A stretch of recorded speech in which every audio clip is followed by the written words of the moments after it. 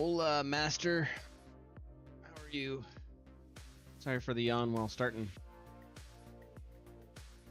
Hopefully you were well.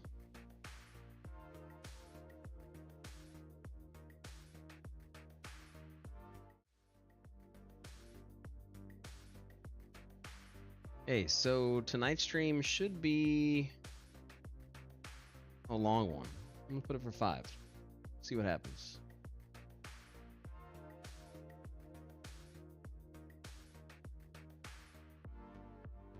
I'm gonna check everything, make sure everything's good. Looks like everything is good, but you never know. Well, YouTube chat is not good. I did check that already. Seems like YouTube chat never works for me, but that's okay.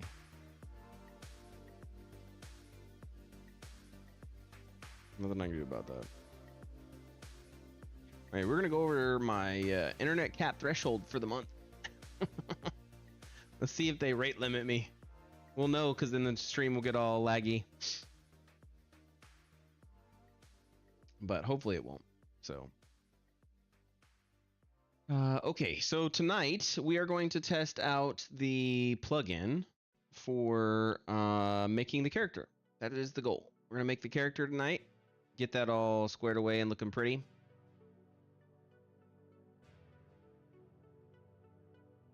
And after we get it squared away and looking all pretty, we'll work on some other stuff. We'll see. I don't know how long it'll take. It could take 5 minutes. It could take 6 hours. Last time we did this, it took a couple hours. So we're gonna test it out. I got myself some drinks. This might be better. I have no clue. I haven't tried this before.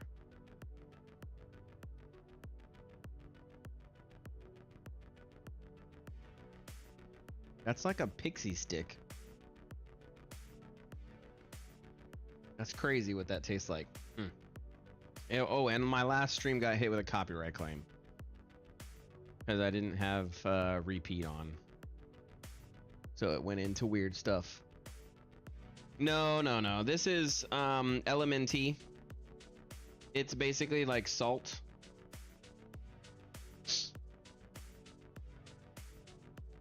You're talking about liquid death.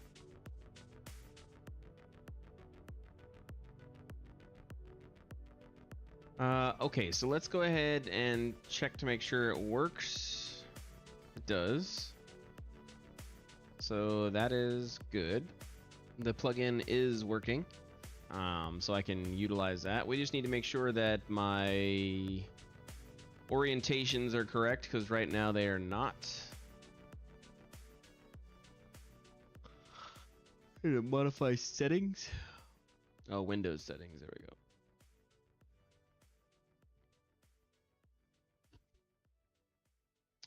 It could be. Hold on.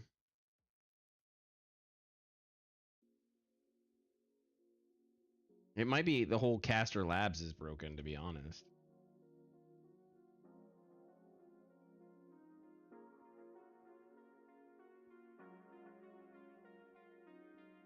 Let me see if I can fix that real quick.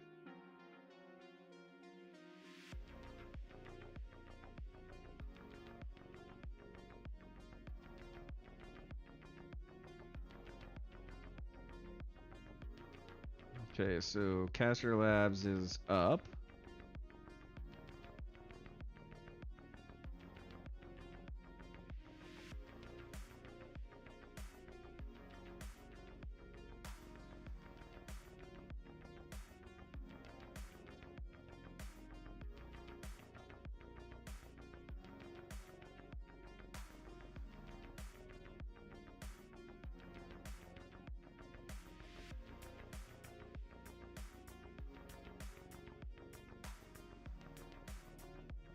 Yeah, looks like Caster Labs is broke altogether, so we're gonna turn chat off today.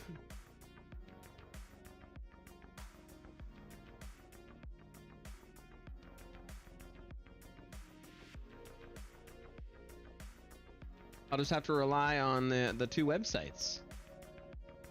Is the actual stream showing up though? Like you can actually see my background and it looks like it's working. The stream preview says offline, which is kind of iffy, but No, whatever. Okay, good to know. Well, I'm on 33 for both of those. Let me do. It's just probably because it didn't reload once I hit the thing. It looks like it's loaded now, so that's good. And it's loading at, yep, the current frame. So, okay, everything's good. Let's move forward. Yeah, Caster Labs. I messaged in their chat and they said looks like a couple of things are not doing well. So sad to hear. You hate to see it. Okay, so let's load up our meshes. So if this works, we're going to make the cats work, and then we're going to make the frogs work too. So then we're going to have frogs and cats. It'll be a cat froggy day. We got a lot. I got a lot of hopes. I got a lot of dreams. See if we can make this stream work. And I apologize for not streaming for the last 2 days. I think it's 2 days. I had some personal stuff I was taking care of. I was not available for streaming. So apologize. But we'll make up for it. I'm gonna do a very long stream today, maybe 6 hours, and then another 6 hours tomorrow.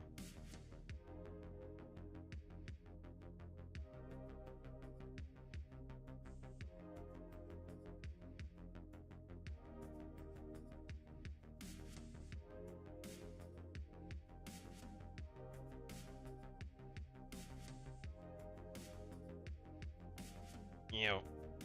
Ow. Ugh, I hate when it does this. Let me close that down. Close that. Okay, I do need to find out which one I need to be pulling in. I can't remember if it's rework or rework 2. I think the rework was the initial test we tried, and that didn't work very well, right? So then player rework 2.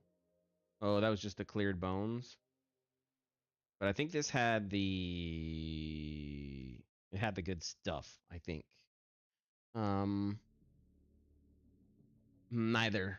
It would have been fun for maybe somebody, but not me, because I don't do either of those things. Okay, so we have the.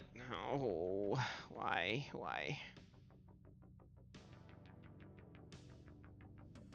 Need to bring in the head. Player head, is that a thing? Oh, I have to go to regular meshes, I guess.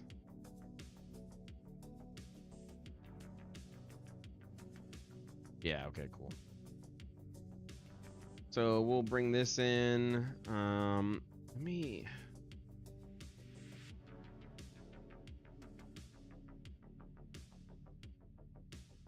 Okay, there we go. No, what the heck, dude? It's supposed to fix it. Oh, there we go. Okay, cool. I fixed it. Whew. Yeah, it was annoying. I don't know if it's what's front. I think X is forward, so that's why that's front. Okay, so we need to do a minus 90 on this. Yeah, okay. We're gonna bring that up here. No, that's the head bone. So we need to do X-ray joints. Yeah, there we go. Good. Hide that. And then let's bring the joints back.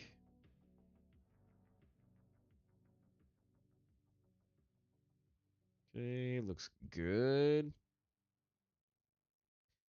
Yeah, hopefully we can get it done, because that would be really cool. I think it'd be exciting to have new characters and, you know, new creatures.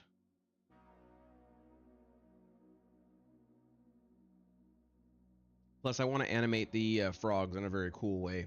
I think it would be cool to have a creature that's, you know, more or less like hibbity hobbity and all over the place. And, you know, maybe one of the things we can do, especially, is they can like jump up and like kind of hold their position in the air and then fly down to you. That'd be pretty cool. And so I have some ideas for animations. So yeah.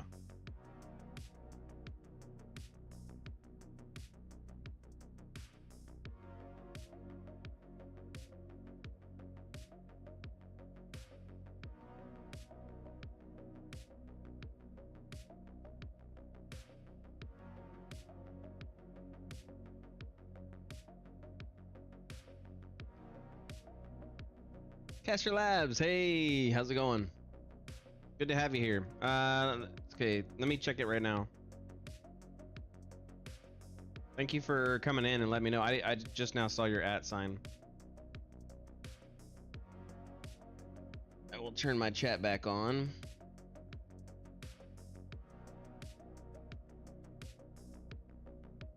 And let's see if it works.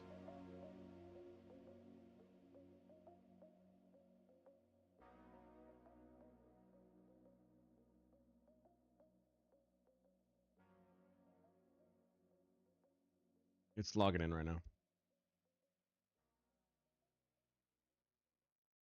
Well, it's logging in right now. Well, it's giving me the circle of death, so I am assuming it's working in the background.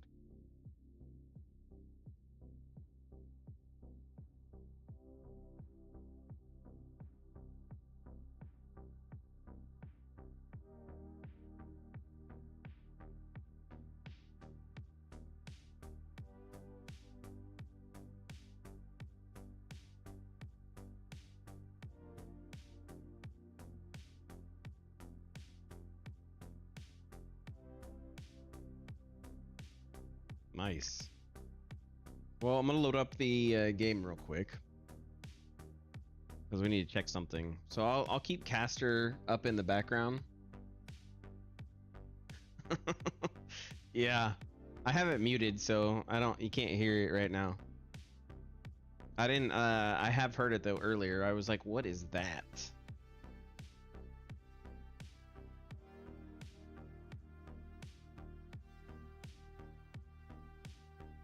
Okay, cool.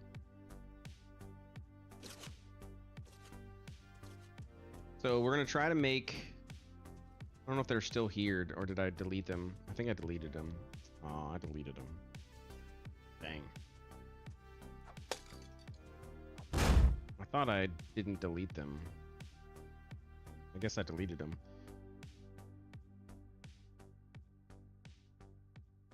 Okay, where's my meshes? Let's go kit bash.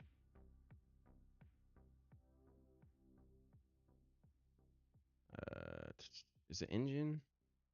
Yeah, so we're gonna make the frog.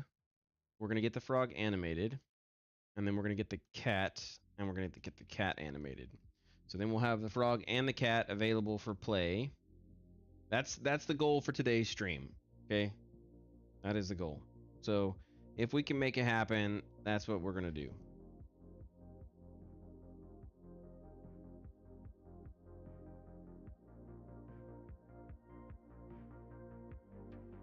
No promises. That's contingent on a bunch of stuff. Yeah, Caster still has no workies, but I'll be on standby, so I'll keep you up on the other screen. Just let me know if you need anything to test or to help out. So yeah, chat is still down, but that's okay. No bigs. It happens. Okay, let me go to Hypershade. Let's get rid of that material. Why are there? Oh, because I imported. That's right. Forgot. I imported. Okay, cool. Let's do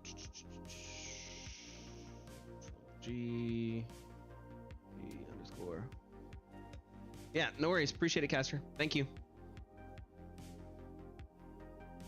I love the product.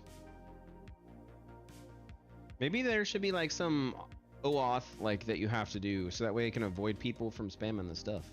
I don't know if that's the same cause this time.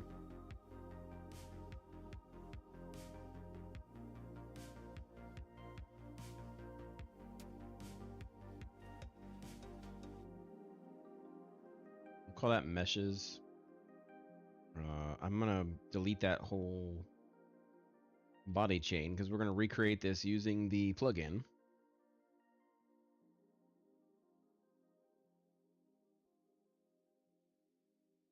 And then this is the player layer. Yeah, okay. So we need to add that to this. OY player 000.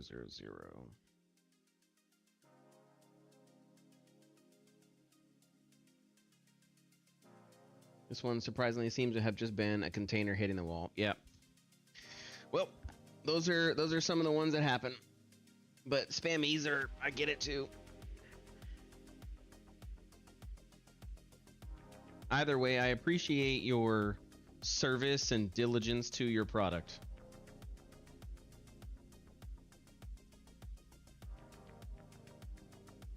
Okay.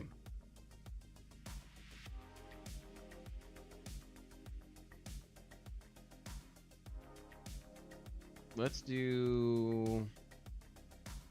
start the plugin. I think we got everything set up. We have everything correct. Oh, I gotta grab this.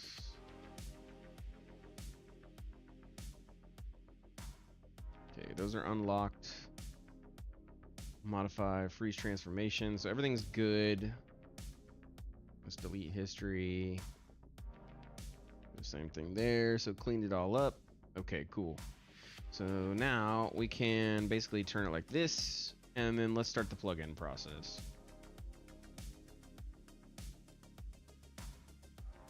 Oh, we need to save it too, don't we? Dang it. Yeah. Oh. What are we gonna call this one? Character rework 5?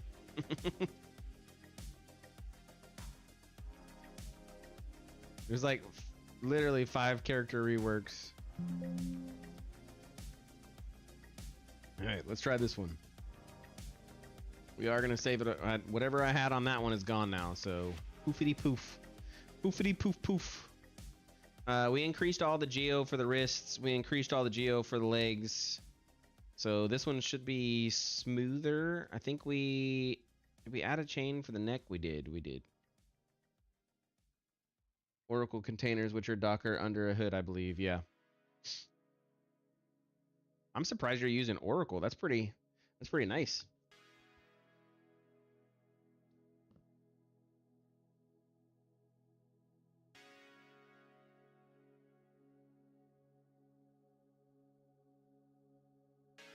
Okay. So let's start the plugin. Blueprints. We're gonna do. It has biped basic, biped face or hand, canine basic. We're just gonna do biped basic. Just want to see what it looks like. Yeah.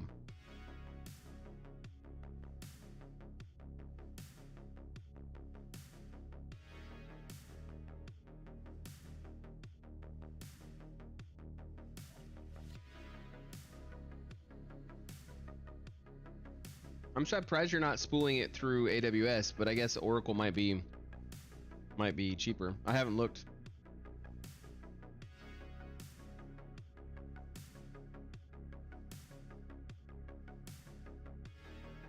Man, that's like cotton candy. It's crazy how sweet that is. Okay, so this is what we're going for. I do have a Starbucks iced coffee, because I don't have my normal coffee, so I can't make it. I didn't go to there. Oh, that is true. That is true. I mean, we got some time. We got some time before 3 a.m. Okay, so the good news is that it looks like structure-wise everything is there. So this should be really easy to kind of mess with. Maybe. Yeah, if I can. Nope. It didn't. No pasanadas. Oh my lord. Get rid of it all. Okay, we want that all gone. Rigged blueprint. Okay, there we go.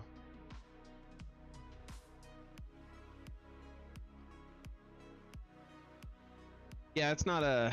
I don't envy you. I'm kind of interested, like I said, in how that functions. Not interested in the sense that I want you to tell me, but interested in the sense that I think it's interesting,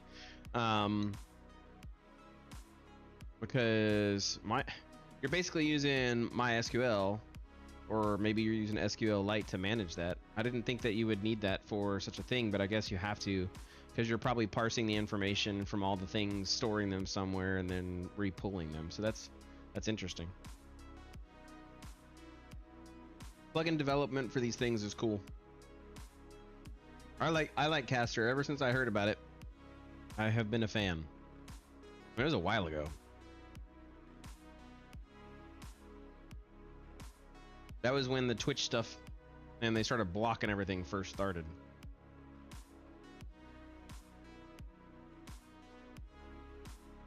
Okay, why can't I create a blueprint? Yeah, and that's I think the multi-stream. So I haven't touched the multi-stream stuff. I saw that I don't know if you offered that when you first started. I can't remember. But I didn't touch that one right away. I did see that you are doing it. I'm using the free one right now. Yeah, nice. How is the caffeinated going? Or the multi-stream? I said caffeinated, sorry. Dang, which one do I want? I want a vertical biped, right? Oh my loss. Do I gotta reopen this?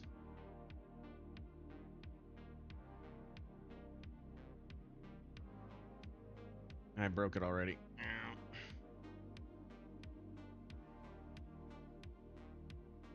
Back we go. Okay, let's try again. Blueprints. Okay, cool. So now I want a root node, spine vertical. Going pretty well. Surprisingly, handling live video and trying to make it asynchronous is a lot easier than reading chat for a bunch of different platforms. Yeah, I mean, yeah, right? You're basically, you take it in and then just feed it out. I'll have to check it out. The one I use is pretty simple. It's an OBS plugin and it's freeware, so I don't really know how well it is or isn't doing, you know, comparatively. But yeah, I'll have to check it out now that I've started streaming again. Does it restream to all platforms, or is it just like a couple specific?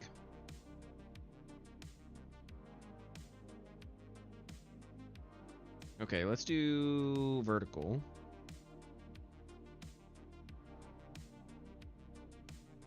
And then we're gonna replace this where we need to again. So our hips are gonna be there. Oh dang, I'm gonna have to get the eyes back in here, aren't I? I am. CMS whole deal to reduce the load on your internet connection. Yeah, that's cool. Okay, so this is basically chest. This is stomach. And this is like the in-between.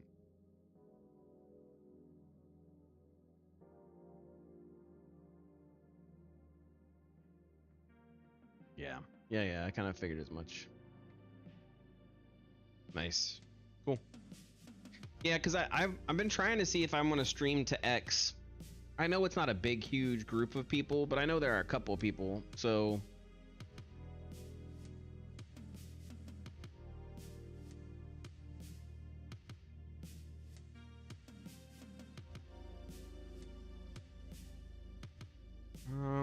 I think that's evenly spaced, yeah. Okay, that's the chest. Let's do the leg next. So I think we grab the pelvis or hips. No, I want hips. And then I'm gonna click the module, which is the leg.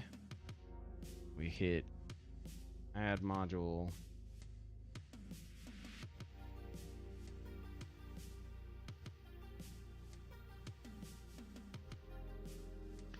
Yeah, they definitely don't have it.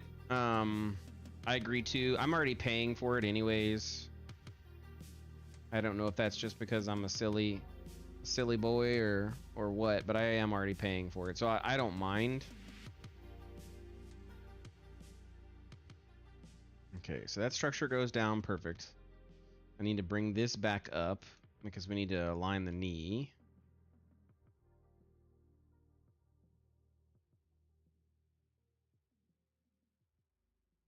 But I do agree that discoverability is not necessarily a thing on that platform. For sure. Okay, so this is the end of the toe. And this, oh, this is how it got me last time. I don't remember how I did it. I think I had to like piece it slowly but surely. Yeah, okay. Yeah, okay, cool. Because this is the ball of the foot, and we want that to be kind of where the foot bends.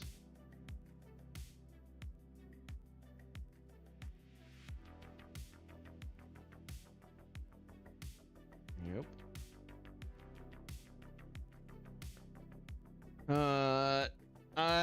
Well, so you know, the funny part is I've done 20 years of service in the military for IT. Everything from tier 1 to top level. And then my personal like exploits and desires have put me in all different categories. So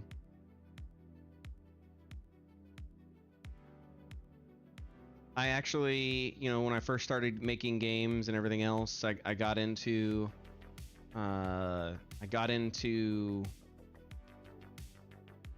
code. That's what got me into coding and everything else, because I wanted to make the games. And yep, that's kind of how it went. I used to work in PHP and MySQL. I was the only guy on the ship who could create custom World of Warcraft servers. And so I would create the World of Warcraft servers for the different shops, so that way they could play World of Warcraft while we didn't have internet. And so I would, before I would go on deployment, I would download the newest databases and everything else, and then make sure it was all good to go. And then, yeah, that's how I made my side hustle while on the ship.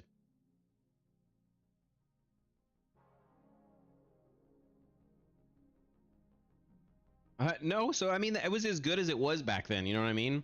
And it was funny because they would call me and be like, hey, this quest isn't working, we can't get past it. And so I'd have to go into the SQL database and try to get it to work together. It was fun, man. It was good times. Good times.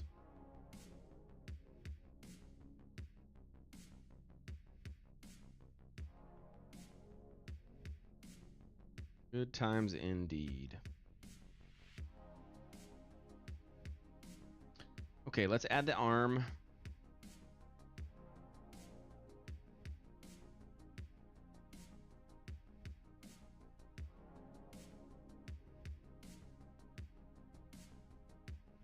So that's the clavicle. And that's going to be jacked up probably, and that's okay. We fixed it last time on stream. Just got to even this arm out and make sure it's nice and straight and get it as close to where it needs to be as possible.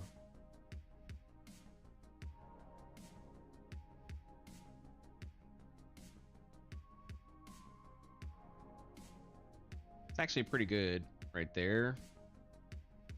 I'm not a fan of this being right there, but we'll tweak and peek. The important part is everything has to stay straight. Like it has to be straight. So if I wanted this to be here more centered, then I need to rotate this up to meet that center, because it needs to be a straight line. If it doesn't end in a straight line, then that's when we have the problems that we had with our original mesh, and we don't want to go with those same problems, right? That's what we're trying to avoid. So, and our clavicle comes to the front and more towards up here.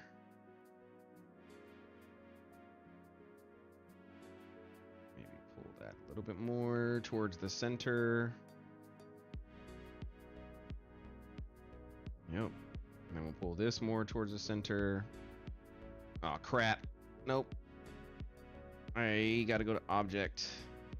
There we go. Okay, cool. So now we have a good, nice bone structure. Everything's kind of aligned where it needs to be. And this is where I think I did it wrong because I didn't add the hands. Son of the biscuits. Okay, so do I have an option to add the hands? Quadrupedal hand? No, I don't. Should be good now, by the way. Let's see if it's still spinning. Okay, cool. Give me 2 seconds. I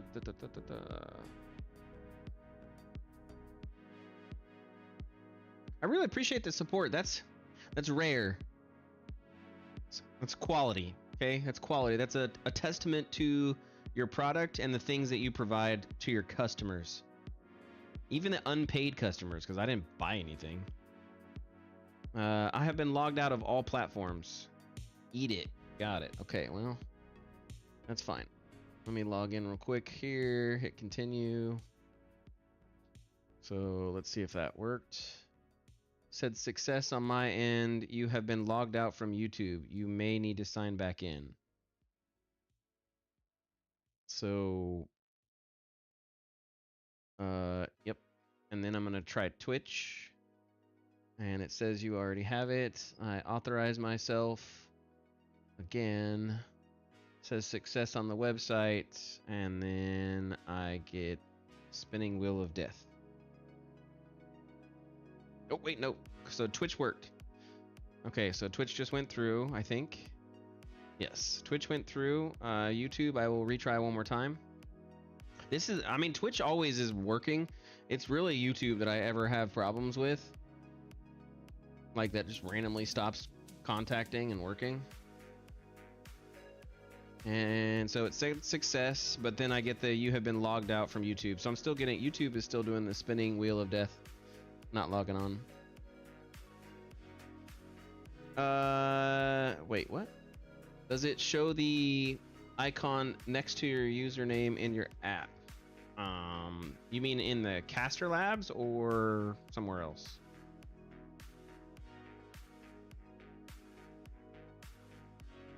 Here, I'll show you. Put it in chat. No, I know. But it doesn't let me, even once I connect it and go through, I'll check to see the email, because normally I get an email saying, hey, are you tracking this? And I'm like, yes, I know it. I know I did this.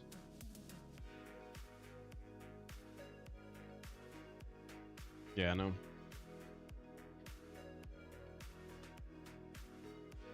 Nope. I can close Caster Labs one more time. It says that it's there, but I will double check it real quick. The YouTube email that I have, and whenever it goes to the site, it says, hey, we are good to go. But just let me reload Caster real quick. 2 seconds to reload it. Launching caffeinated. And I am caffeinated today.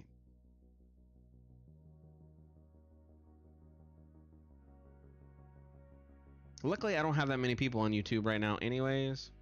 But then the funny part is like, 5, 6 people will show up later, and then they'll start talking, and that's when I get hit. Okay, gonna go to connect YouTube again. I'm going to choose my account. It says Caster Labs already has some access. See the 3 services that Caster Labs has access to. And then it says view, manage your YouTube account. I hit continue. I get success on the OAuth, and then I get the pop-up that says you have been logged out of your YouTube. You may need to sign back in.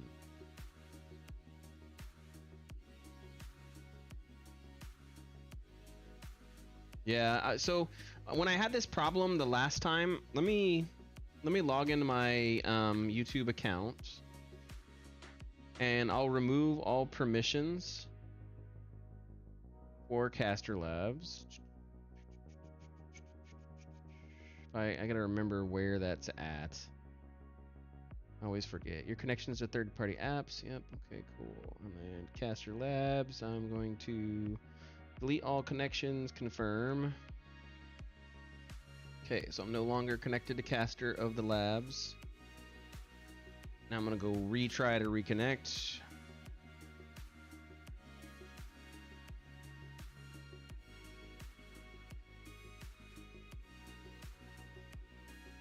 And it says all the things that you can do to my account. I get a authentication success. I come back over here. You have been logged out from YouTube.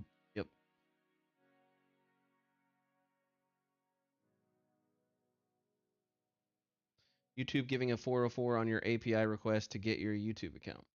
Yeah, so I don't know. It's just sitting there saying, hey, I get a success, and then it pops over, and then I get a you've been logged out of YouTube from Caster Labs notification, and that's it. So I don't know. It's all good. I'll leave it there. Sometimes it just connects. It's very weird.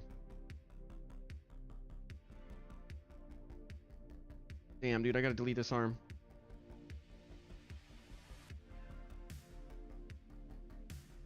It didn't mean like it is. I don't know. I don't know what it is. It's only YouTube that ever does it for me. It's specifically YouTube.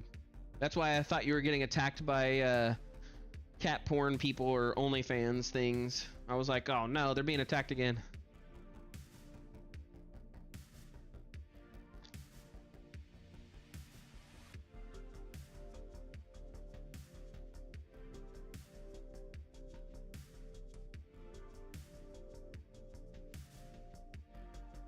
Yeah, they got attacked. I mean, I don't know if it was whatever it was, but they got attacked the last time. Remember it was broken? I told you guys because we were talking about it in chat.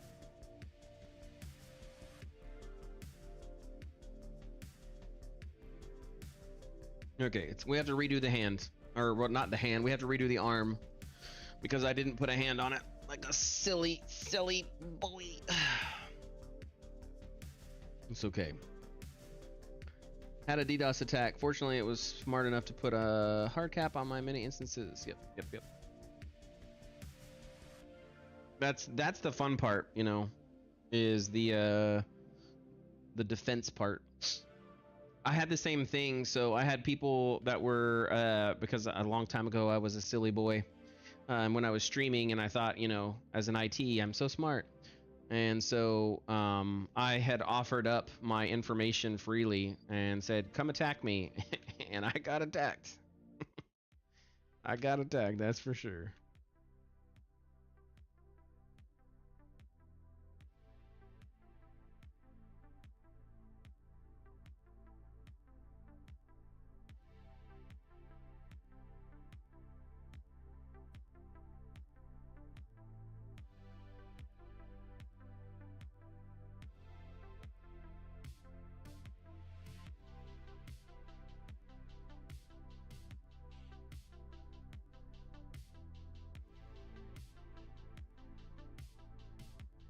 Dang, dude. Why did the other one fit? Is it because... Oh, that's right. I just moved it into place, and then I repositioned it.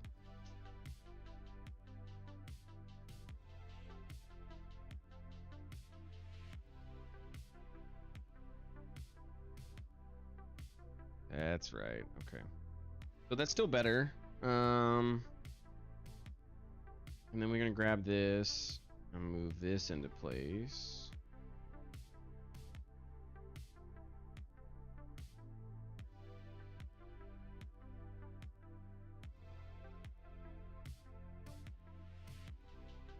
Dang, dude, I gotta do all these. That doesn't snap, does it? No, that'd be nice if it snapped. Let's do world, because these just need to be up here.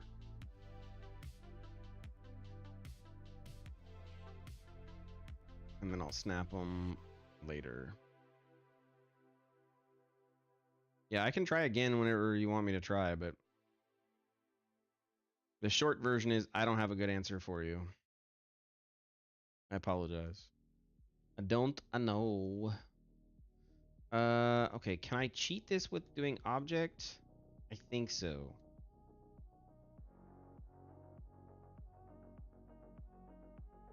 Damn, dude.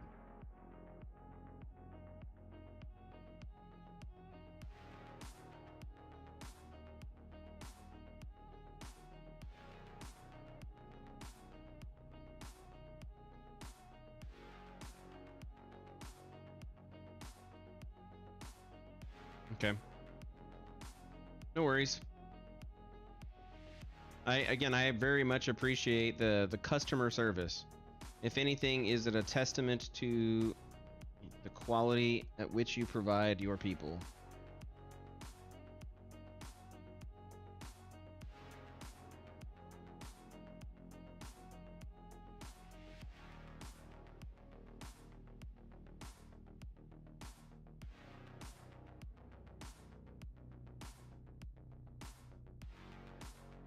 Same here. I'll check I need to also check out your restreamer, because I'm curious to see what that's like.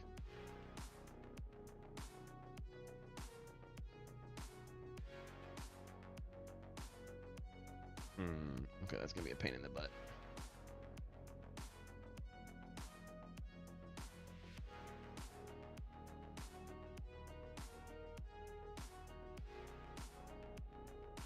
So I guess I do this one first, and then I do this one. Okay, yeah, that's better. So I do the bottom one first. We'll do the same over here, I think. Yeah, that's better, okay. Because it's pivoting on that pivot. Yeah, that's much better. Okay. Cool. Get that over. Get this over. Get this over.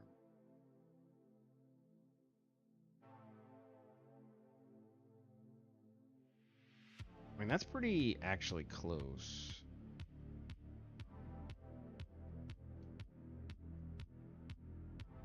Okay, so let's come here. Come here. Yep.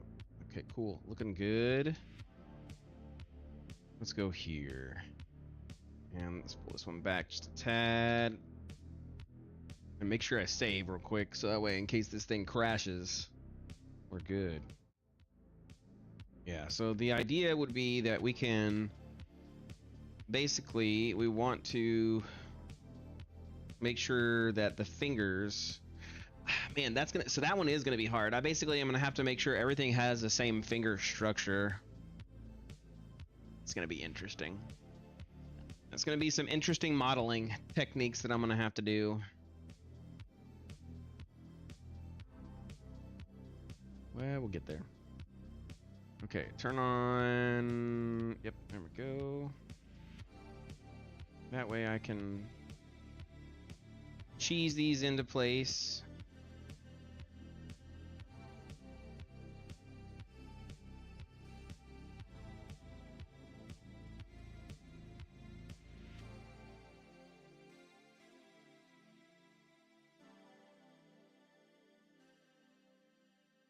What are you doing, man? There you go. Okay, so then put this back to there. And then now I got to clean up all the fingers. And then we'll be ready. Okay, so that's not a straight line. That's going to be the problem. It has to be a straight line. Has to be a straight line.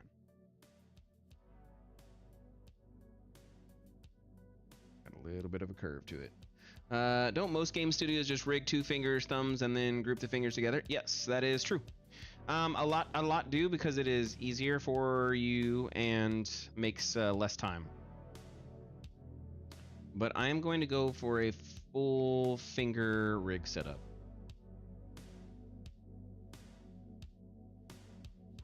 I don't do anything that's easy.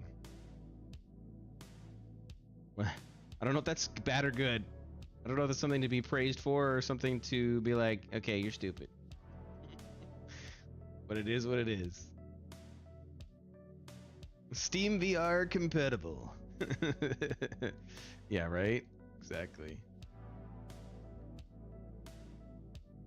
It's funny.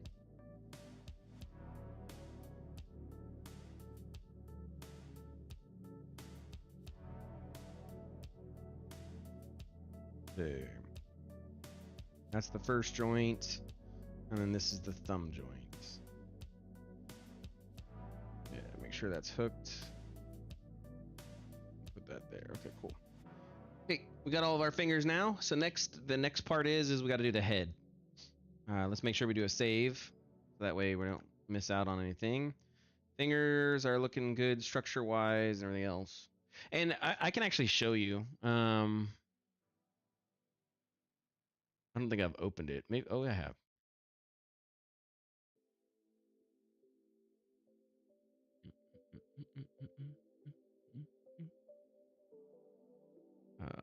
Go to meshes. Is that looking in the right direction?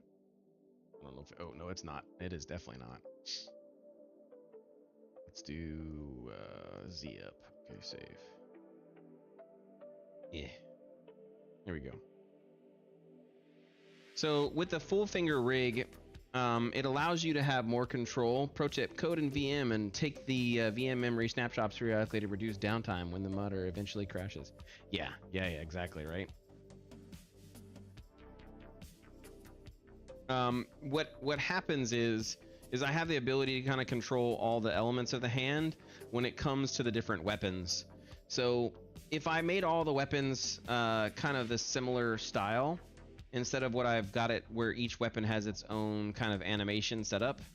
So for example, you know, the two-handed sword might have a different handle setup than the one-handed sword, and so that makes the gripping different. And so that's kind of why I had it that way. Again, I could model all of the handles to be the exact same, and so that way, you know, the spear handle looks exactly the same way the sword handle does. But you can see that, you know, I have a different grip structure for the spear because it's thicker than the actual handle is, and so I wanted my ability to do that. Like, not necessarily the smartest choice, but it is the choice that I made. And a lot of times they do it for a couple different reasons. They also try to save on bones, because the more bones that you have, the more expensive your mesh gets.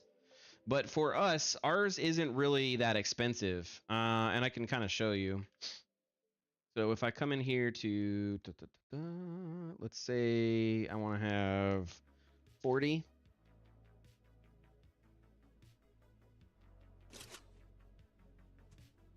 Gotta turn on the spawner.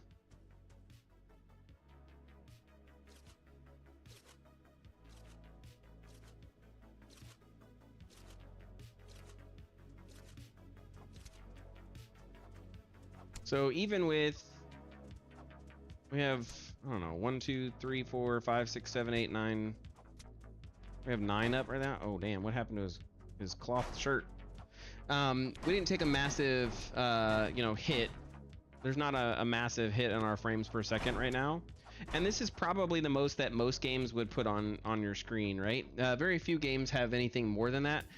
If they are, like, so for example, the new Space Marine 2, a lot of those are vertex animations. They're not actual skeletal rigged things, and so they're using vertex animations to make them move throughout the world. Caster Lab said, when you're younger, I always found it stupid that shooter games have all character models be almost exactly the same.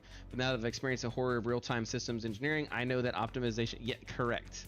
Well, and it's also, we actually did this on the other stream, so, man, you're bringing up such good points. One of the other cool features about that is, right now I have my player character who is a human, right? And not only are we getting optimization from this, but I can actually come in here to my player character, and because everything is the exact same, I can actually switch out the meshes of the player character to be another race, and all of my things just work. So for example, if I go to the mesh and I switch it to the skeleton, we did this on the last stream, and I totally forgot how awesome that it is that this works. So basically, my skeleton mesh is the same rigged structure and the same everything else. And so we got to turn eyes to hide. And then we got to grab the head and then switch this over to the skeleton head. And because we've done this, now when I hit compile and I hit play, now I have a skeleton. And all the armor and everything else just works, you know? And so the player gets the ability to kind of have all of the same things just work across the board. and all the armor and everything else just works. So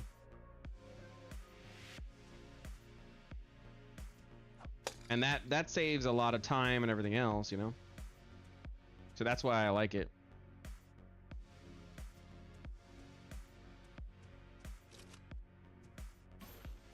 We're gonna stay a skeleton for the stream. I'll need to get better shin guards. Those shin guards are too fancy for him.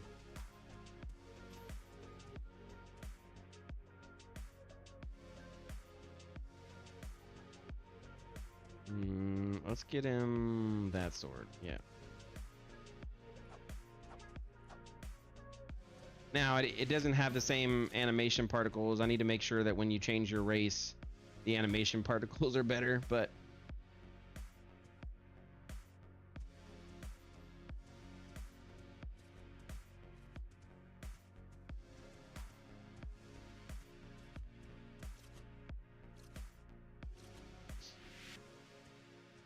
because you still get blood when you get hit in this mode, because you're still game-wise, you're not a skeleton. You're still a human, so you see blood instead of bones.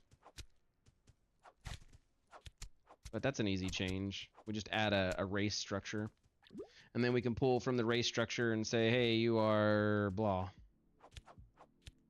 Yeah, you can't go away from me, bro.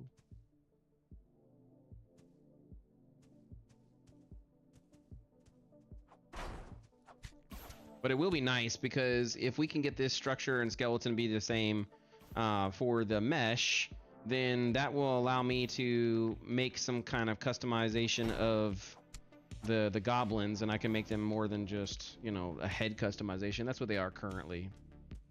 I want them to have a little bit more customization.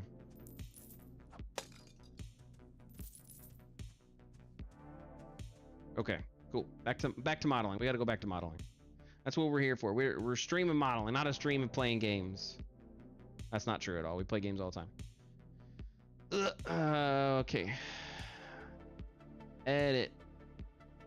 Gonna change it.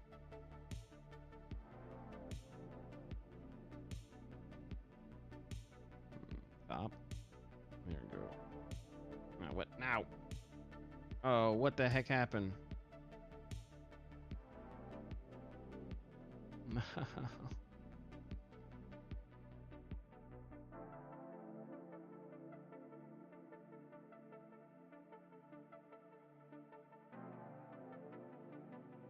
Hopefully this doesn't break. There we go. Okay, cool.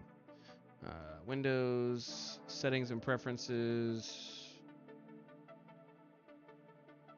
Why, yeah, there we go. Save.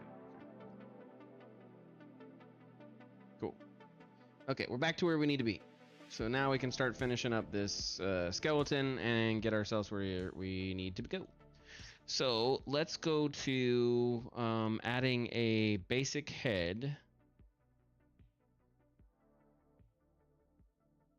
So let's add that module and see what happens.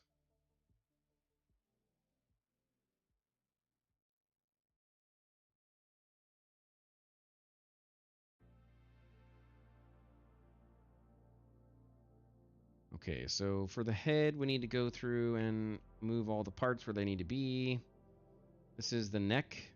Yep, that's good. And then we're going to need to move. We're going to have a lot of problems because I didn't input the eyeballs. Damn it. That's not good. I should have brought the eyeballs in earlier. I didn't think about it. Okay, so how do we do this? We can do...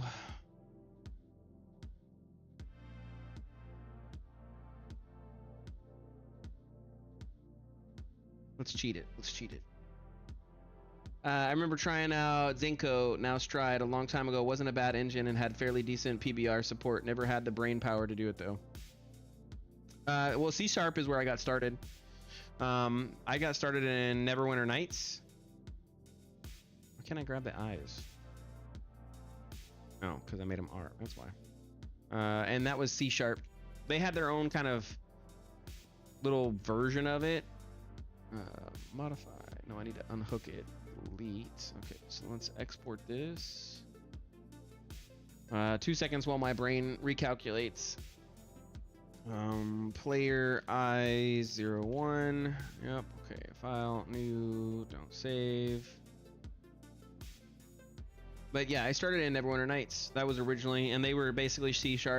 And then the first game engine that I was making, I was working on a custom game engine with one of my homeboys to make my first game project. And we were designing the entire game engine from scratch, and we used C# for it. And honestly, it was easy, but the main problem that we ran into was garbage collection.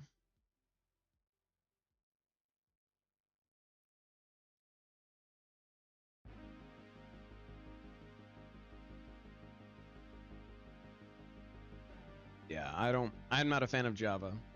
I get it though. I migrated to Python. Honestly, I prefer Python, but I've been working in Unreal Engine long enough that I basically can read C++. I can't like code it from scratch if I wanted to, but I can read through it. I know what functions are. I know what they're doing. I understand the object orientation. I just learned arrays on like 2 streams ago. Not learned, but I kind of really finalized it.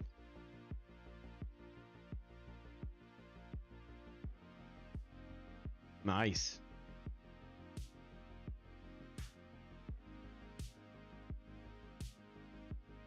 So I had to, for one of the jobs I was actually going for, I had to learn JavaScript. And I'll be honest, it wasn't too bad. I know Java's, the distant cousin or whatever. It's not the same, but like the structure is the same. It's still object-oriented code, as far as I know. So I'd be curious to see how close it is. But I had to learn JavaScript.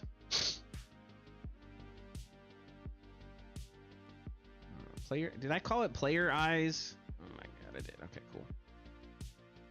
Yeah, okay, there we go.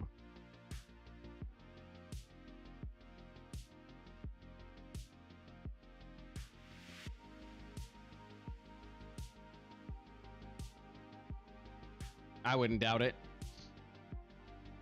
Makes sense to me.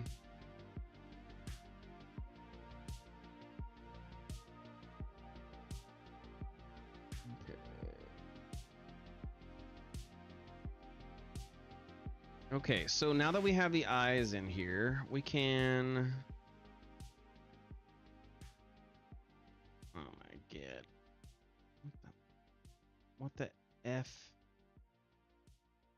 Okay, there we go. There we go.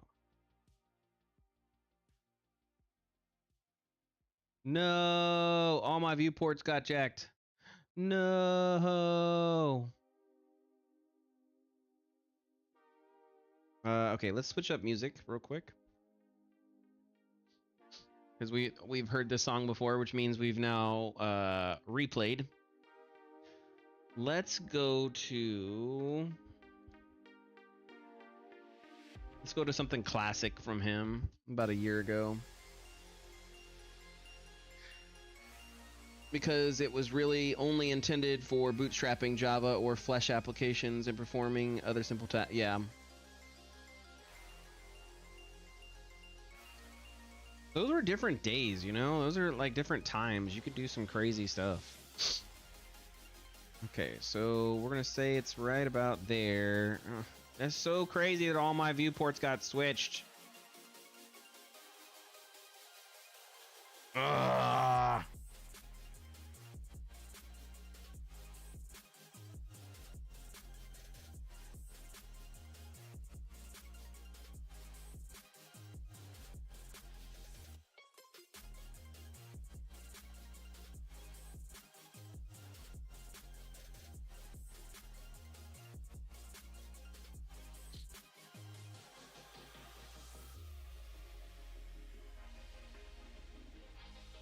Okay, so this is, I don't know. It says side X. Why is that backwards? Right, there we go. Okay, there we go. And then I come up here. We're gonna go viewport. Cycle through cameras. Cycle through cameras. Cycle through camera. There's top. Okay, cool. Okay, cool. Man, fix this one. This needs to be front Z. Okay, that's front Z. Okay, cool. JavaScript loosely typed prototype system was designed to offer same flexibility of Java's reflection and generics without having to make JS hard to use or implement. Well, I thought JavaScript was also primarily focused on the web, where Java was an applet across the board that was, it didn't care about if you were web or not. It was more just, you know, hey, we're here. What the F? Okay, so that does exist. I don't want that. I want to align it with that. So I'm gonna go here and put down. Okay.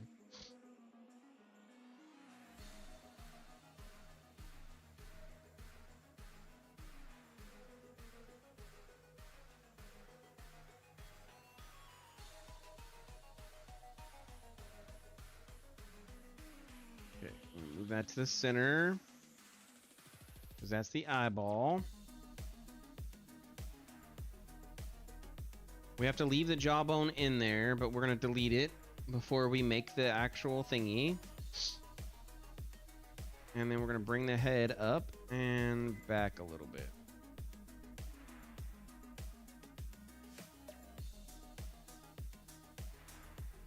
Well, most Java's popularity was because of the applets where it embedded in the web browser, so JS spawned as a happy medium between zero functionality, no code, or complete overkill. Yep. Yeah. Okay. I think we are done. I think. So let's do file save. I do remember Silverlight. Oh my god. That was quote unquote the next big thing.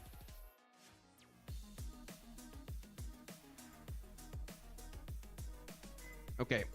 Now that we've done this, we need to generate skeleton.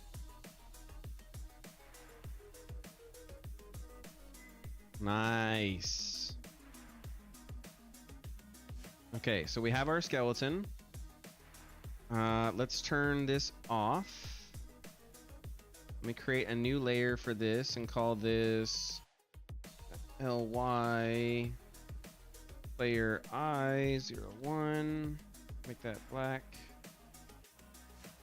Make that black. Okay, so wait, why do I have two player eyes? Oh, dang. Okay. Silverlight wouldn't be taken over. It came pre-installed and be supported more than IE. That's true.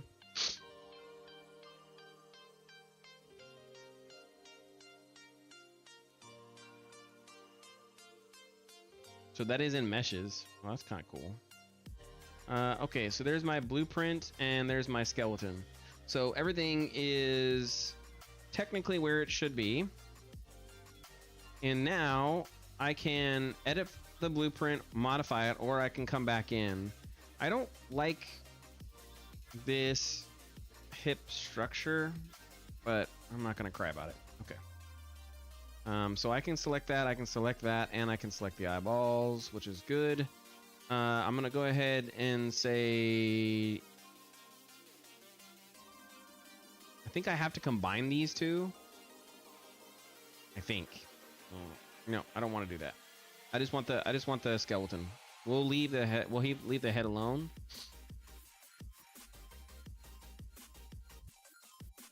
Okay. Let's see what happens. I think I just do generate rig.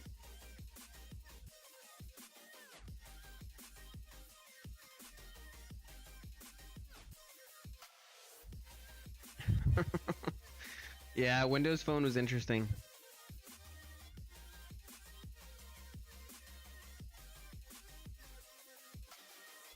Yeah.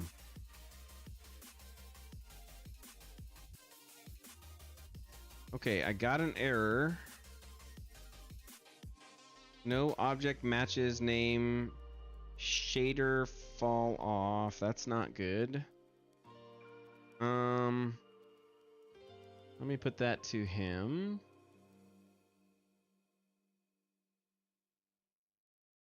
It looks like it still went through. I don't know what did or didn't work, so we're gonna find out in 2 seconds.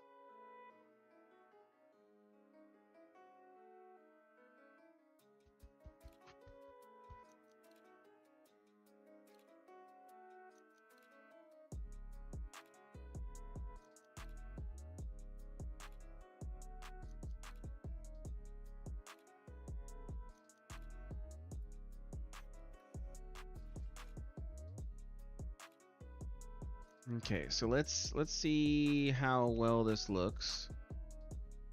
So it did add the head and everything else, which is not good, but that's fine.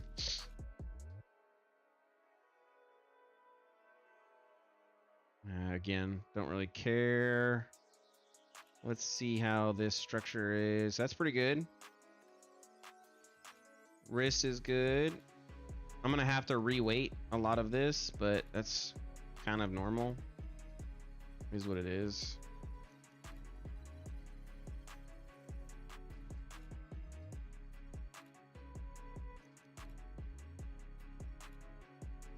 Yeah.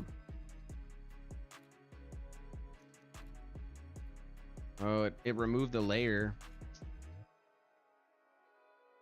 Okay. Oh, and it locked it out so I can't grab the mesh. Damn it. He does it because in a normal world, animators don't ever touch, because I'm different because I know the whole structure. But in a normal world, animators don't ever touch the mesh because you don't want them to mess anything up. So he locks out the mesh so it's non-touchable. And because of that, I can't make changes. Like, damn it, I'm trying to make changes here. Okay, let's get rid of. Damn, dude, what do I gotta get rid of?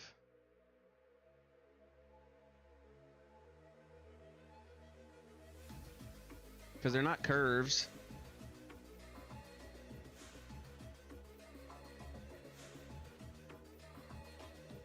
Where are the actual meshes at? Oh, that's controls. That's all controls. It's good code when you lock out people from being able to do things, right? Okay, so this is geometry. Here we go. Well, there's nothing in here, so... Oh, there we go. There we go. Okay. Let's hide it real quick. Yeah, there we go. Okay. That way I can grab these controls, because these controls aren't big enough.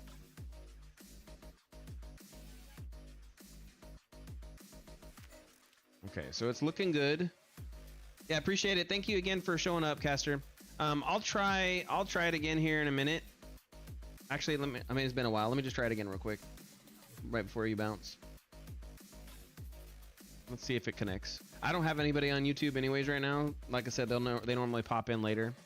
It gave me the same problem. Okay. Well, you have a good one, Caster. Thanks for showing up. Have a good rest of your night.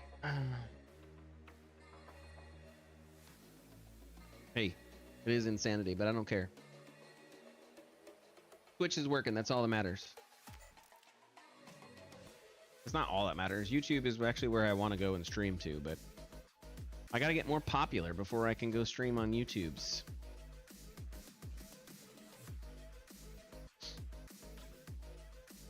Okay. So it worked. Now let's see if I can make it work for the export. That's going to be the next test, right? So we want to export this and make it all nice and clean. So where did we save that? We saved that in Meshes engine. I think we called it player something. Was it player sample? I think it is player sample. No, because that's not a skeletal mesh. What the F?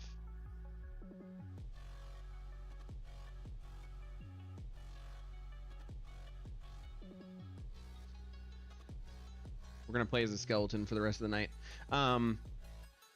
Where did I put that? Let's see. Let me dive into it real quick. D drive, game dev.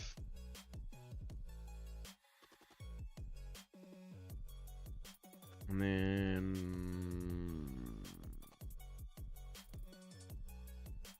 make jam, content, meshes, engine. Did I save it as player? Ooh, I did. Oh, that's kind of interesting. Neither of those are imported. So, okay, well that's good. Let's export and see what we get. So, according to him, we should have toggle for publish rig. I don't know what that means. So, we're gonna try it out and see what it says. Publish the rig. This will remove all blueprints data from the Centene. Continue. Yes.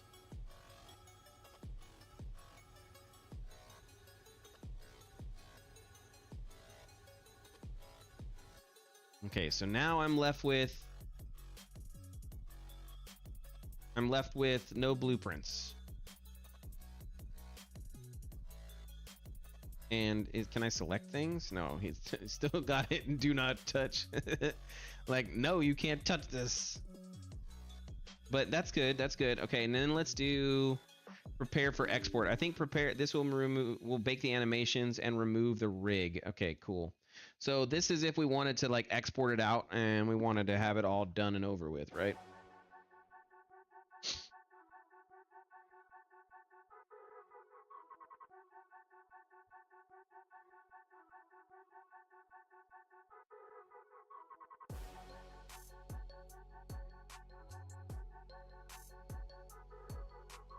Okay, so in this case, everything has been baked out.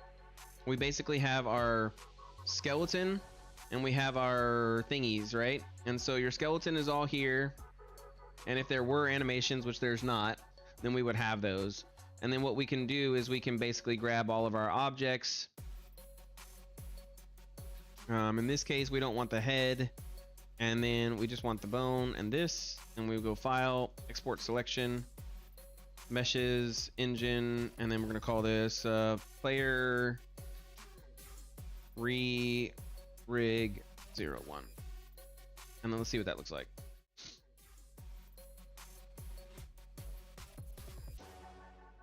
Okay, skeletal mesh. Let's see what we get.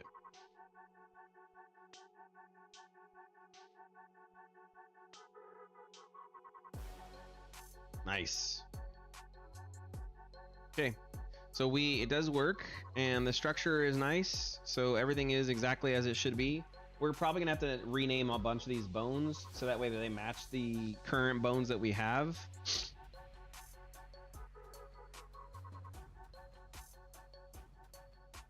But it does look good. Okay. So our next question is, how easy is it to modify that structure, right? So let's go back to our last save. So don't save.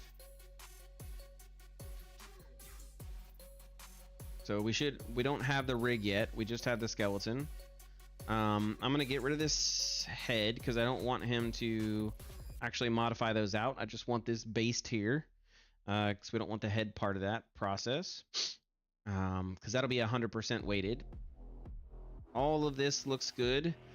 We probably need to have some other stuff in here, but for now we're going to do it this way. I wish there was a way to change the size of the controls.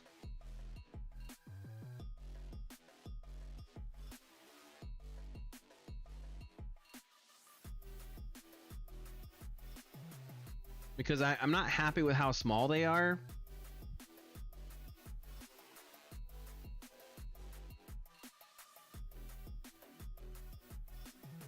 Like, they're super small, you know what I mean? Like,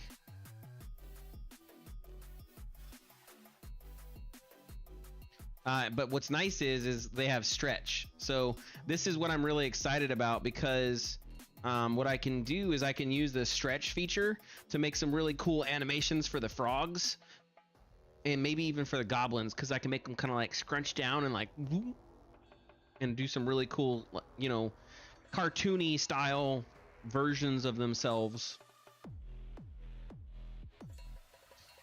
I realize that you can only see my head from what I was moving, so it doesn't really matter what I just did in real life. You can only see my head. So, whatever. I went through the motions, okay? Okay. What is this control? Is this the head? Okay. So I need to modify the weighting of this, like, by a lot. Oh, crap. I'm gonna remove the rig. I need to get rid of the jaw.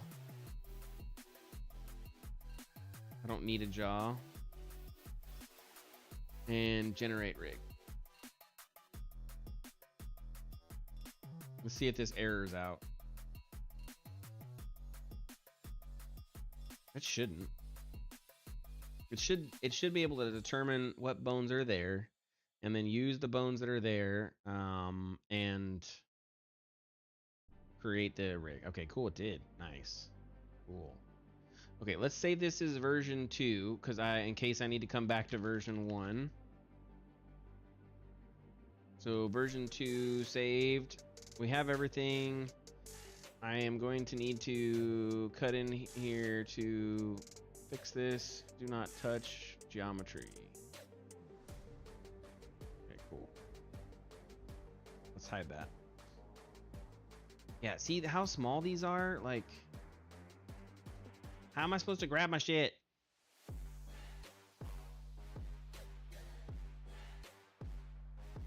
Oh, wow, nice. That's a nice control. That's a nice control.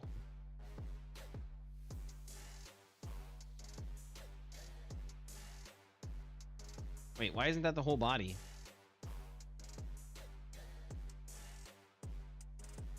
That's very interesting. So I'll have to double rig? Or is this everything? Oh my god. I'm gonna have to triple rig? Okay, no, okay. So shouldn't that be parented to this? I guess that's independent.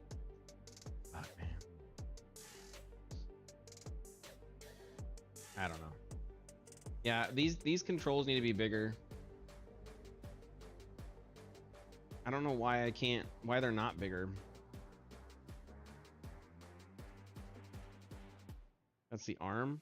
Oh, that's the okay, that's the clavicle.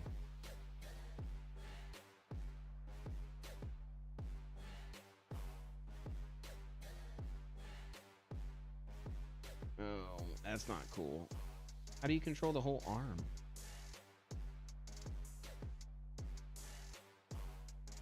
That's the head. What? Oh, that's if you want the head to be different. Okay.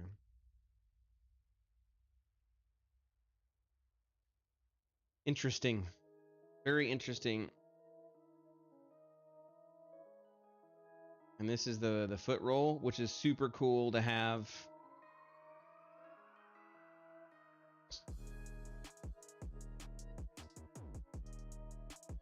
Okay.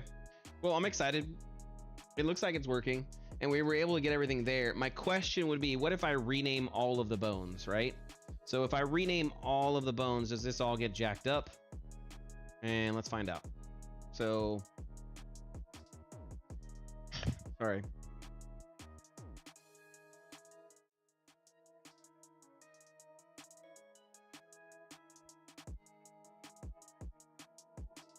We're gonna go to our player. We're gonna go to the player's bone structure, because I need to see how we named all this, because it all has to be renamed now.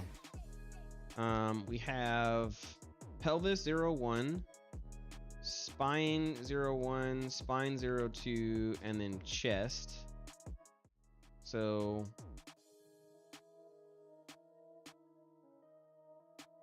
I think that's hips 01,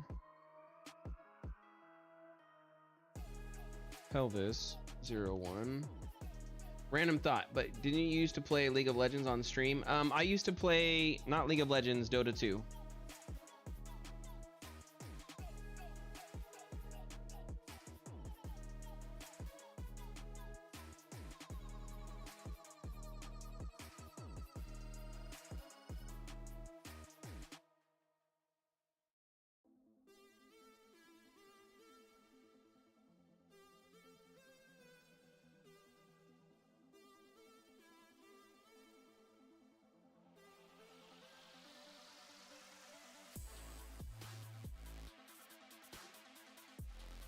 I didn't play League of Legends.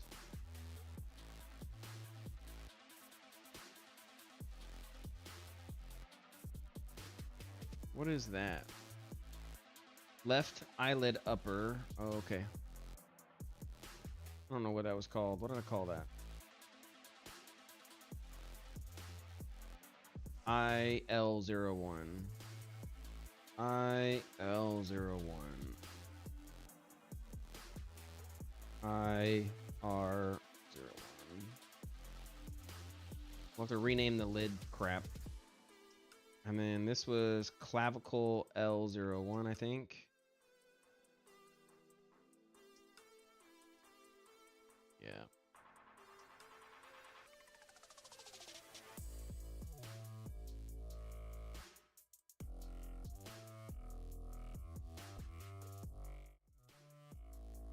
Time to party. What does that mean? You got a party going on?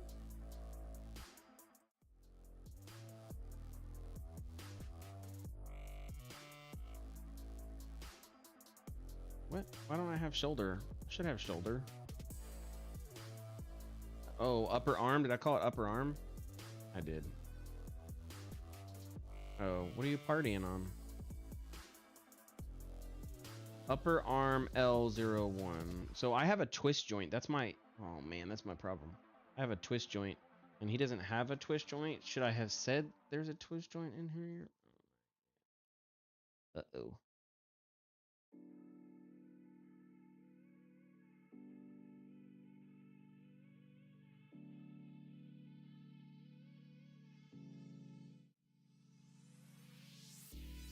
Lower arm L.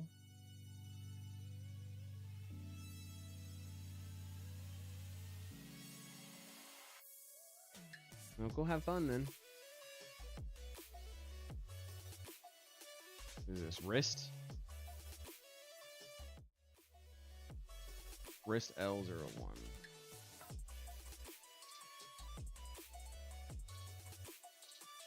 How much would you trust a very obviously fake micro SD card from China if it passed the capacity test? I wouldn't. Not at all.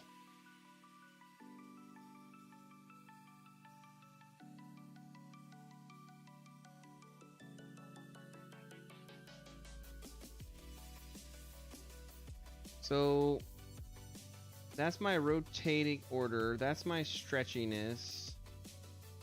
Follow world.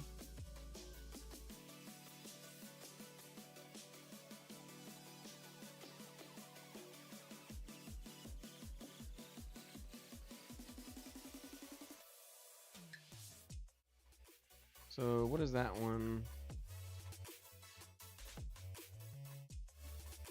Thigh L twist. No, I need the other one. What's the other one? Thigh. There we go. Why would you even try to trust something like that? Silly. Yeah, so there's no twist joints at all on this rig.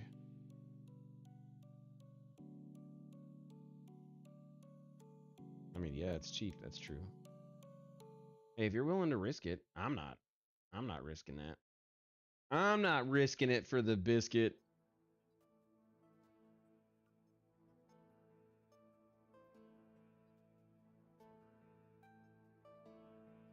Yeah, that's true.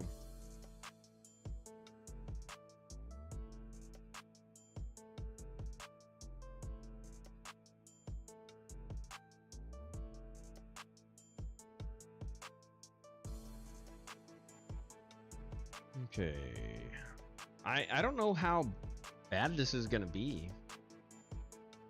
It might mess his whole script up. I don't know. We'll see. I hope not.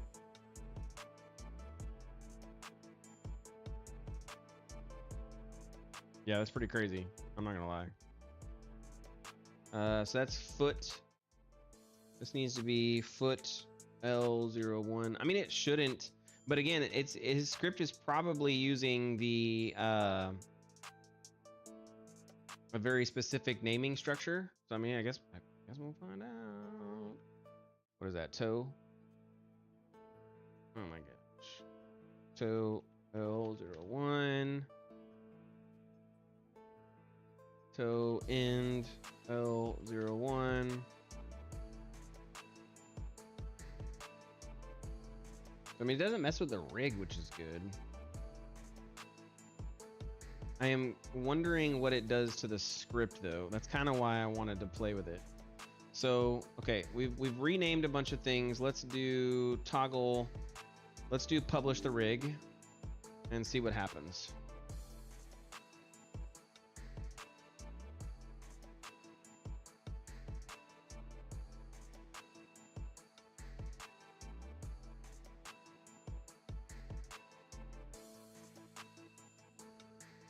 I did publish the rig, and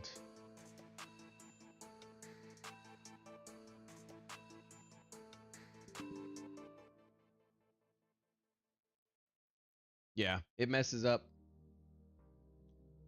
So renaming the bones definitely messes things up.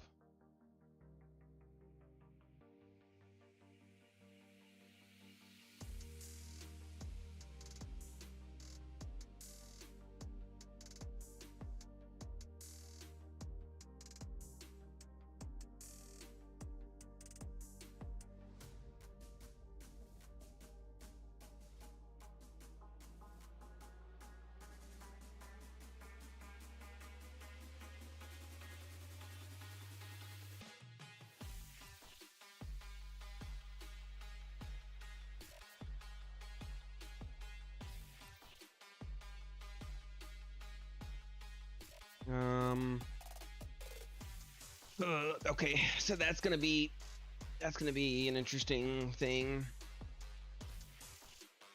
because basically I'm gonna have to bake everything down, or maybe I change the names.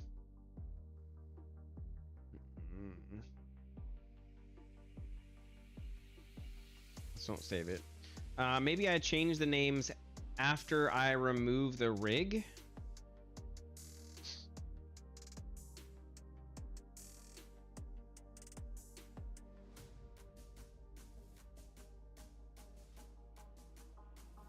Yeah, I might have to do that. I don't know. This is going to be an interesting one.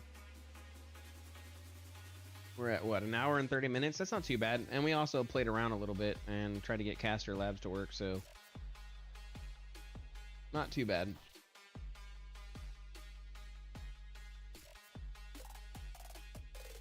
I'm just trying to see if I can figure out the best method for, because I have to rename this. That's really funny how that stretches. I wonder how I can tell if there's zero stretch. Because otherwise you're gonna look like this. Be like, there's some stretchy there. We're doing some crazy stretchies. I do like this. This is actually a really good rig. Obviously I need to fix the hand. There's still some issues on the hand, so I have to re-skin this, I guess. I don't know.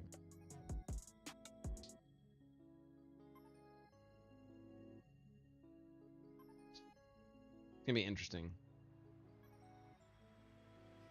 Okay, I'm kind of processing right now, thinking about where we have to go next.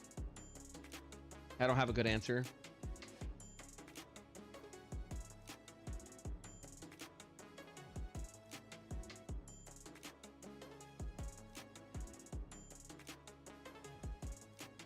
let's do publish the rig. So this says by publishing the rig, this is going to remove all the blueprints, right?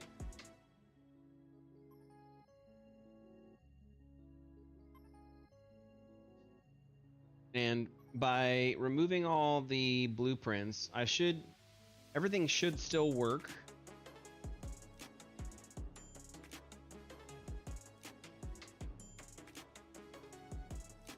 Which it does.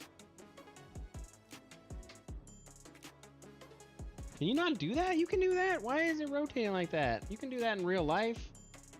Like I'm over here flapping my wrist down, no problem. What the heck? Why does it do that? Oh, it's because of where this is attached. Okay, I see. So I just have to counter key it. Yeah, okay.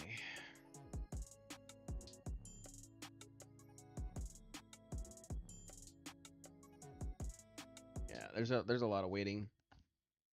Well, I can't do 90, but I can do this. Like, this is not hard. I can't go up 90. Probably like the most I can go is 32.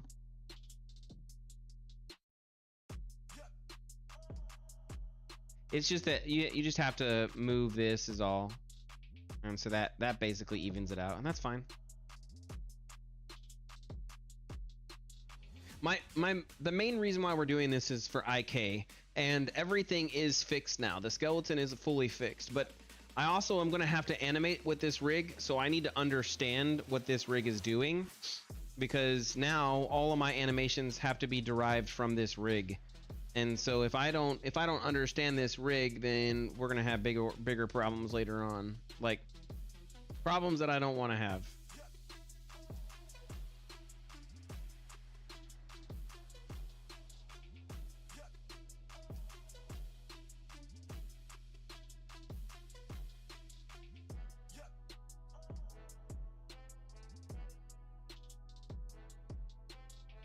Which I'm trying to avoid.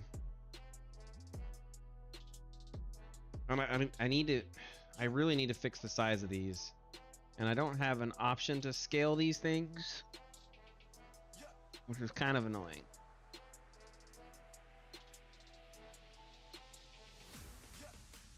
And I can't touch them. I'm gonna also say that maybe that's a feature request. So this is bugs and issues, feature request.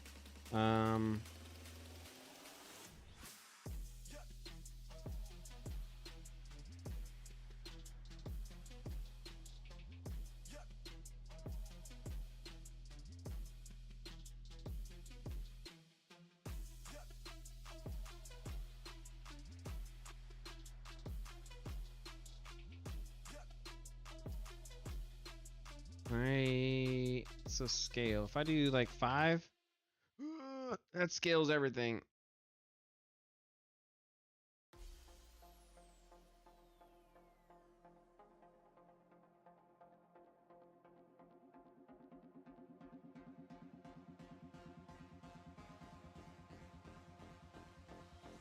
I'm putting in a bug report and a feedback. Everything else is nice. Scene direction control. Oh, that's kind of cool. That doesn't help me. I don't know. Okay. I think we're fine. We're gonna move forward. I'm just gonna try to see if I can get this to have some animations. That's the next thing. I need to weight it. I really need to weight it. It needs to be weighted. So I basically, what did I do? I removed the blueprint, and so the next option I would have is prepare for export.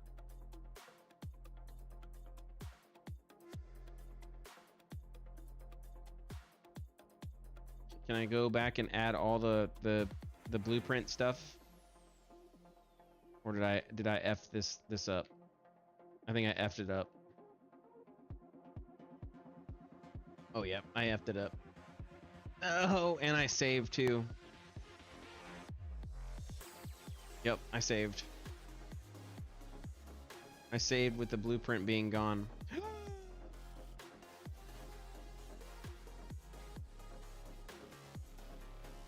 Damn it. Okay, this is just before I did the rig stuff. And the reason why I want to have that right there is because I want to basically have the ability to control I want to have the ability to control the different aspects of it. So I can generate the rig one more time. No, I don't, because I don't think I need it here. Damn it. Yeah, we'll just start with it. I don't need it. If I really need to come back, I'll come back. We're fine. We're happy. We're fine. We're happy. Life is good. So we need to add in a couple other bones. This is in the animation phase now, so we need to add in a couple more bones for the things that I need.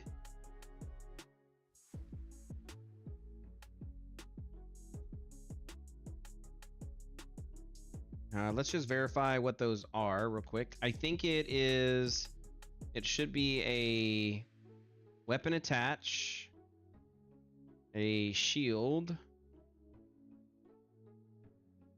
a weapon attach, a attach pauldron, and then attach pauldron. Yeah, okay. So basically I need two pauldron bones on either side. I need a weapon attach and then a shield attach on either side. And those are going to be basically so that way I can have my stuff. That would be another interesting feature to have, is basically what if we could, you know, add in separate bones or different so I know the modules exist, but I need the ability to add in bones that aren't part of the custom, you know, setup.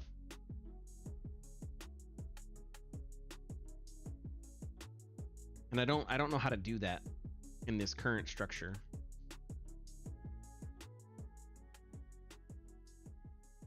I mean, I know how to add in bones. That's not hard. The question is, how do I add in the bone? Oh my god, how did that happen, dude? How does this happen? Why is that going to front?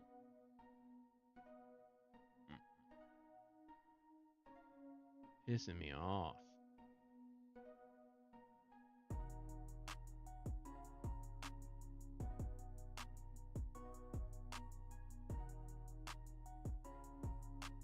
So this is supposed to be front.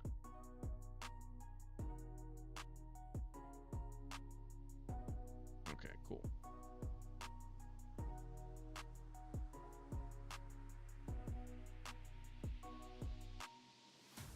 That's good.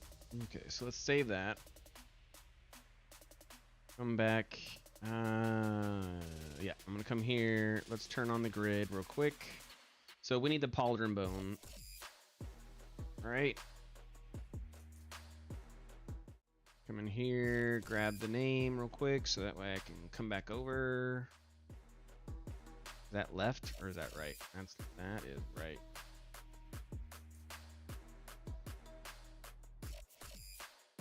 We need to switch it to the other side. That's right. I think that's fine. I don't really know. Oh no, that's definitely not fine.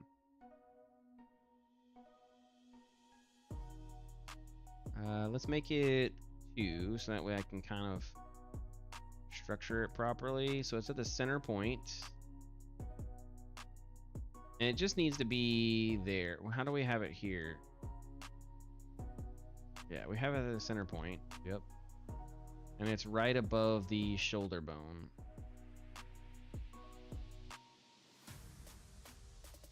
Yeah, okay, cool. So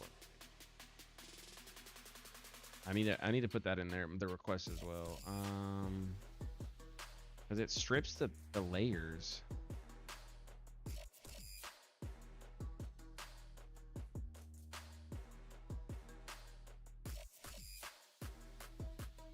so anyways, we're gonna do that. Let's say it's -5, just so I can keep it nice and clean.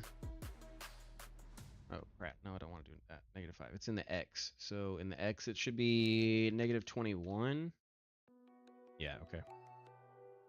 So we're gonna put another one in. Come over here. Make it 2. And then we're gonna do the same thing. We're gonna structure it. We're basically just gonna grab all these values and put them in there. So 21, 133 and Y, 133, and then I think Z should be forward and back, so that's also the same. So -5 and 3.2. Okay, and then this one's going to be called attach R. It's a bad name for it, but I couldn't remember. So then that's going to be L. Okay, so our pauldrons are set up. We just need to parent them to the proper bone. I think those would go to the shoulder. They have them to the clavicle. Yeah, that makes sense. Because then the shoulder can move independently and then the pauldron's not stuck there. And we can move it. We can move the pauldron independent of the shoulder. Yep. Okay. So basically I just need to do that.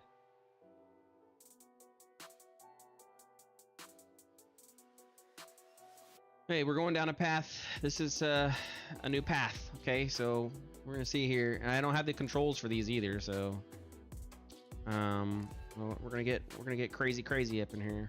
Now we need to have an attach for the hand, for the weapon, and then we need to have a attach for the shield. But to do that, we need to basically have the shield and the hand both in. So let's put those in first. So then, no, that's not what I want to do. Let's do, I don't know if they have a default shield. I don't think so. Yeah, we'll just go to the equipment.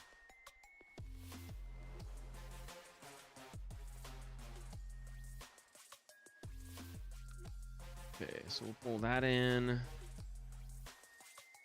And then let's pull in the shield as well.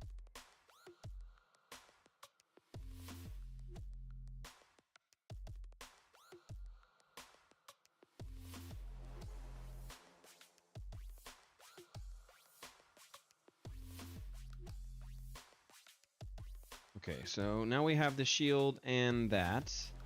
We can kind of, what the F?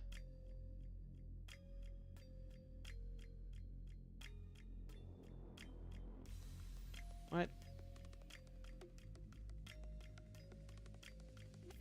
Okay, this shield is being silly. Combine.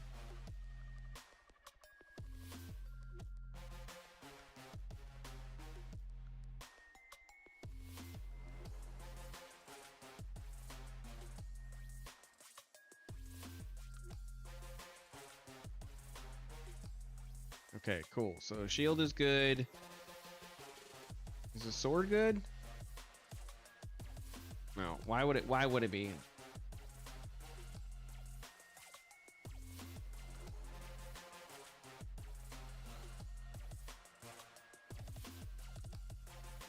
So this is gonna be called shield ref 01, and this will be called sword ref.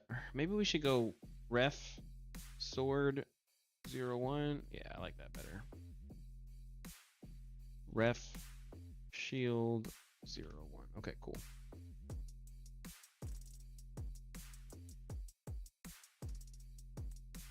I'm very annoyed that everything now has to be changed. Like, everything has to be changed position-wise. Forward is no longer X.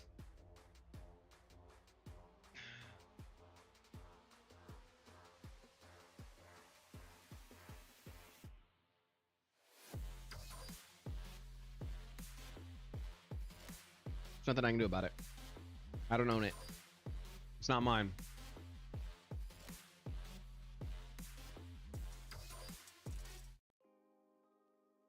Okay, we're switching up music a little bit.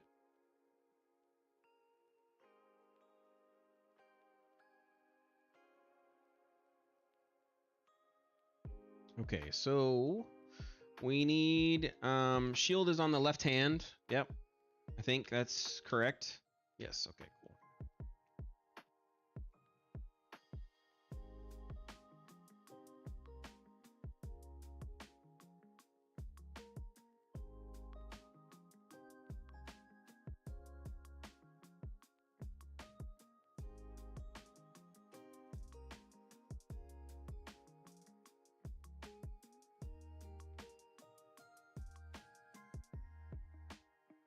Okay, so shield is there.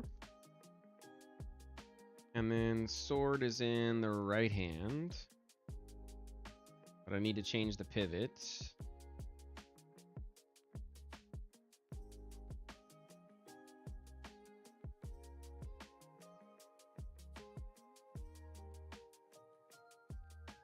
Do you ever think that people charge outrageous prices for something only because they know they're the only ones that have it? I mean, yes, that's called supply and demand. It's like one of the key tenets of capitalism.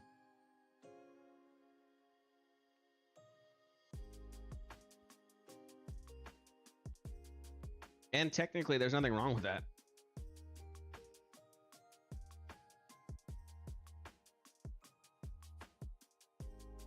We may not like that, you know, but if what they had to do something, that person had to do something to figure out how to get that, right? And because they did that, we have it. So, you know, if they wouldn't have, then we wouldn't have it, and so why not, you know?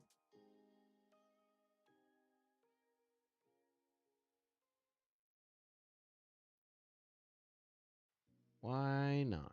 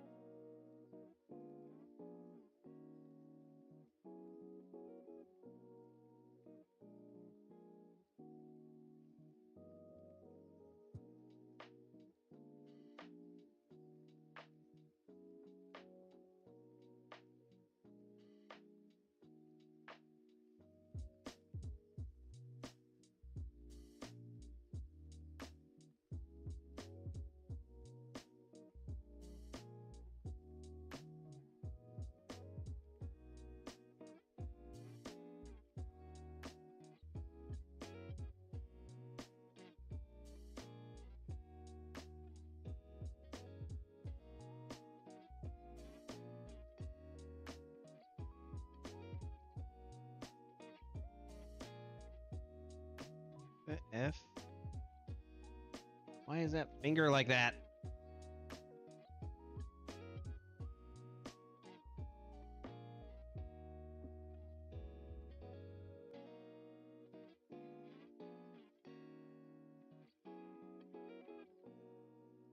What is going on? Like that finger's IK is totally jacked up right now.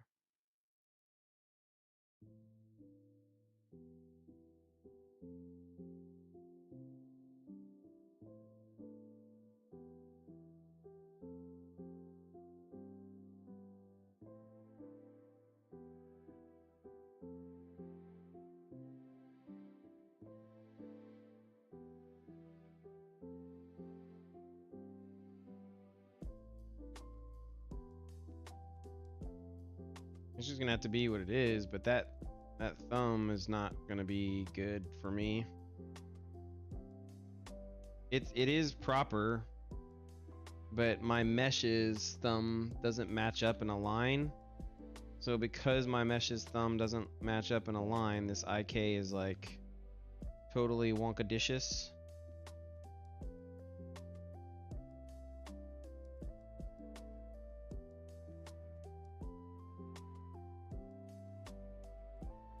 Damn, dude.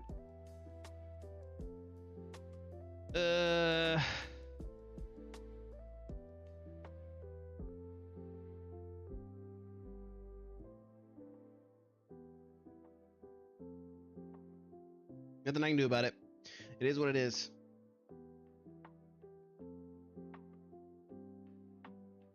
Because that's not my rig, but it is my rig now.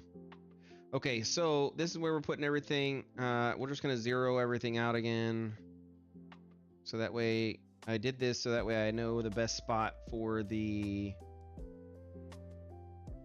sword. And it looks like that is the best spot for it.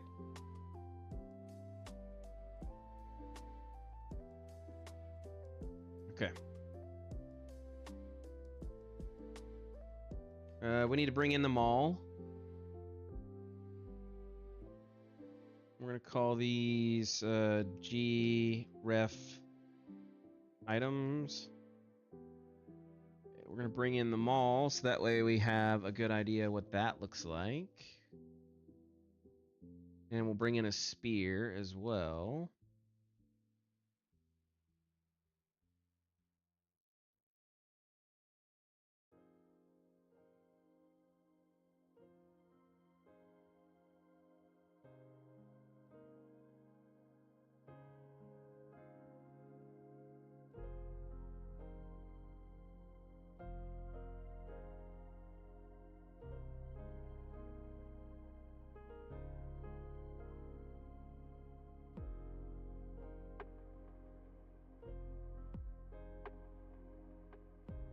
Uh-oh.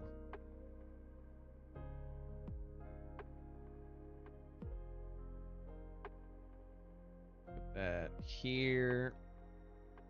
And then rotate it. Minus 90.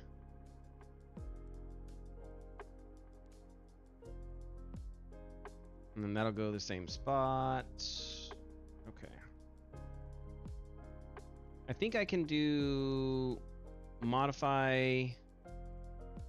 Damn, I can't remember how to. There was a way to make it snap to an object's orientation. This is what happens when you don't use a program for a while. You forget all the hotkeys and all the other crap. Oh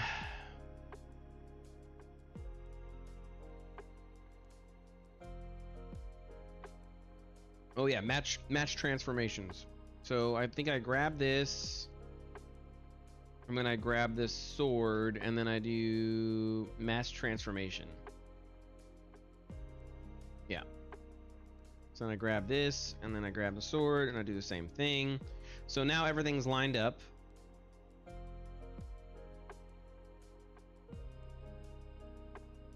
And now that everything's lined up, I can create the bone. This is gonna go inside of my ref, and the spear is gonna go inside my ref. Delete these two groups. Save this. Oh. And then I just need to rename it. Ref spear 01. Damn it. That's not a spear. That's a maul. Ref spear 01. Okay. So we have all the ref objects. Is that a dog? I heard a dog. I was like, what the heck? I ain't got no dogs here. Who be woofing? Who be woofing?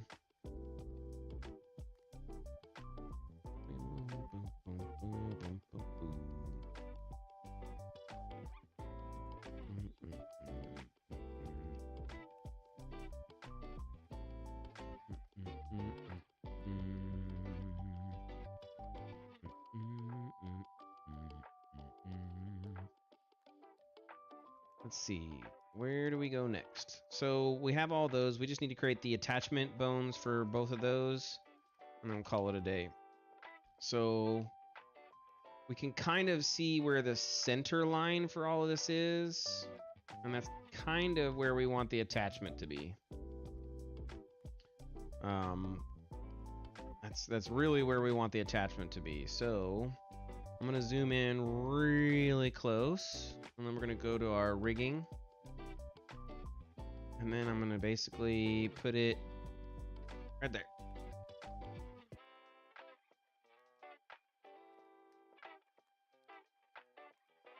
So let's hide the maul and the spear.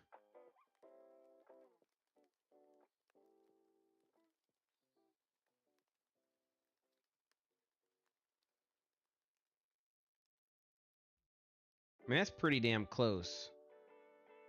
Yeah, if you look at it, that's pretty damn close.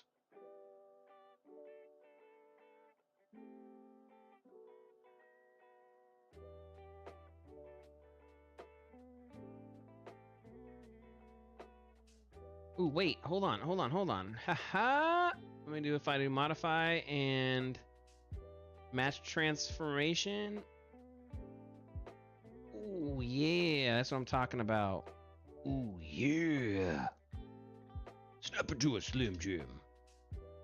Okay, so this is gonna be attach. What, weapon? Damn it, I don't remember. I gotta go back over here. Sorry. This is attach weapon R. Okay, so we have R and left. This is R. Attach weapon R01. Let's grab that. And then we're going to do the same thing for over here. We're going to grab another one and post it here. And we're going to call this attach weapon, if I spell weapon right, L. I think.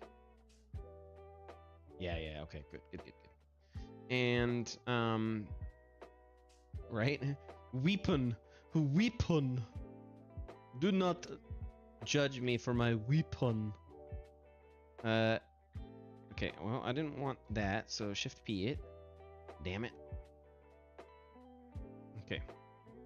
Now, we want to basically copy the same transform information as this, and we just want to make it negative. So, we're going to come over here, we're going to grab this. Or no, I'm going to grab this. And then I'm going to grab this, and I'm going to go modify, match transformation. Cool, perfect. And then I'm just going to make it in the negative X. Or technically, for this case, it's going to be positive. And so that just brings it all the way over here. Perfect. And we set the scale to 2. Nope, we don't. We leave it at 1. And I set the radius to 2. Yeah, there we go. Okay. So then that's our left weapon. That's our right weapon for the attach points. And then what we need to do is we need to do the shield. So that's our last one.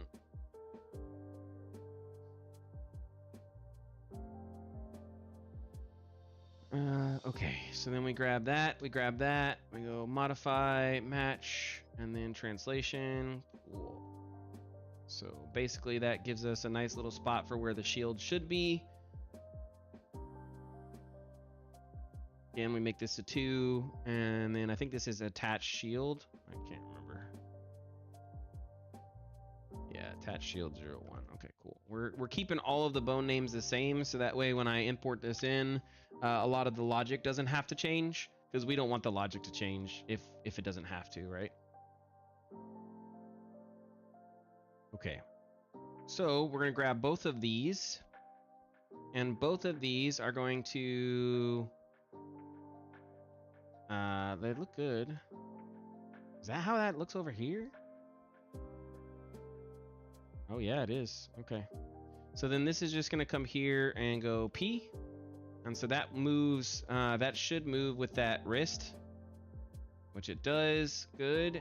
And then we're going to do the same thing over here. We're going to grab this and over here, put a P on that bad boy. So that way it is connected. And then as this wrist moves, so do those two bones, which is perfect because now we have the attached bones that we need specifically there. So for this rig, using the tool that we've utilized, we've now created the custom, basically the custom parts that we need to. I'm curious to see what happens when we tell it to basically prepare for export. Do you love it when the trash can is filled all the way? No. How is that relative? How does a full trash can make you happy? I don't know how that makes you happy. You're weird.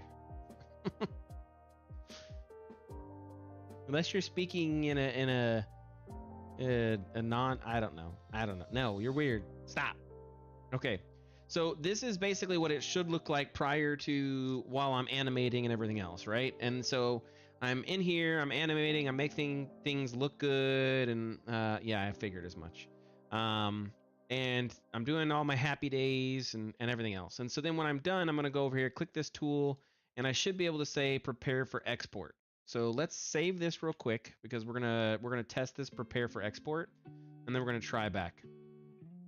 So we're gonna go prepare for export, and let's see what happens. It should clear basically everything off of it. It's gonna put everything down, bake all the animations, and get it prepped, and then it's gonna that way I could export it off. And then I'm gonna import this into UE, and we're gonna see if everything came in nice and clean.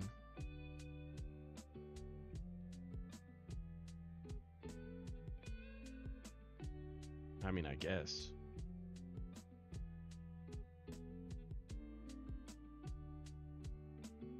Okay, it says that it's finished. So let's see what happened. Everything got cleaned. Rig skeleton. So I have the skeleton. I have the ability to select my meshes. And all the bones are still there, so nothing got moved. Attached pauldron didn't have anything taken care of or removed, so that's good. So basically I should be able to pull this over and now say, hey, go ahead and come here. So that's good. So let's go back to our previous version before we just baked everything down. Okay. So what this means is we should be able to set up some controls for these specific objects, and these controls will obviously be inherited to our game. Well, so no, this is for everything. So if you remember correctly, a couple of streams ago, we talked about how the character was all jacked up, and so we couldn't do this cool little control rig animation IK stuff, and that's because this twist bone was not pointed in the right direction, right? So what I'm doing is I'm basically reworking this entire skeleton, and without me, myself, and I having to go in and redo all of this skeleton. Yay! Thank you, MF0. Appreciate it. And so what we're trying to do is we're basically reworking the bones to where they all align properly, and they're not like I had them where they're all messed up. And so I'm using this cool auto rigging plugin that I got from another guy who is you know, an actual rigging professional, and we're testing out the auto rigging plugin because it can save us a lot of time. Plus some features that he has that I don't have in my rig is, again, the stretchiness. So we can make the arm kind of stretch out and make more fun animations. We can make the hips and things stretch out, so that way it's more, you know, interesting, that I can't do with my current rig. So obviously I need to fix the weighting that we have because this is not good. It's gonna make some weird things. But you know, once I fix out the weighting, then the rig will be able to do some nice stuff. And that's kind of the whole point is we want the controls and the ability to do some of the things that this rig has. And this is a very advanced rig. The ability to, you know, pivot your foot and to non-pivot will really make our animations very nice. And then this rig also has the ability to switch over. Man, you're doing smiley faces and hearts and everything. Holy crap. Appreciate it. This rig really has the ability to, you know, kind of move in the right directions and have a lot of the professional type of qualities, such as you can go from IK to FK. You can't see what? I just showed you all. Like, you can't see the foot moving? Look. You should be able to see the foot moving. No? Oh, I'm talking about you. Oh, you're talking about the YouTube and the hearts and everything. Yeah. That's just people over on YouTube. I finally got 4 people viewing on YouTube, so you know that's how it goes. Yeah. I don't like it when the emotes pop on the screen. Like some people like that. I don't know, man. That feels very Twitch chatty in a hot tub type thing. You know, I'm not into that. Let me finish my coffee. It is a bad coffee for you, but it is my coffee because I didn't have a chance to go buy my own. Don't judge me. No judgings. Just watchings.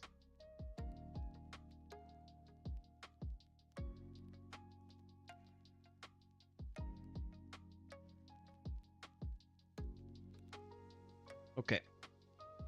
So we have all that done. Now let's tie in the actual controls for the different objects, okay? Let's go to curves.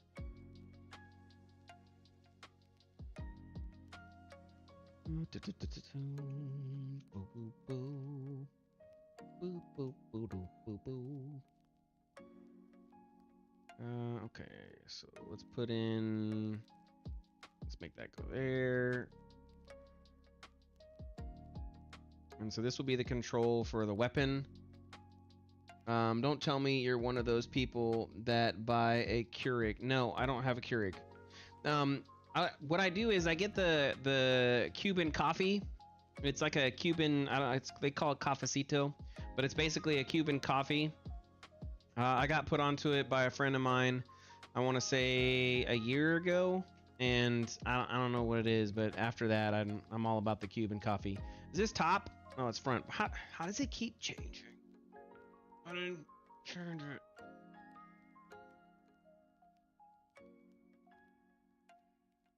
Here we go.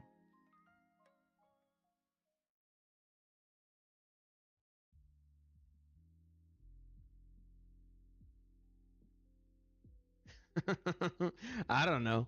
But anyways, so basically I just make the coffee black. That's normally what I do is I go to Walmart or whatever else. Hey, what's going on, Unreal? How are you? How was your stream? Hopefully it was good.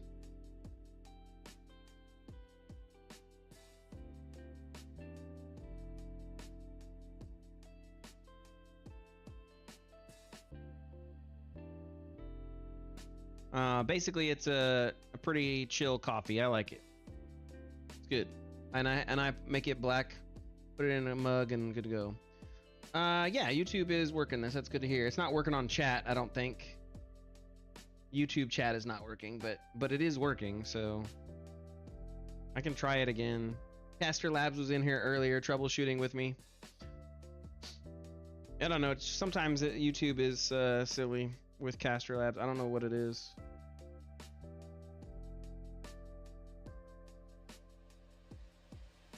But I have both up so I can see it whenever it does happen.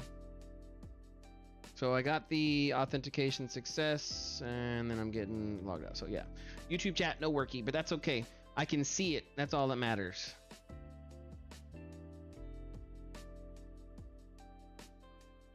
Okay, so we have a good setup here.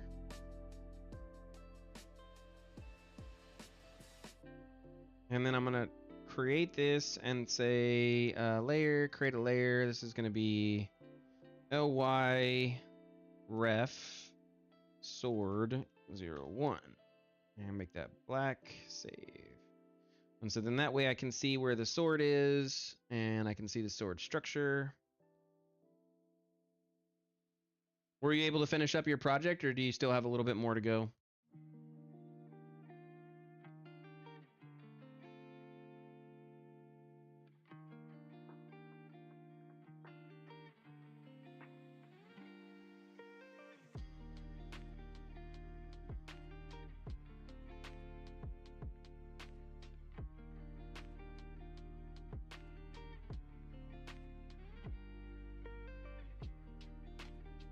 Let's create a custom one.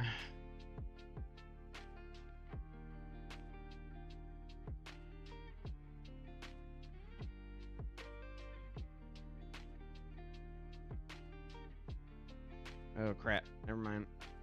I'm not gonna make a custom one. How do I modify the tool? I double click it, right? Yeah, okay, there we go. So do one line linear. That's gonna help me make it. Okay, cool. So then I can click, click, click, click, click, click, back.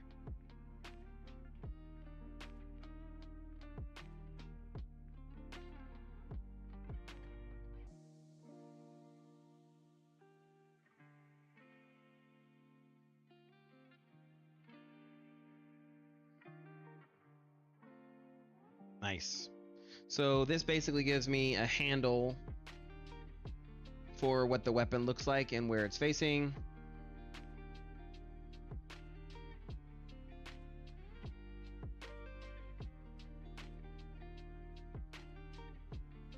But I don't know. So it may not always be a sword, you know? So I'd have to make a handle for each individual piece. I don't know. Is that coffee that is, oh wait, no, I already read that. Stop making me try to read weird things. Okay, let's just do an arrow. Let's just do an arrow. That's what I did on my last one and it was fine.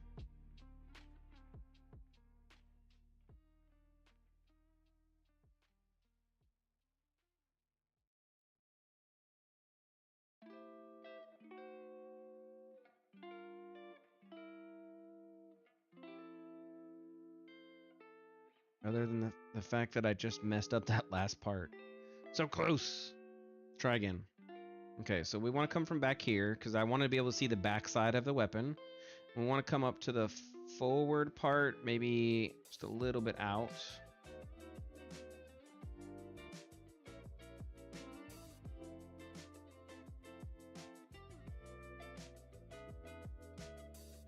There we go. Okay, there we go, there we go. Modify center pivot, and then we're going to change the pivot to match that exactly. Okay, let's get rid of this one. Cool. And then modify freeze transformation. Grab this and then do modify match. Okay, good. And then we're gonna change the color of this bad boy. I haven't done this in forever. Whee! It's been a long time.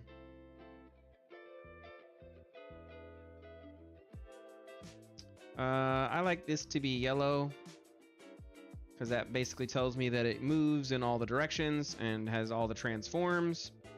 Let's move these up a little bit. That way it's a little bit further out.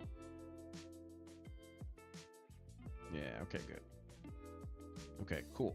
And so then this will be control. I'm gonna have to rename all of this. Oh, that's okay though. We'll rename it if we need to. So this is gonna be control. We're gonna go. What did I call this? Our weapon.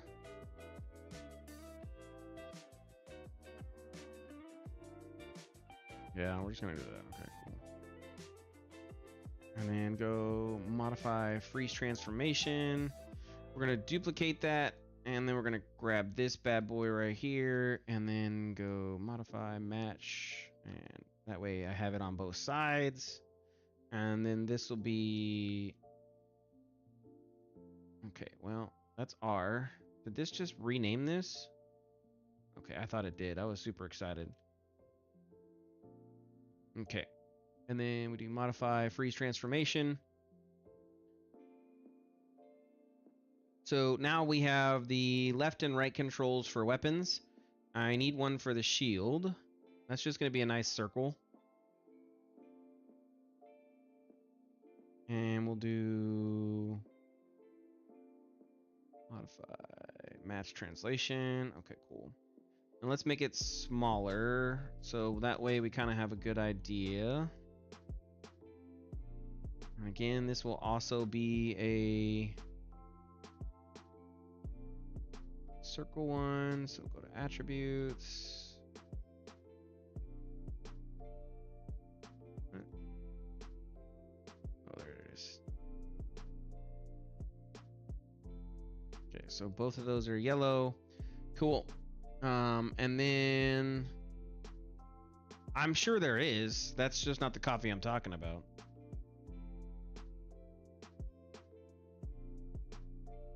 I'm not saying you're wrong. Okay, so that doesn't have any history. That doesn't have any history. Cool.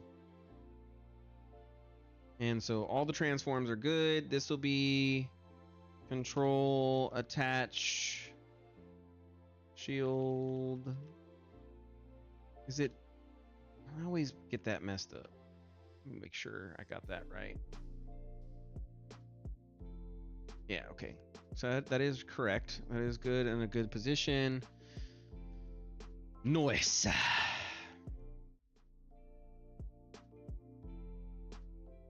And then let's make a layer for this. So it'll be ly ref shield 01.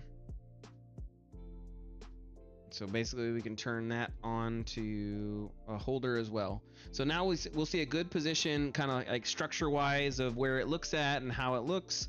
And we'll have a good structure for the sword. As I'm animating, I'll know, hey, this is kind of pushing this in the wrong direction, or it's pushing in the right direction, all that. And that's kind of the important factor of why we're doing this, is so that way while I'm animating, I have a good idea of, you know, the limitations of where things can be. I'm just curious on if I'm just going to change all my weapons. Probably. Ugh, it is what it is.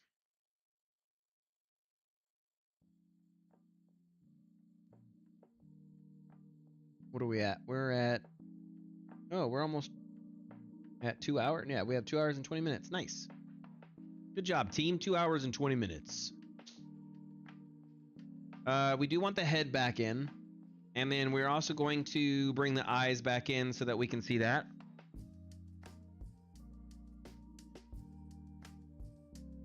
And then I'm trying to think if there's anything else I want to add to the bones.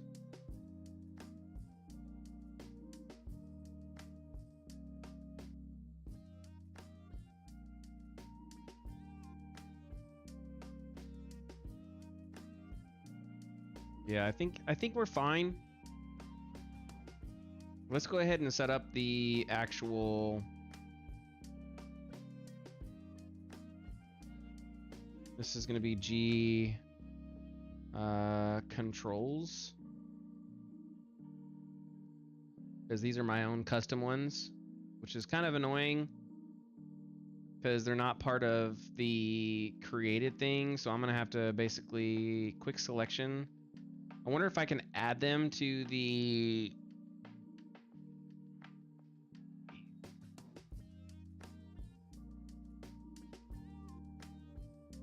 Yeah, I could probably just drag and drop them in. Are you 30 minutes behind on the stream? Is the stream like got a lag delay?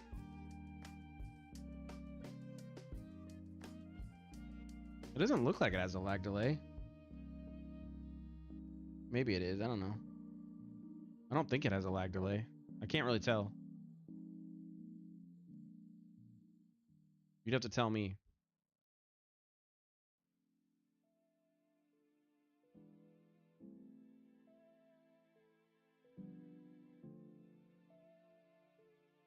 I don't really know if it has a lag delay or not. Okay. Yeah, YouTube, it might on YouTube, I don't know. Hopefully it doesn't, but it might. I don't know.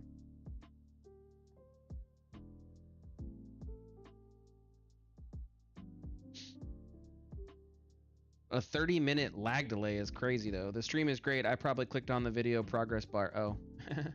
Yeah, that's pretty funny. I've done that. I've definitely done that.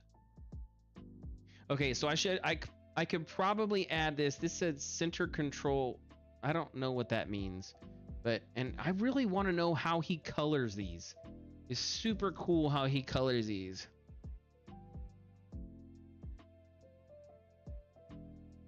And he has, so I can hide and show the controls, mouth controls. I can hide. I don't need them. That's super cool, man.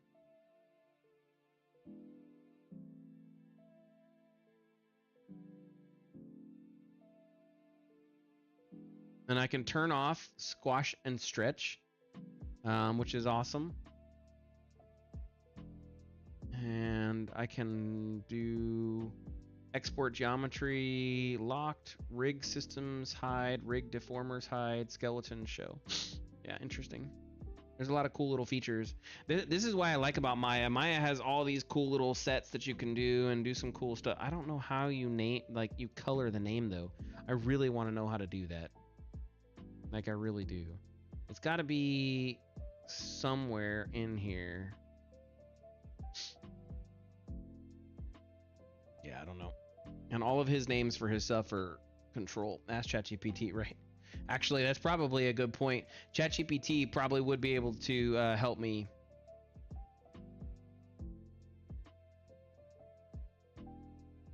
Okay, well, anyways, we can. I think I can basically add this to the selected control set. That's what we need to do. So that way, whenever I hit right click and then I do select members, I get all of the members. So that way I can key the stuff for the animations. So when we get there, we're not there just yet, but we will be there shortly. I think in about another hour we'll be able to do that. I have to do the waiting. Oh, that's gonna be atrocious. But we do have to do the waiting. And I technically think that I'm probably going to have to redo the skeleton. Fuck.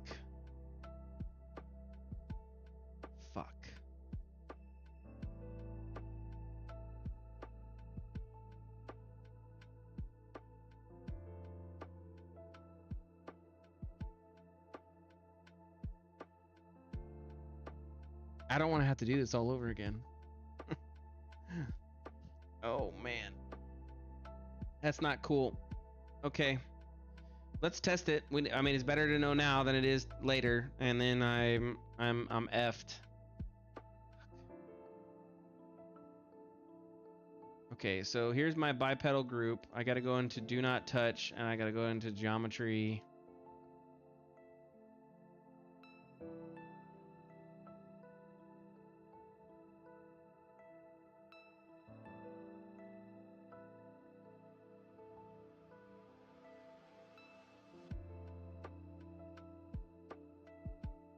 Here's the test.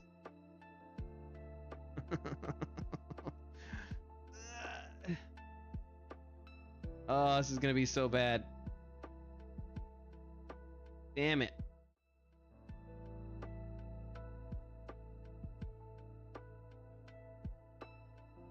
Did it switch over? It did. Okay, cool.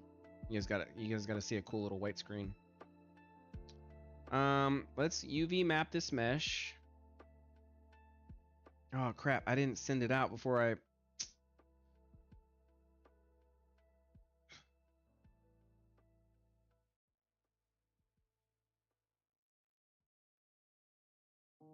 What is that called? Go to desktop, and we're gonna call this player rework 000. Okay, so then I go to desktop and player. Where is it? Player rework. Or did I call it player 000? No, that's not it. I definitely got annoyed by this before because I just I labeled it wrong. So player rework.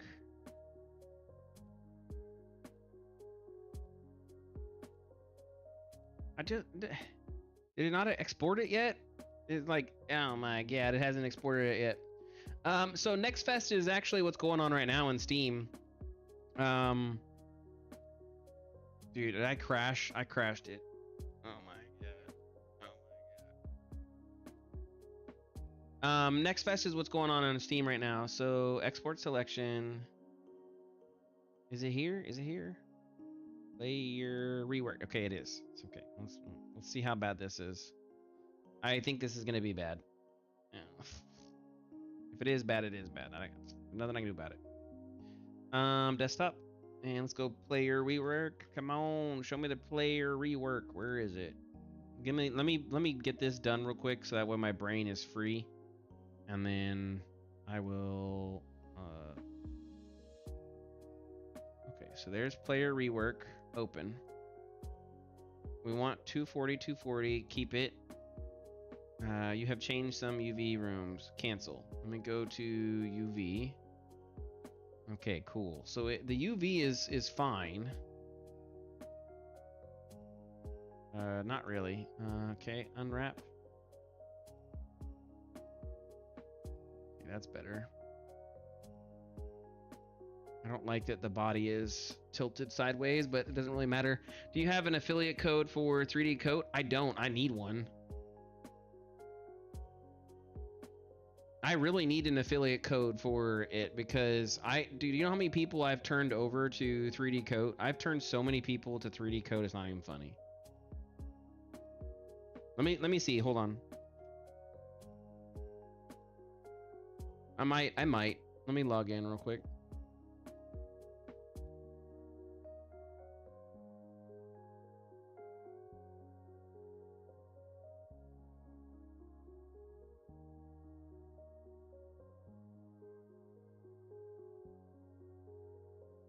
I'm already logged in. What the F, bro?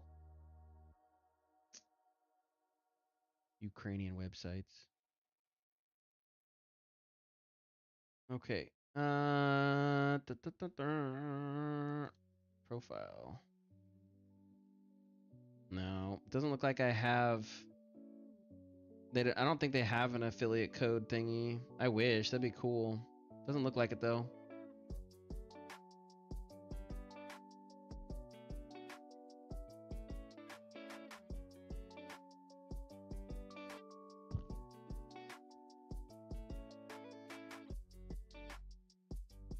Oh yeah, I get it. I use, that's specifically what I use 3D Coat for, man. That's how I do my rocks. And it's super fast. Their sculpting tool I absolutely love. So here's the thing. I don't know if it's better than ZBrush. I honestly don't know what to tell you on that sense, but I can tell you that I like it better than ZBrush because the UI isn't atrocious like ZBrush's UI is. So in that sense. Okay, so that worked. Let me hit okay, because I can't change it. Yeah. Okay, so that's been UV'd. We're not changing any of that. We're not changing anything structure-wise, and if I do, then I'm gonna hate my life, so I'm gonna avoid doing that right now. We're going to go File, Export Objects, and we're not gonna do any textures because I don't care about textures. We're gonna change the mesh. I'm going to go to Desktop because I am lazy. And we're gonna go Player, and I'm gonna find Player Rework.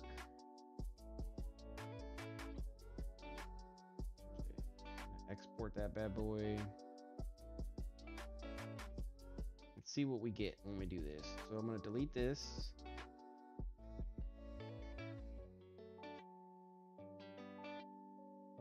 Okay, let me save real quick before I delete that. And then, now we delete it. It's called player _00 _geo, right? So now we're gonna import. And we're gonna go back to desktop and we're gonna look for player rework. Okay, so that worked. Ish. Where did it put it?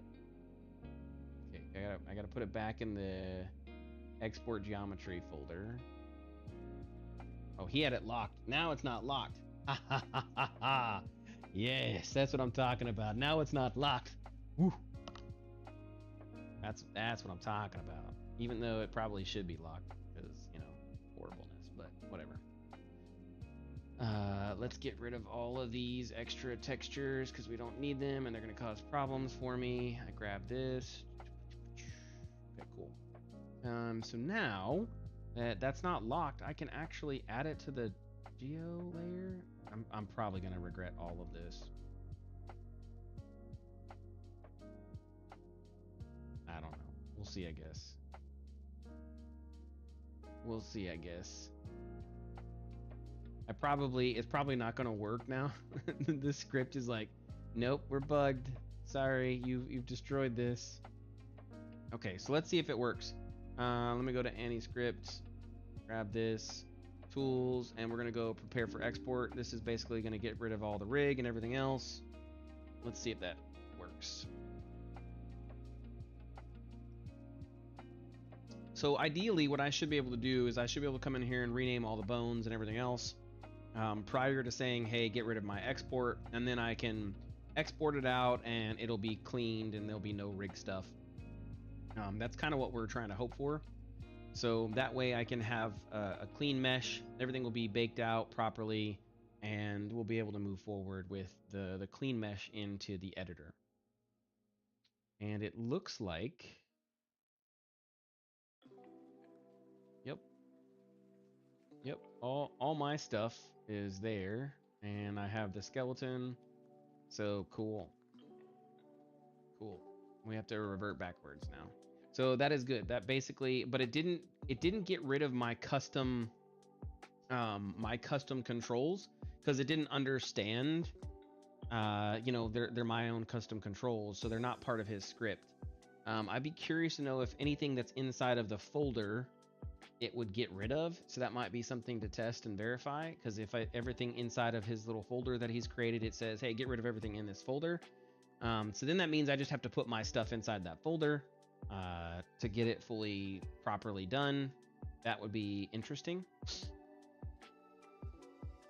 But the point is it does work, and it didn't get rid of the mesh. So I should, in all essence, have a working thingy.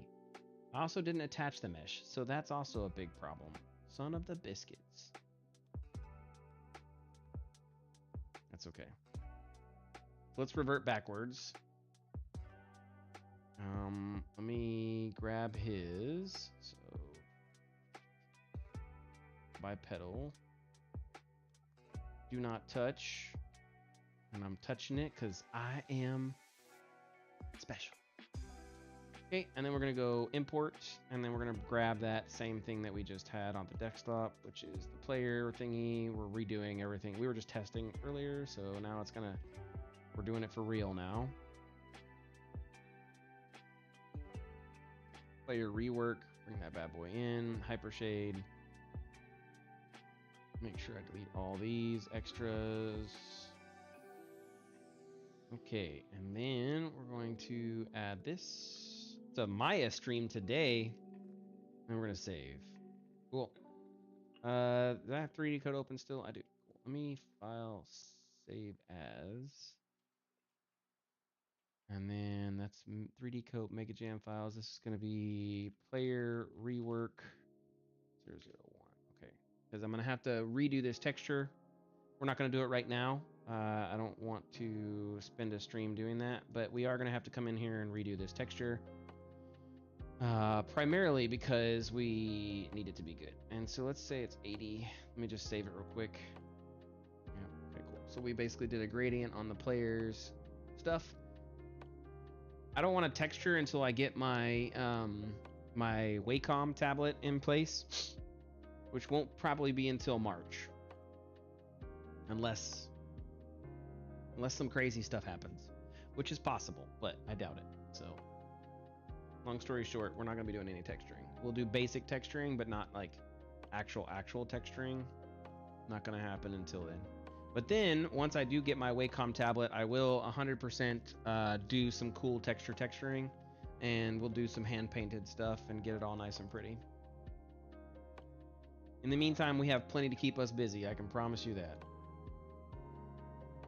What's funny?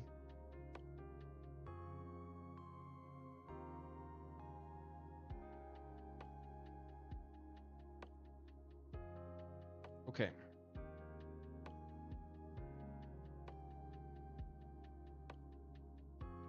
Yeah, you have to. I mean, it's just so much easier to draw, especially because it takes in the pressure, and so because it takes in the pressure, it makes it better for hand painting.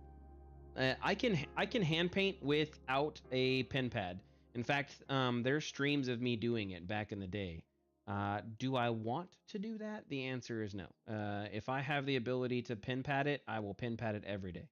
If I needed to, if I had to kind of like put it in place because of that, then sure. But ideally, no, I should. Yeah. Yeah. I got it from Windsor. I think Windsor, and I can't remember the other guy's name. It starts with a U. They're probably in my group. Hold on, let me see. Ulrich or Windsor was one, and then, man, why can't I remember the other guy's name? They started with a U, but they had like a donation off, and they were donating left and right. And I think that stream they donated $3,000, and that's what I got it. That was my Wacom.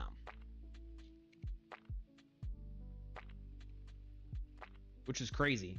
I don't remember if that was a 24-hour stream or if that was my birthday. I can't remember. That was a long time ago. Super long time ago. Shit. Probably. I use mine. I use my donations as a tax write-off. 110%. Okay, so we need to parent this. So that way, as this moves. Okay, correct.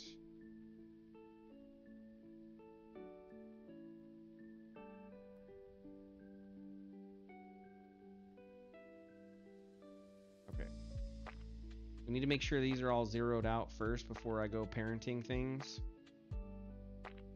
Okay, and then we're going to add 2 more controls for the pauldrons. Okay, here's the part that I'm curious on. I don't know if I want to go down this road or not, but it would help us. I can create a rig for the what's the word? For the cloth. So that way the cloth sim doesn't bug out. Because right now, sometimes it bugs out. And with a proper cloth rig, meaning I have the bones that are attached to it, if I have the proper cloth rig, it would be less likely to bug out.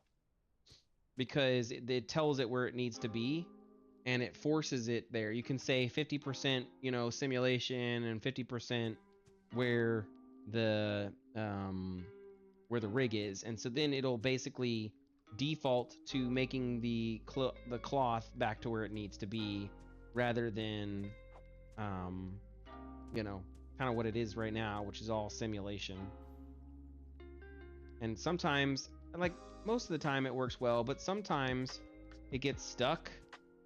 And so then you got this thing where it's like stuck on your side or whatever else, and then the only way to get it unstuck is to like move around and do some weird stuff. So I don't know which one I want. Scary spooky skelly. I don't know what the answer is.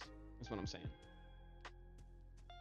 I think it's pretty easy for me to come back and add them in to the skeleton, because there's no actual weighting that gets done on the skeleton itself, so we should be fine for after the fact. I hope so anyways, because if not, then it's going to be really bad. But you see, like, it gets stuck there, And the only way you can fix it is by kind of like rotating around and moving. And then even then it gets like stuck on your shield and all that other stuff. So it's a little bit of a pain. A lot of stuff isn't gonna have this, but you know what I mean? Like for example, if I take that and then I put this on, this doesn't ever get stuck on anything because it just flares down. What, you know what I mean? No, these won't have physics, no. It's not, that's not something we want. I don't want to have these rolling around and everything else. It makes it, one, it makes the game non-performant, and two, it adds a whole extra slew of crap that you have to deal with and everything else. So it's just basically whenever you interact with it, that's when it'll have it, you know, like this is whenever you'll see it do physics, and past this, no, you won't have it have any physics. Because I mean, even here, I'm not really killing my engine right now. I'm at 52, 61, and I mean, that's thousands and thousands of objects that had physics, but now it's been optimized to where it doesn't have physics anymore, and so we're technically good, you know what I mean? And that's what makes it optimized, is it has physics interactions and it does its thing, but then it kind of doesn't. So it gives you the simulation, it gives you the feeling of full physics environments, but you see some stuff's hanging around that isn't supposed to be there, you know what I mean? So I'm okay with it. Yeah, poof is how we clean up the world, because otherwise you'd have a bunch of this crap just laying all over the place, and then some player who never cleans it up, right, would have this all laying around, and then what would happen is they would be like, oh, my game is so laggy, my FPS sucks, man, this game is horribly optimized. And you'd be like, it's horribly optimized because you didn't pick anything up, you dirty bird. But because we clean up for them, now it'll automatically bring their FPS back up, because we auto clean up for them.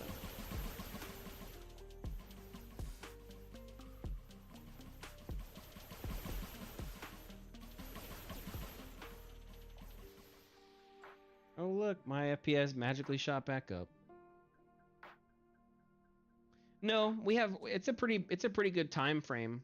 So I mean, okay, sure, you could make the argument that yeah, if a player's farming, but I mean, we have it's got a pretty good time frame, and then the better quality weapons last longer. So the purple items last longer, the yellow items last even longer, and so the quality of the weapon of the item makes it last longer. All these like little tiny grays, it's 30 seconds, you know what I mean? Like we can boost that up once we've played this and said, hey, this is what players, you know, need, but we're looking at 30 seconds here. And if you're farming items, you don't care about the quality, right? You're gonna find the one that's like amazing and beautiful, and you're gonna be like, okay, this one's beautiful. And then you're gonna see the other one that's not beautiful. You're gonna grab the one that you want, like, okay, this is better than me. You're gonna grab that. You're gonna grab all the good items, and then you're gonna basically, you know, use our skill to suck everything in and decompress it. You're not gonna have to worry about individually going through and be like, okay. Nope, you're just gonna press the little button, hold it, it's gonna show the little progress bar, and then poof, everything's gone. No, we're not. So we don't have any ability to sell items, and that's probably because, again, it's not really a big thing. You're not really going to be selling. You can buy them. Buying items, I think, is a good thing, but selling them, no. You're not collecting. We don't have an inventory, so there's no collection of items. You're not keeping things. There's no inventory. You know what I mean? So what would happen is basically you'll press the skill, like let's say it's tab or B or 1, and you'll hold the skill. It'll suck all of the items that are around you into your backpack, and it'll decompress them into a currency that you use to upgrade your items and other things like that. And we could even make it to where it gives you gold back if we really wanted to, and maybe it'll do both. It'll give you a little bit of currency and it'll give you a little bit of gold. Not really sure on how I want to handle that just yet. We'll see what that looks like for balance purposes. But the idea is that if you're roaming around the world and you're collecting all the different things that exist, you'll use those to further progress your kind of storyline for your equipment. Whether that's upgrading it or that's using the backpack. I haven't really decided on that yet.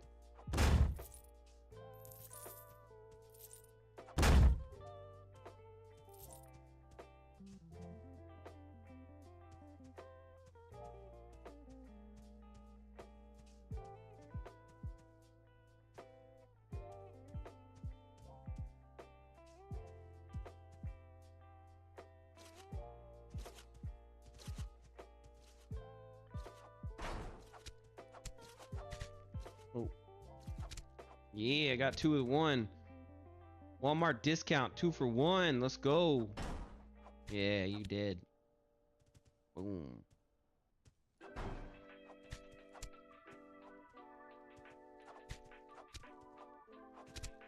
Oh man, skeleton taking hits. Skeleton's taking hits. Yeah, so we're gonna be doing one of the nice parts is we'll be basically once we do this, we're gonna be redoing some of the well, we're gonna be doing all the animations, right? Yeah, we have a bunch of animations that we're gonna have to fix up.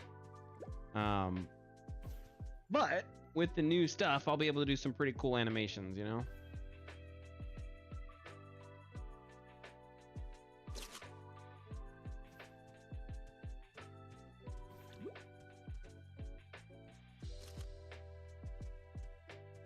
Look at that, I'm playing as a skeleton. Wait, why aren't they respawning? Well, that's a bug.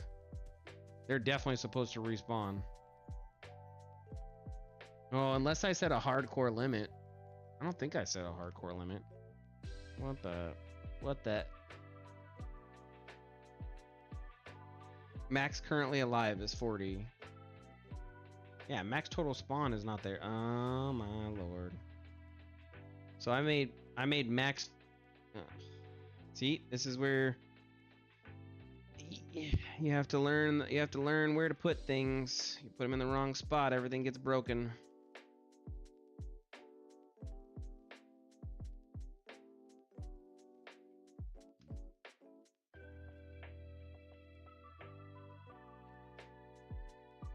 Okay, let me save all, because I'm gonna forget that later.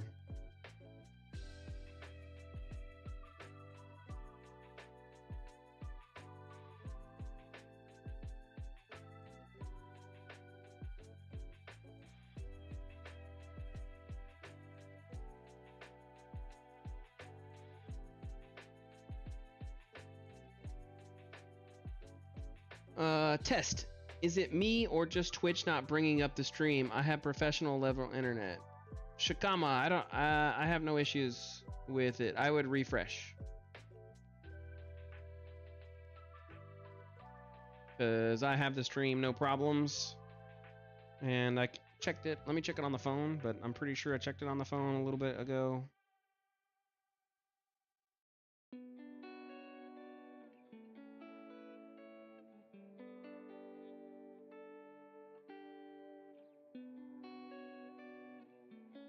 Ugh. I do not want to look at that. Insomnia, hey! How's it going? Yeah, look, I just checked the phone. It looks good on the phone too, so.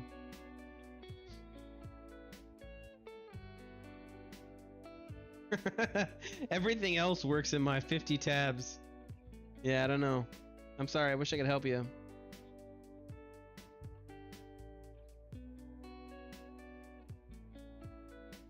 Okay, so we're moving along nice and great now. It's good to have you, Insomniac.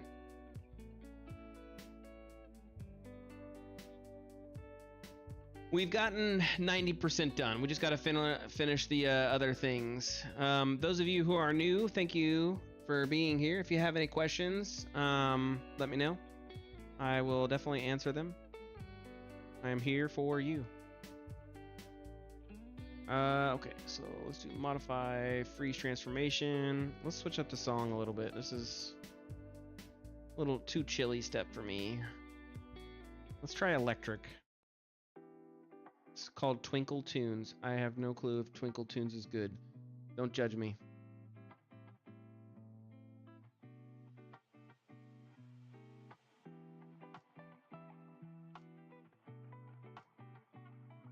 Working on the background, solving a production error, and opened you to feel like I'm in the office and there's background chatter going on. Well, I'm here to be your background chatter.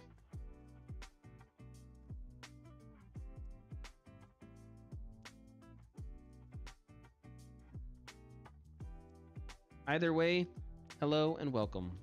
I won't speak to you directly.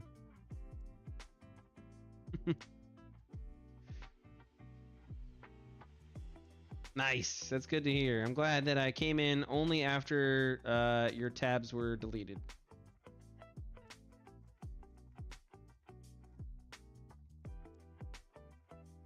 Okay, so we have good armor, we have good everything else. Pauldrons are set up. We created all of the controls for all the different elements, so the different weapons that we've added. I shall. Thank you.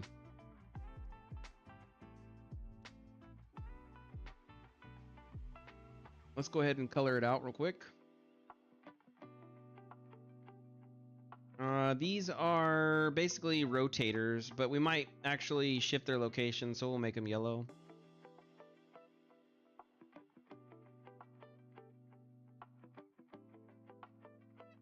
I am well, Shikama.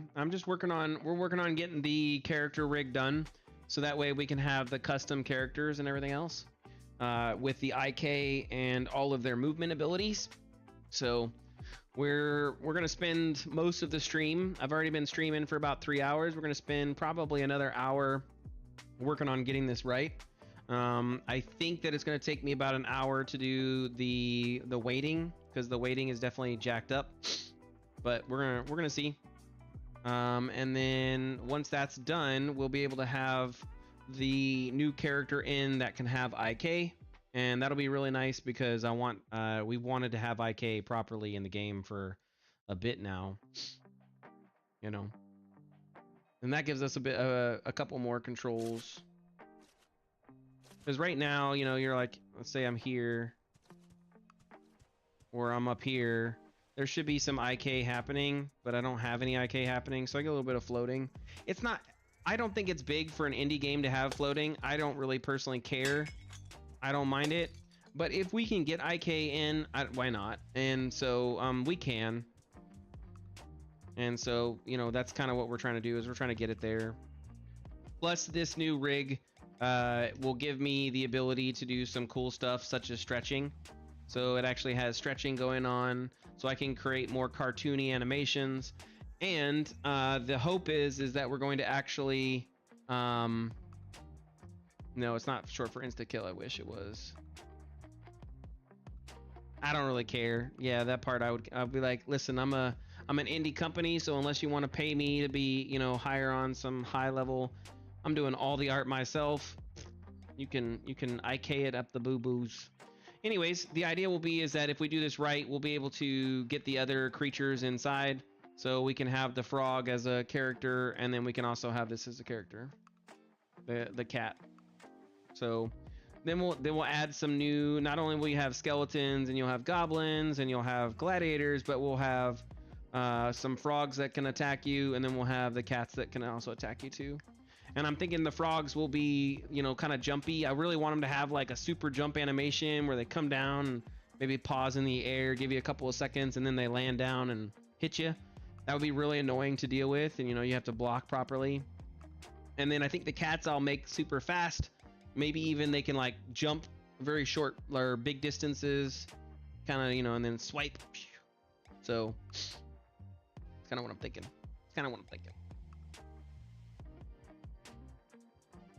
Well, I appreciate that. Yeah, I do think that I have a good breadth of knowledge. I do like to think that I have it. Huge hack would be pretty cool to see. Yeah. Yeah, that's kind of the idea. So I'm thinking that's kind of what we need, some verticality, and we need some, you know, we need some movement. I want the thanks Unreal. I want the goblins to kind of like dodge and roll and do some other things. So that's kind of how I want the goblins to be more annoying to you, is they're gonna be like, you know, and like dodge and roll and everything else and doing their thing. And then I want the frogs to kind of be like in the air, attack, kind of dives, and then the cats would be the super fast type, you know. I'm gonna get in there. Maybe they, like, instead of a roll, they just like kind of almost teleport, like super fast lunge, and then they're like swap swap, and then they jump backwards, and then you got to kind of like deal with that kind of combo, rather than, you know, just all the basic humanoids that are kind of like, yeah, whatever, you know. Oh crap, I totally forgot those numbers are ungodly. Let me switch this back down to 5 maybe. Nah, do 10.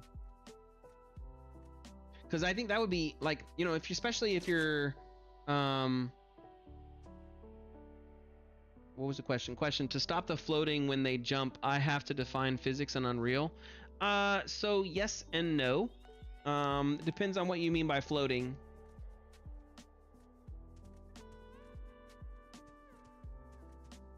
You'd have to be more specific.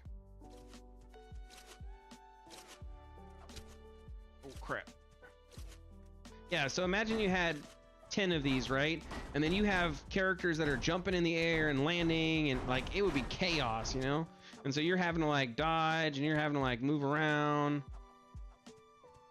when they jump up and then float down. Yes, so you would have to modify physics to change how that works. Yo, they're going to town, bro. I can't handle this. Ugh. Yo, this is not good. Not good. No. Yeah, so that's kind of how it would be, like chaos, you know? That's kind of what I want. I want it to be like a little bit of chaos where you couldn't all hit them up all at the same time. You would have to disengage and try to redo it. Maybe if you're like a super pro, you could take them on all at once, but ideally you would have to disengage and be like, okay, there's too many to handle. I gotta back off. And then, you know, kind of like tweak them, peek them out. I do eventually want to do some range stuff for the player. I want to avoid it as early and as long as possible. I might be OCD, but I keep stressing out over making everything hyper realistic. Here's what I would suggest. Okay, this is me. I get that. Like I'm the same way. I don't know about hyper realistic for me, but I do like things to make sense and be logical. But at the same time, this is a prime example. Mester, we were talking, you know, and our previous system, excuse me, I'm getting burps right now. Our previous system for running allowed you to like always consume stamina, and then you'd have to sit there and you'd have to get your stamina back. And I can tell you that one of the things that I hated the most about any stamina system is I'm running, and then all of a sudden I have to wait and I have to walk for a couple of seconds, then I'm running more, and then I'm walking and I'm running. Like, why, right? And I was the one coding this system, and I still did it. And so then Messer was like, why don't we just make it to where you just always get it? And I was like, what? And then we tried it. And so now that's the reason why you can always run in our game unless you spam a bunch of attacks and abilities.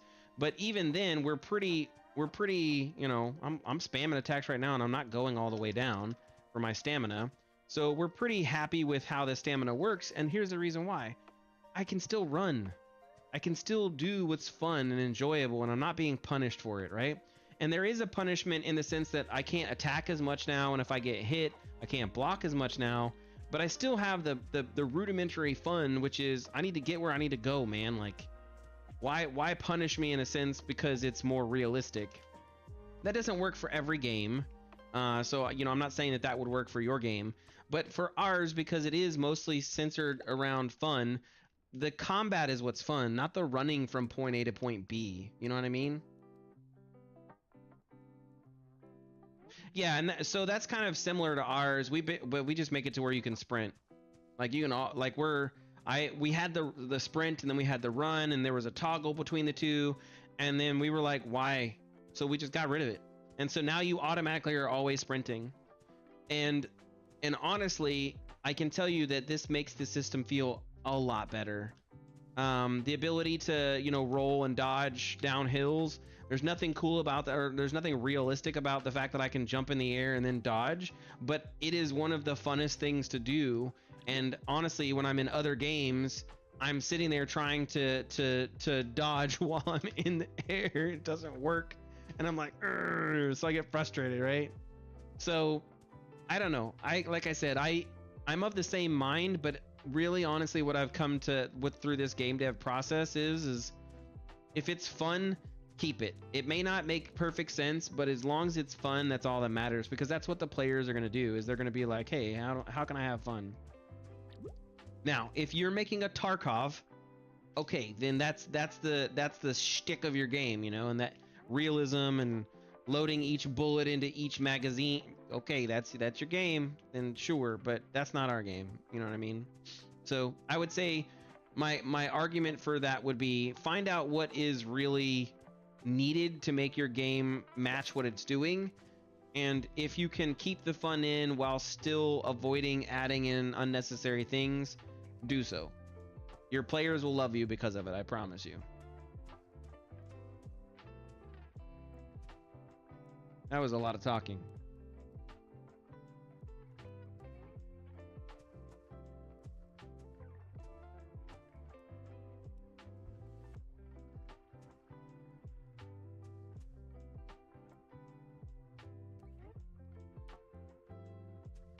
Hey, well then, yeah, if it's not your focus, then wouldn't worry about it too much.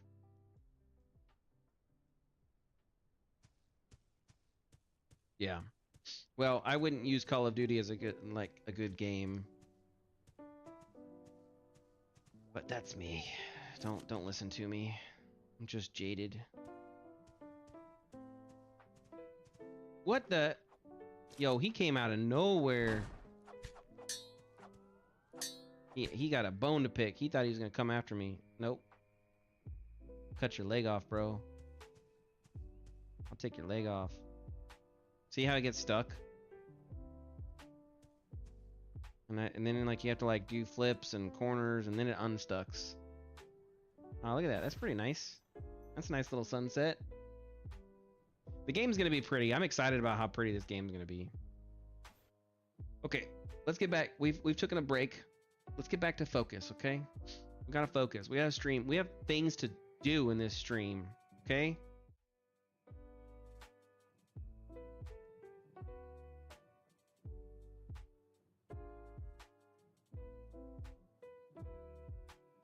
Okay, so yeah, we need to finalize out the last bit. I think we have everything for the mesh that we need to have, other than having the cloth is going to go here, sim things, and I can add those bones in later. That's not a problem because they are not weighted to anything specifically for this, right?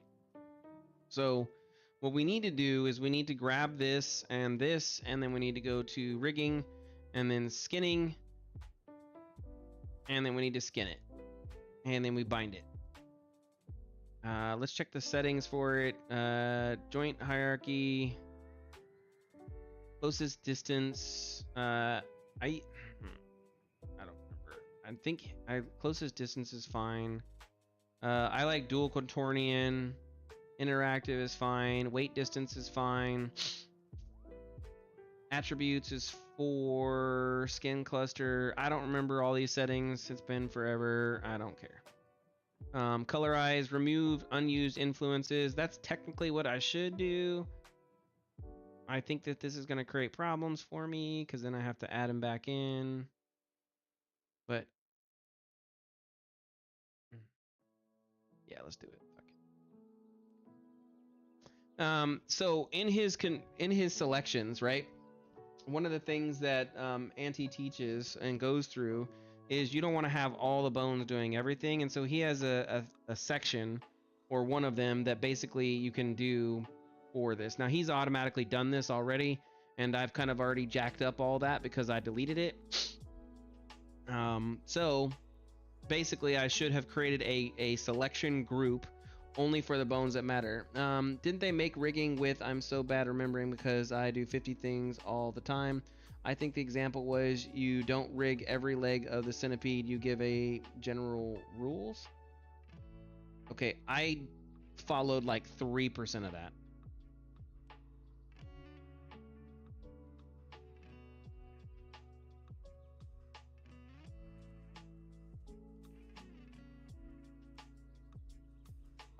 It just depends.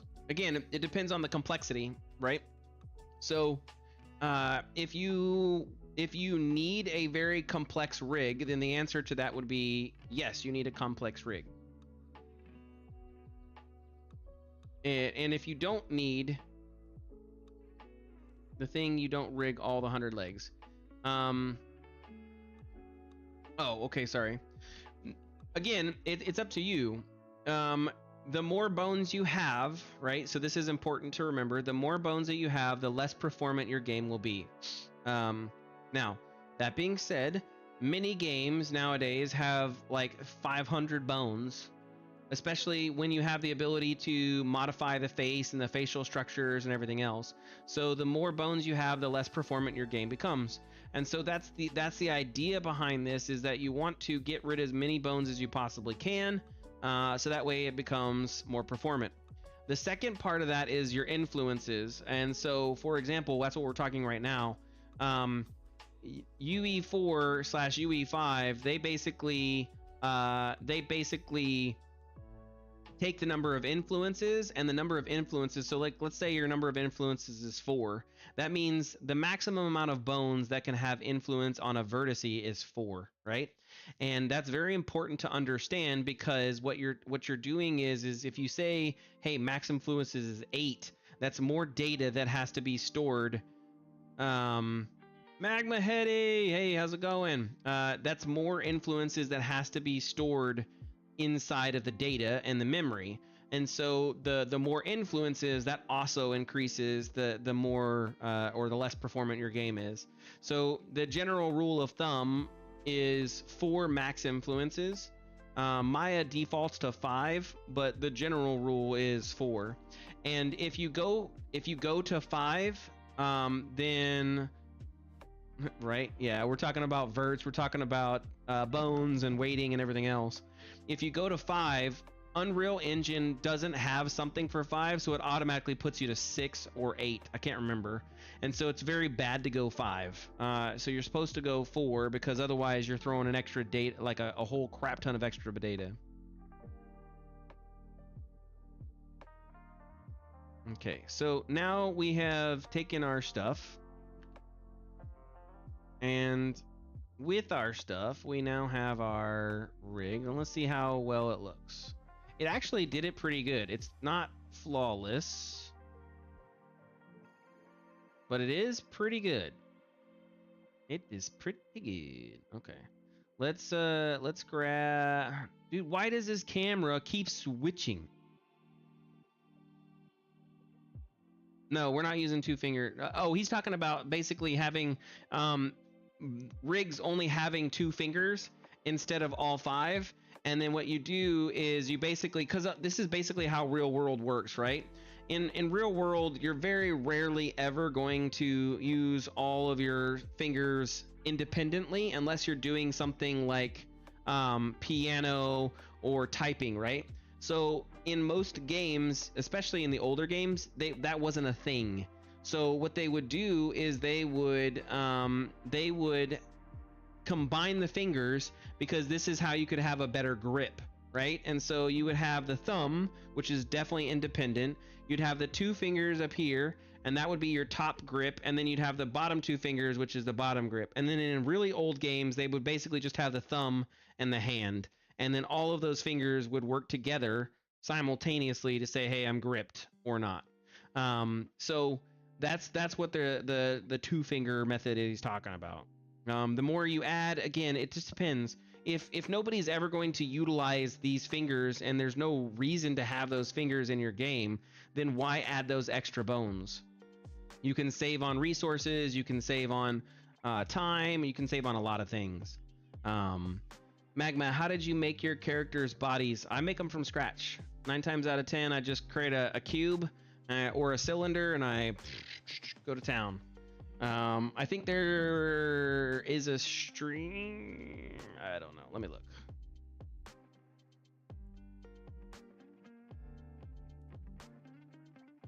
No, I don't sculpt. Not well. Okay, that's not true. I sculpt. I don't sculpt for my characters because my characters are cartoony, so there's no reason to sculpt in that way. Pure extrusions and things like that. What the F? I'll go to my channel, dude. Let me see. I think I have it. Did I do it in day 2? Let me look. I'm looking right now. Did I stream day 1? I didn't stream day 1. That's sad. But you can basically see kind of what I did. This is the old stream from when I actually first made this character.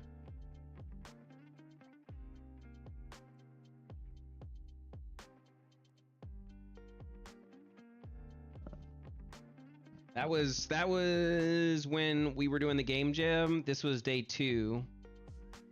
I didn't stream day 1. But basically this goes into the whole process, and this is I'm about ready to do this all over again right now. That was all the animations and everything.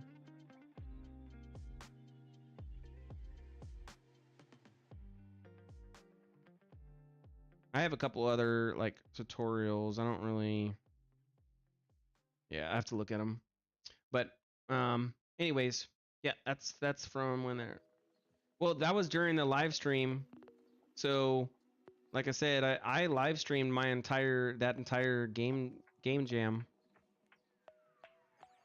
Not all of it. I think there was a couple of times I was off stream.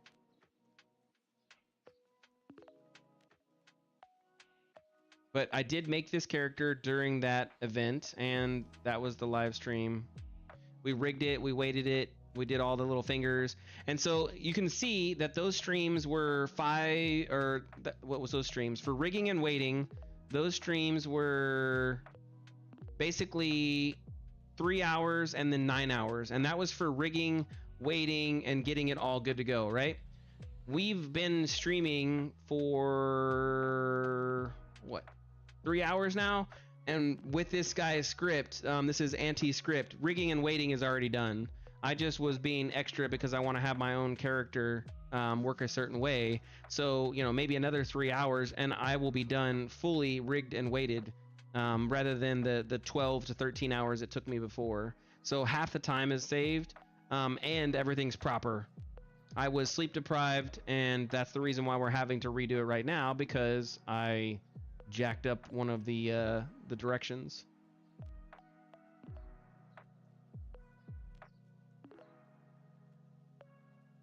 I don't know why this keeps resetting. It is very annoying.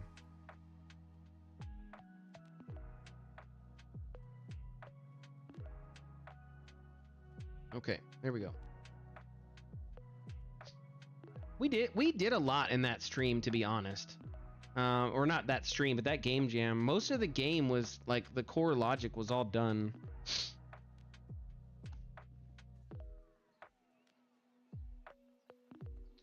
And since then, it's all been just like making it pretty and organized. Okay, so I need to fix these controls. They are too damn small, and I don't have scale because he basically locked scale out for me. Bastard. That bastard. The bastardo. Yeah, see, look, he locked it, so I can't scale it. Mother F. Okay, well, let's rig and weight it first. I think that's an important thing. This is the annoying part. The weighting basically was for the most part done. I just need to, like, for example, I shouldn't have any weights on that one.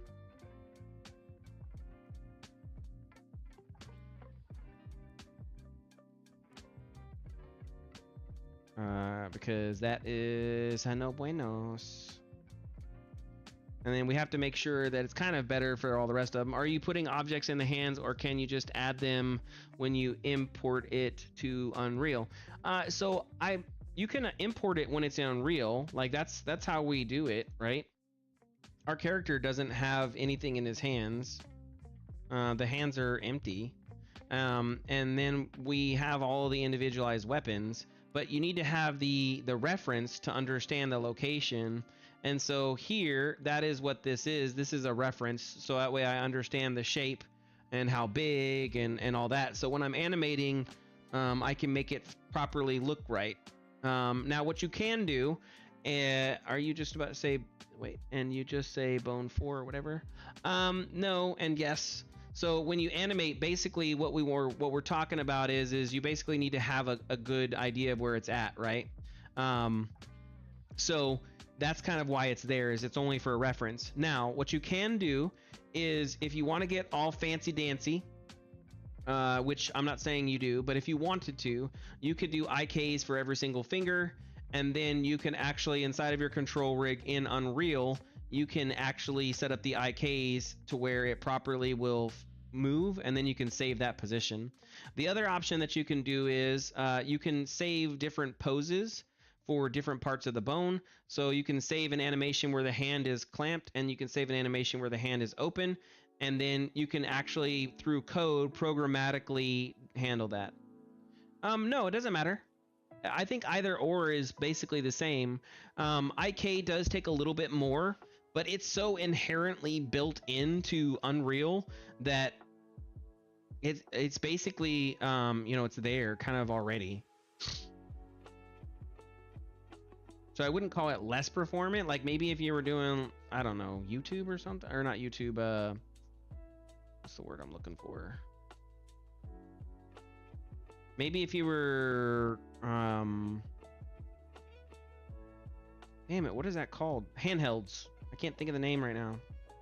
If you're doing handhelds or VR or something.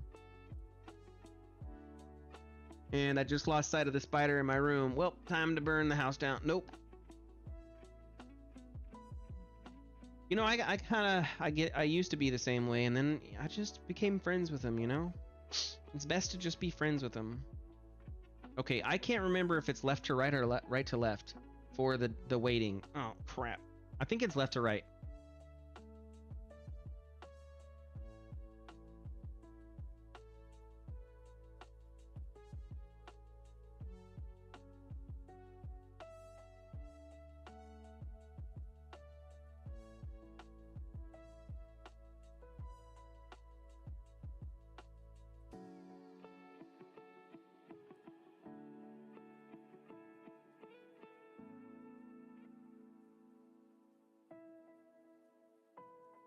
I just don't like spiders.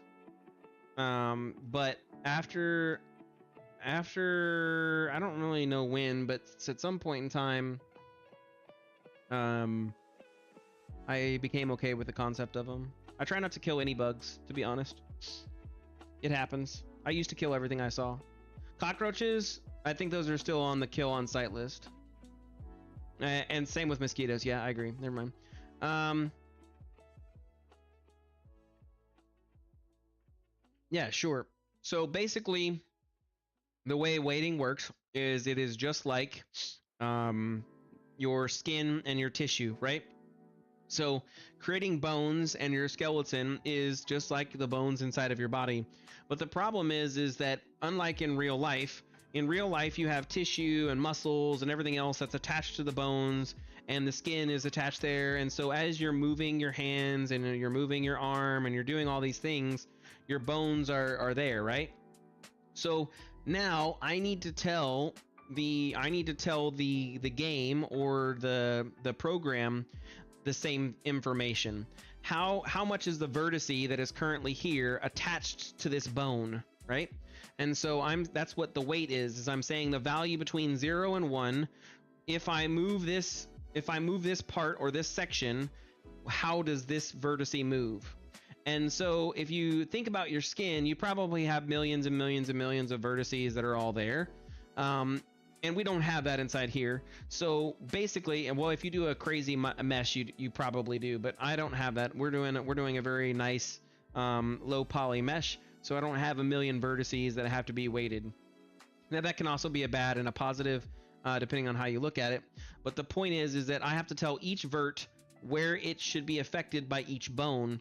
So if I have a bone here and if I have a bone here and I have a bone here, right? I have to tell the program that as I curl my finger, this stays in this location relative to that bone. And that's what weighting is it's basically telling the information of the mesh, hey, how do you interact with this skeleton. Ooh, I got a follow. Insomniac, thank you for the follow. Scholar and a gentleman. Perhaps you're a coder. Either way, thank you. And by coder, I meant lady. But yeah, I read your name while I was doing my shtick. Damn it. That's how tired I am. Anyways. Okay, so that's basically what weighting is. Okay. And in this program, in Maya, what we're doing is you can see the values we're painting from 0 to 1. 0 is black, 1 is white, and then there's a whole bunch of colors in between. Blue is basically like your cool off, and then your reds are your very, very, very strong. And so you have to go to each bone and say, hey, what do you influence?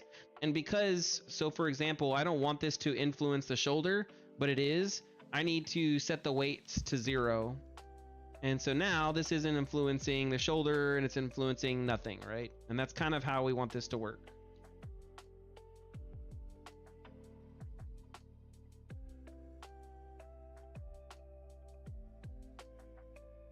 And you have to do that for basically every single bone, because every single bone will have some kind of weights.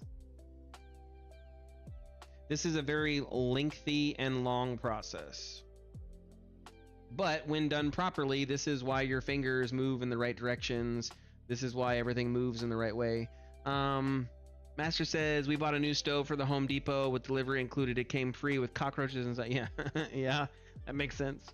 Shikama, so the flag, as it was attached to the pole, the side didn't move, but it went and the edge, and it was 100% free to move. So your finger, the knuckle attached to the palm, doesn't move, but the 3 joints were free as you move away from the palm.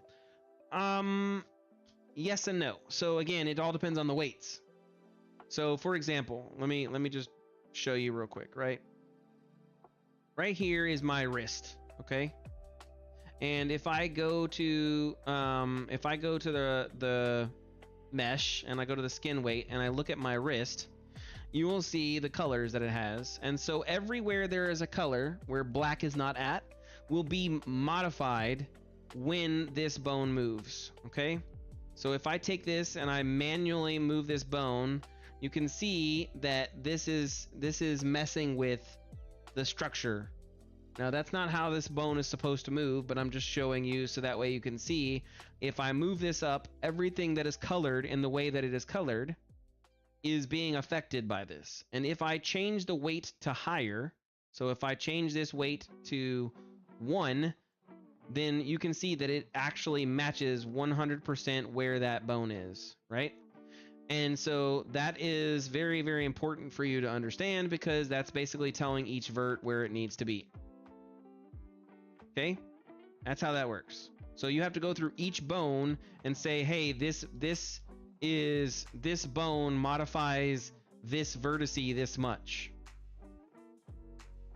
And so, for example, this tells all this stuff that, hey, when this finger moves right here, I'm gonna modify this little side portion of the palm. And it's probably incorrect because, again, as I'm moving my finger, not all that moves together type stuff. So I shouldn't have it all the way up here. And these are the things that we have to clean up. And that's what we have to make. Because you'll see as I move up, you know, this is supposed to move the neck in a certain way. I'm moving the head, right? So I should be moving the neck the entire time as I'm doing that. And if we look at the rig, oh crap. Grab the wrong thing. If I grab the bone, I come here, this is the bone for the neck, right?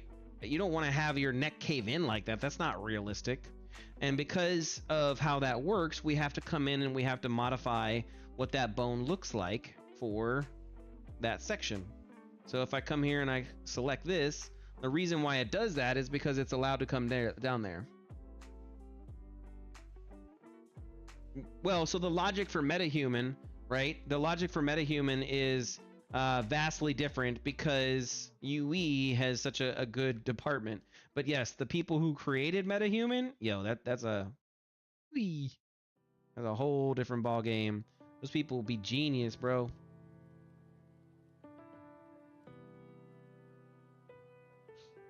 Okay, so by this method, we have said that as the neck moves, it will move in these colors, okay? And if we want the top part of this head to move, which we should with everything, we're gonna make it white instead of red.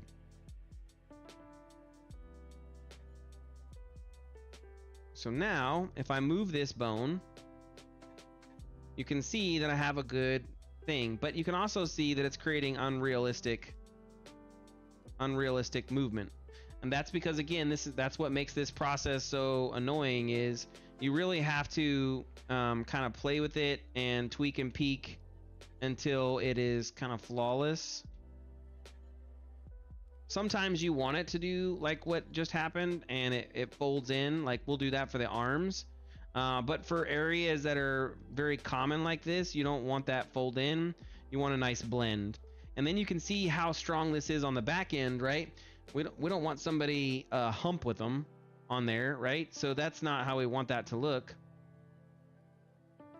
So what we would do is we would come in here and we would soften this out. So that way we don't have that hump and that's not getting flared. The reality is I should probably put this to 0. And same for this back neck. That should be 0.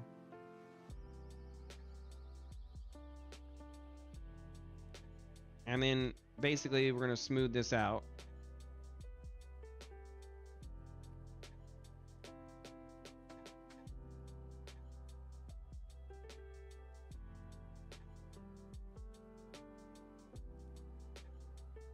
And within any of this, you're basically just smoothing and trying to create a nice straight line for each one, following structure and kind of being as nice with that structure as you possibly can.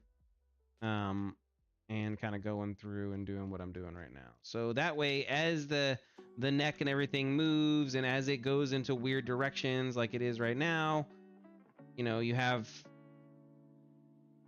good bending and everything else, and it's not like looking all wonky and weird. But sometimes it will, no matter what you do. That's just how it goes. Like, so for example, if I did that, you're never going to see that part of the neck, so I don't really care about that kind of bending in. Again, I shouldn't technically have that, but you should see something like that. But what we're gonna, if we have something like that, you can kind of see how it like inverts in, and that's because it's getting put somewhere else. So we could, yeah, see how this has got that happening. We should flood this to 0, and that changes a lot. And then we should do something like this.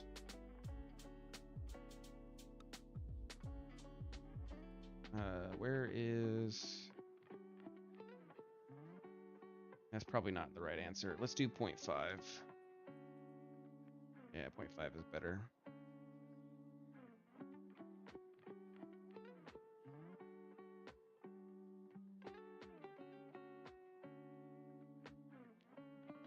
Maybe if I do it on all of it. Yeah, okay. I'm okay with that. So you get a kind of a better idea of what that looks like as the bone is being moved and torqued. And that's what you really want for a neck. You know, and that's what we're aiming for, is something that's kind of realistic. Not flawless, but the whole point is it's supposed to get as close to flawless as you can.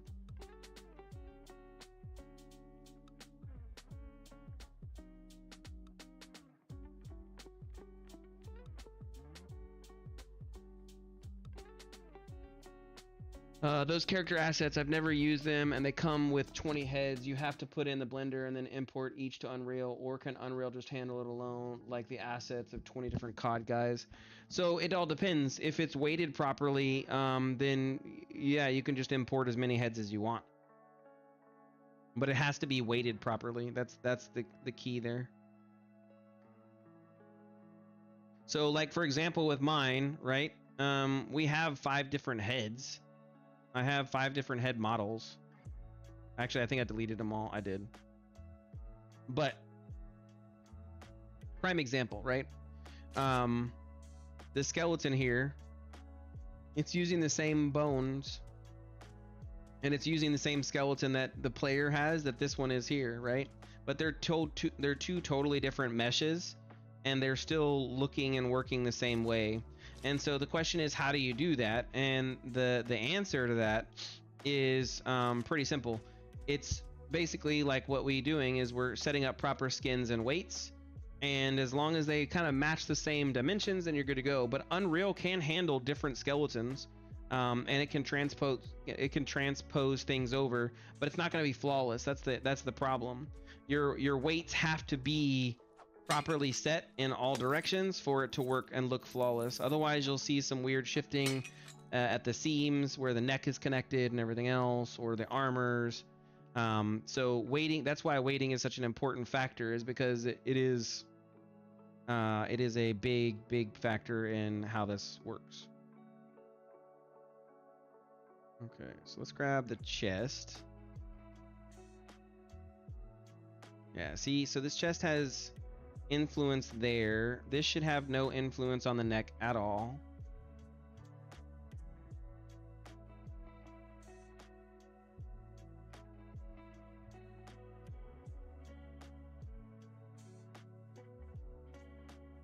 Probably maybe not even on the arm. This part takes a lot. Honestly, this is probably the slowest part of this process.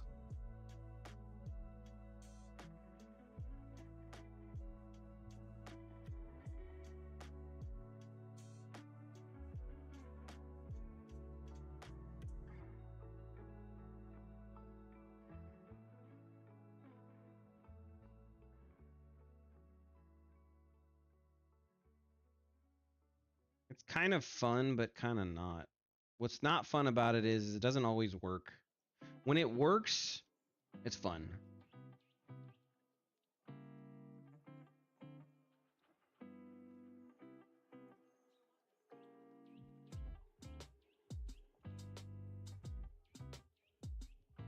Okay, there we go. So let's get rid of the shoulder. This is gonna be the part that I have to test by rotating it. And what sucks is I don't have a good rotation capability on this rig, because that's not how he does it. So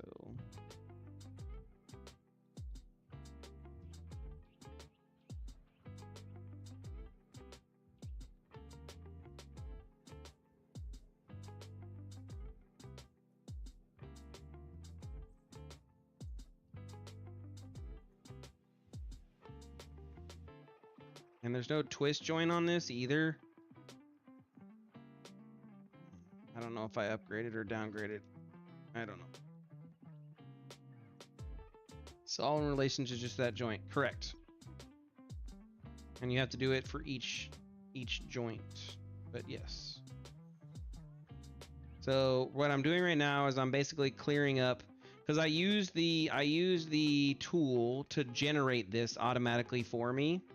And what the tool does is it basically pulls a bunch of information based off of the algorithm that you told it to use. So I said dual quaternion, hierarchical, and so it basically went through, found everything that kind of was in the same area. Damn, how much did I lose? Okay. It went everything that was in the same area based off of a certain distance from each other, and it automatically painted all these weights for me. And that worked for the most part. Again, it's not super bad, but it's also not great. There's a lot that needs to be fixed. And so that's what we're doing right now, is we're going through and we're checking all the different parts of it and making it good. So, you know, I don't want my my thigh to come on all the way up here and affect this. It might be realistic, but for my style of my character, that's not what I want. And then I also have this problem where the thigh is, for whatever reason, affecting all of that over on the right hand side, which is not good at all, because that means as my thigh is moving, those are moving. Ow. No, what's not perfect is like I'm showing you right now. These are like little artifacts that that happen because of, you know, your bones are too close or whatever else. And then, for example, this thigh affects all the way down. You shouldn't extend past the bone that the bone chain that you're currently there, unless it's very specific. So for me, I wouldn't want this to extend past the knee.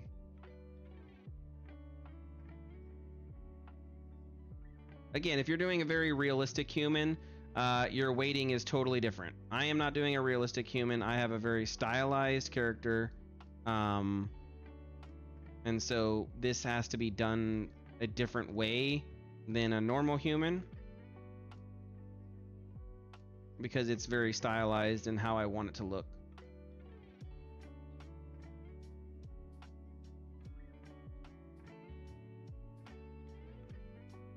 And so, for example, I wouldn't have this affected all the way up here for my knee, because that would just look weird. It makes it look like Putty or Gumby, you know? He's like...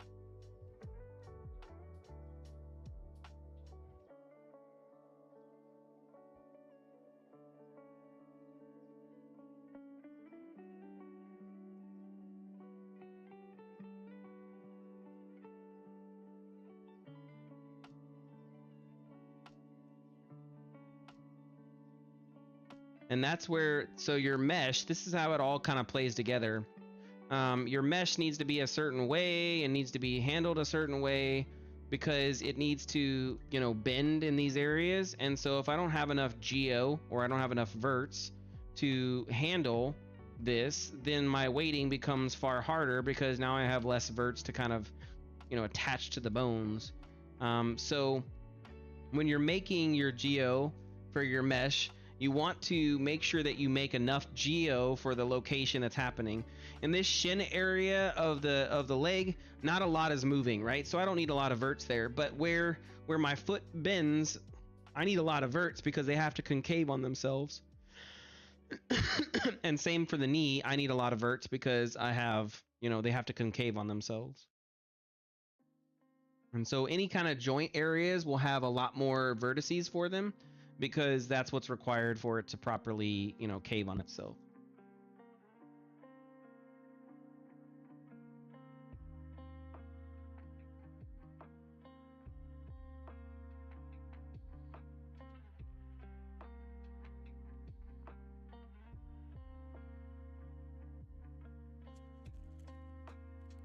Yeah, that's funny.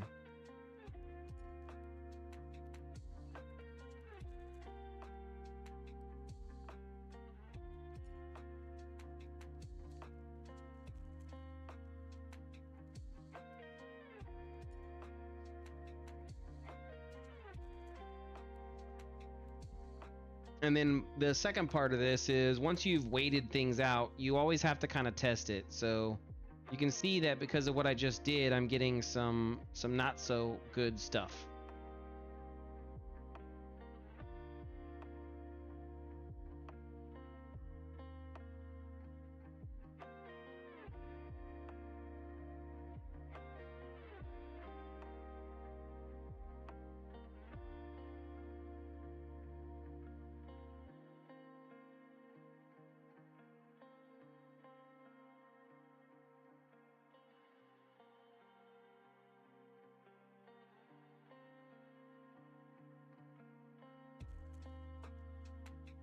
Yeah, I'm not cool with spider bites, that's for sure.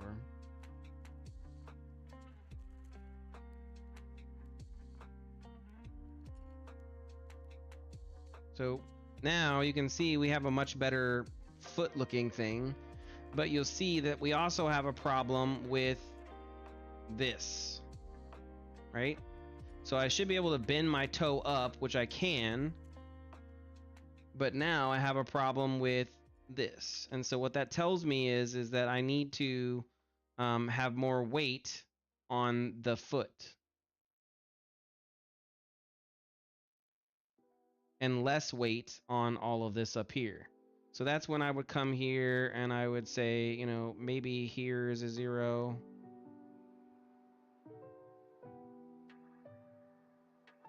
So that way the other foot can collapse in. And maybe 0 is not the right answer, but again, we don't really know. The more you do this, the better you become at the numbers. And the more you understand this. It's been a while, so you're just gonna have to bear with me while I kind of remember.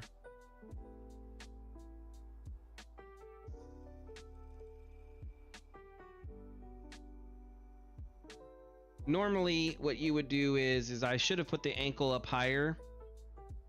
I don't know why I put it down so low. It's actually a really good point. I just messed this all up.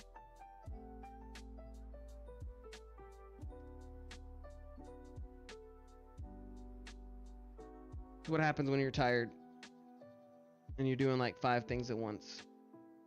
Fuck.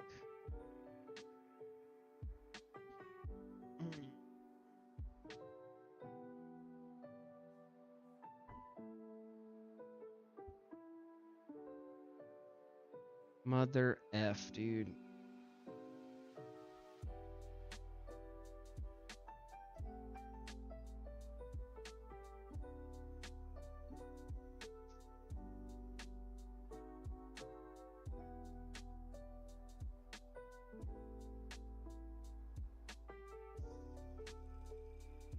Okay. Well, so that's wasted time. All of that was wasted time.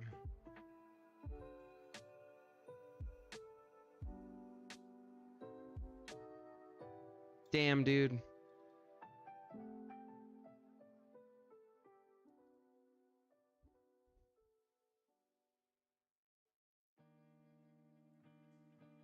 Yeah, well, that's true. It didn't crash, so. Fuck, dude. That's just.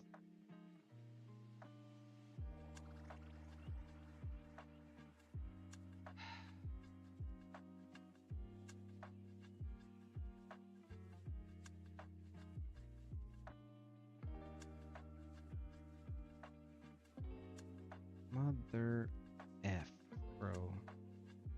No, yeah, I have to redo everything. No, because the control, so the important part about this is the control rig. The control rig is the important factor. Okay, now I need to figure out how I can cheat some of this shit, because I don't want to have to redo the whole stream. Okay. What's the answer here?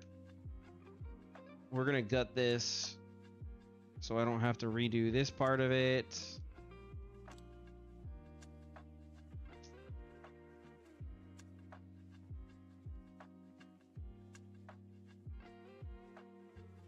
No, but I don't want to have to redo it. And I'm gonna have to redo it because I effed this up.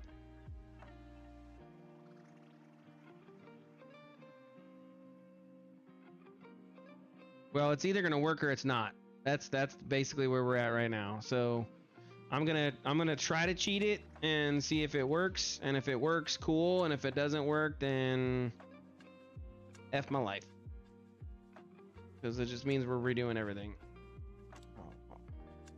We're already redoing everything anyway, so it's not like I have no control over this. Because I was stupid.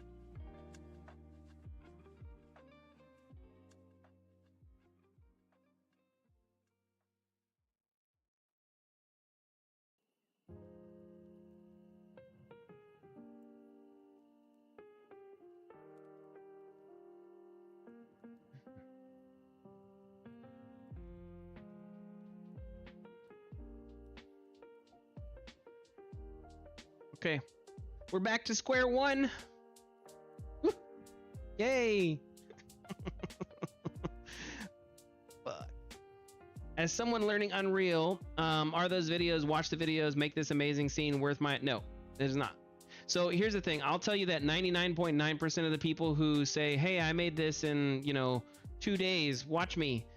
Did they make it in 2 days? Yes. Are you going to be able to use that anywhere else? No.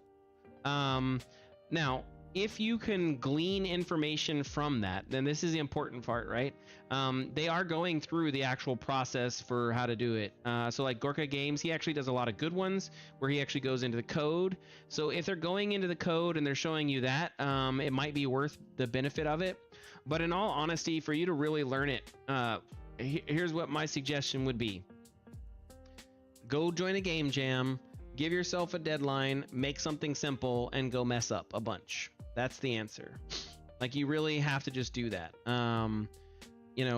Hey, I'm gonna make a little bopper game. Bam, done, over with. Or I'm gonna make a little shooter game where I'm walking through, like, whatever your style of game it is, go practice that, make that as quickly as possible, and go from there. Hey Ninja, how's it going?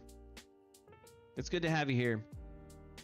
So that's kind of the whole point is you want to learn the actual process. If you just go follow somebody's quick tutorial, you're never going to learn how it works, and that's not going to be beneficial for you.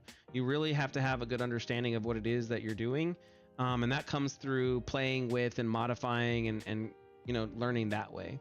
Those tutorials are still great. I learned PCG from those tutorials, and so I would say that it's beneficial in those areas, but a lot of times you're going to need more information, and you're going to need to learn to tweak and peek and play with to really fully grasp it. Okay, now that we've wasted 4 hours of a stream because... okay.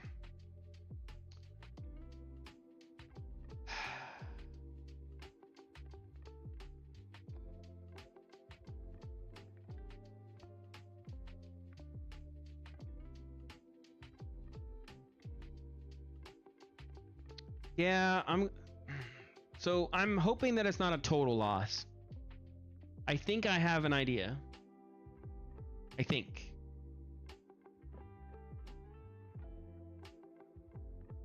Because we did it here, right? We did it here, and I didn't get rid of everything. I didn't compress down. So I think I can do modify blueprint.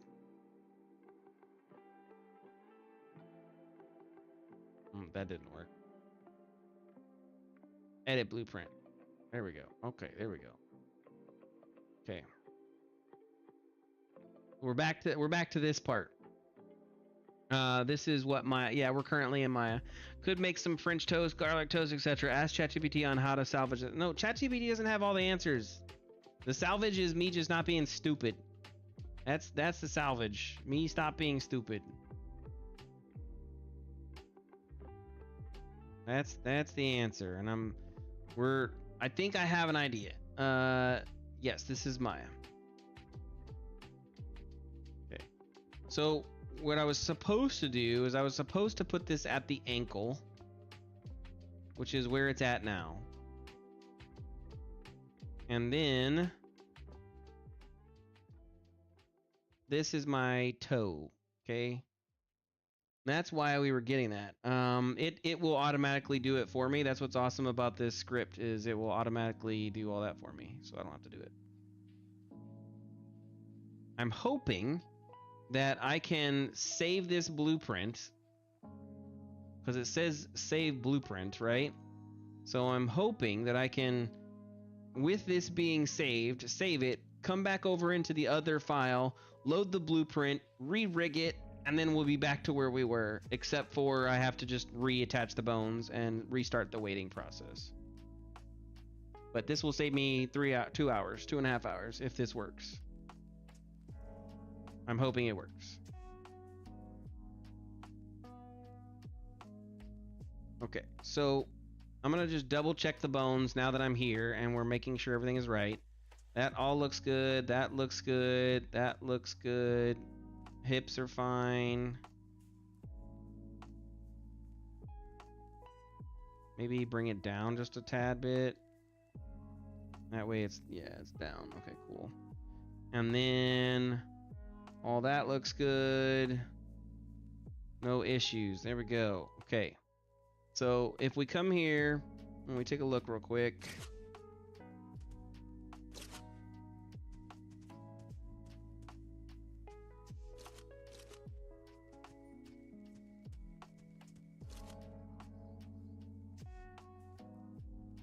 Yeah, okay. So that's basically, yeah, okay, good. Got it. Just taking a quick look at the skeleton real quick so I can make sure I understand it. Yeah, I think we're good. So let's do file, save blueprint data. Let's call this player BP data JSON. Let's see if this works. I'm hoping this works. Be really nice not to have to do it all over again.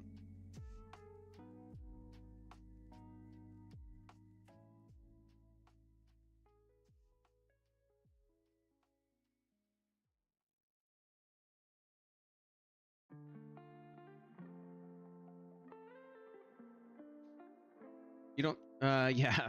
So it's using JSON to be able to do this.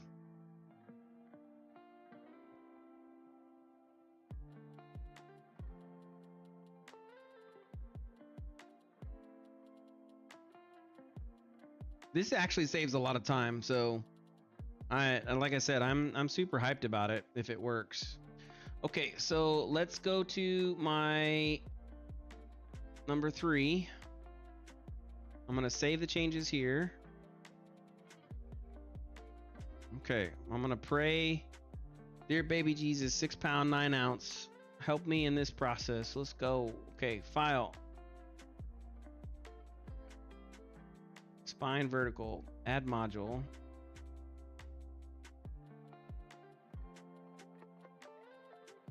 Okay, now load blueprint data.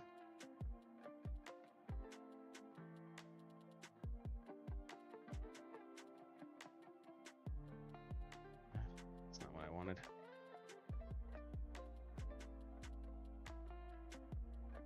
No, it didn't work. Why? Why? Come on, come on, come on. Load it. Load it. Why?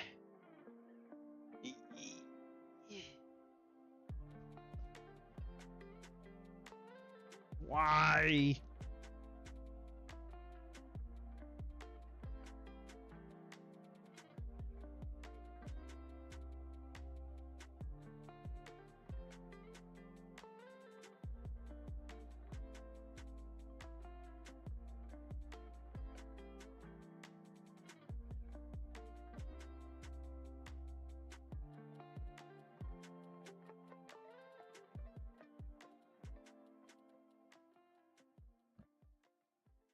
Yeah, I don't know. I don't have a good answer. Don't have a good answer. I'm probably gonna have to redo it. I think that's probably the answer. Is I'm gonna have to redo it. Ugh. It's disgusting.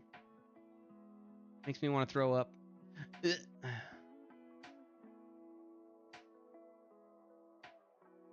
when I do load blueprint data, it doesn't change anything. No, it worked. Did it work? Oh, 6 pound 9 ounce baby Jesus. Ooh.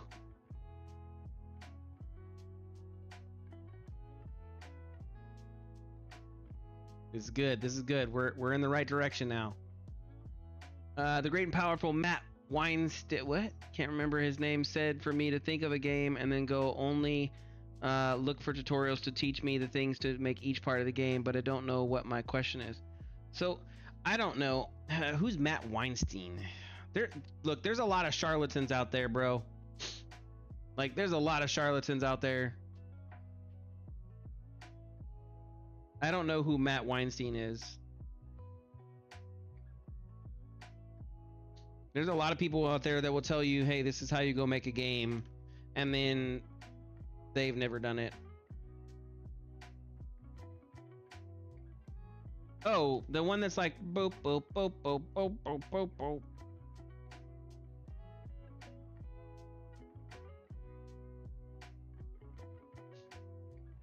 Yeah. So he's good. He's good.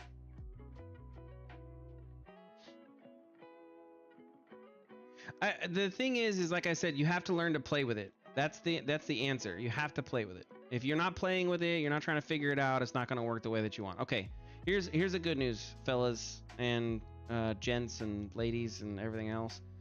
We are working-ish, so that's good. My problem that I'm afraid of is I'm afraid of these meshes are going to get locked in there because I think the code takes it to grab all meshes and weight them.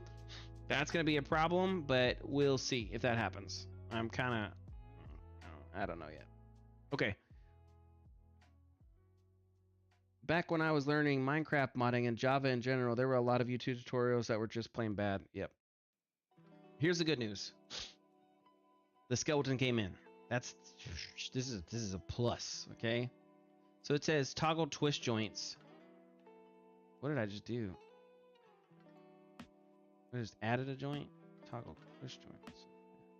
Is that the upper body twist joint? Where is it at? I don't see it.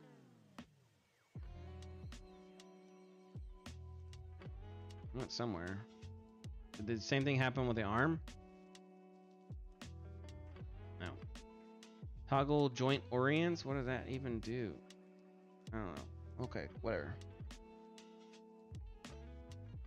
Yes, so basically we just line up all the bones where it needs to be, and as I line up all the bones, then it works. Hey Ninja, I'm glad to have you here.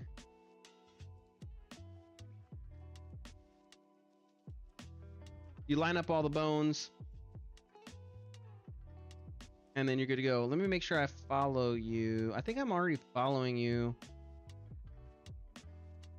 on YouTube. I'm not following you on Twitch though. I am now. Yeah, it just works. Bethesda. No, there's a bunch of code behind it. Okay, so let's try it out. Let's see what happens. No, it doesn't have the fingers. Fuck. Why, man? Why? The one I saved does. Hey Barney, so you were here on a stream when you were here on a stream like 3 days ago, 4 days ago, maybe it was 5, I can't remember, and you were talking with Stormy, and Stormy was like, hey, we're waiting until the release of Half-Life 3. I just saw a post yesterday saying that Gabe knew him, or whatever his name is. He's basically putting together a team to create Half-Life 3. I was like, oh crap, I gotta make my box set. It's funny. Damn it, dude. It was working, and then the fucking hands.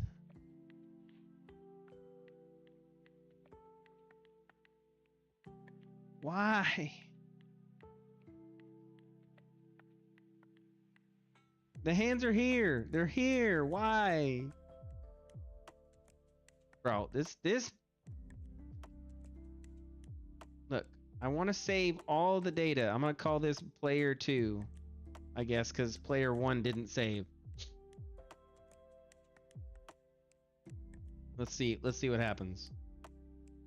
I work for someone, and people in the office were saying Gabe was doing it. I mean, I'm pretty sure that they're working on Half-Life 3. They've got to be working on Half-Life 3.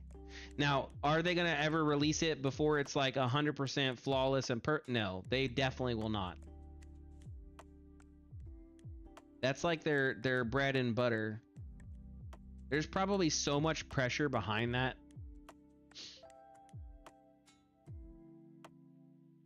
This song is funny, like random hits of metal. Tink.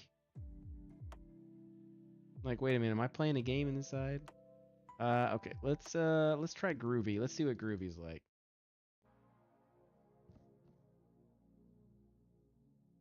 I don't think it's going to be buggy. I think that what I'm saying is that I don't think that they're going to do anything that wouldn't be flawless, like story-wise and everything else. Like if Gabe, like they're testing it and everything else, and Gabe doesn't feel like it's a good mat, yo, he's not gonna touch that with a 10-foot pole.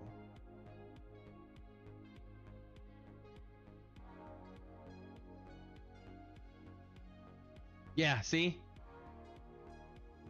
Half-Life 3 is real, and Valve are trying to hide it that we're going back to the X and leaks towards a semi-open world, weather system, day-night cycle, smart NPCs that can talk with you. I was working on the video for 3 years. Don't give me hope. That's funny. Yeah, Half-Life 3 would be sick. Okay, so let's remove this. Does that remove the whole thing? It does. Okay, cool. Please, for the love of everything that is holy, please, please, I'm asking you, I'm begging you, let this work. Okay, we're gonna do file, basic hand, biped face plus hand. I don't know if I, okay, I'm gonna,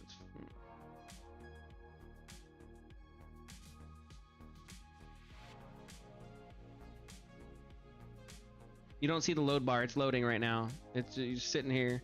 You might see the mouse freaking out, so that'll show you that it's loading. The script is doing its thing.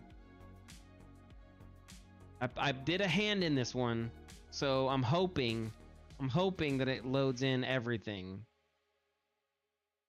Oh my god, it's making a full face rig. My character has a retarded head. Okay, can I say retarded? I can't say retarded, can I? Damn it. I don't know if I can say it or not. My character has a special head, okay?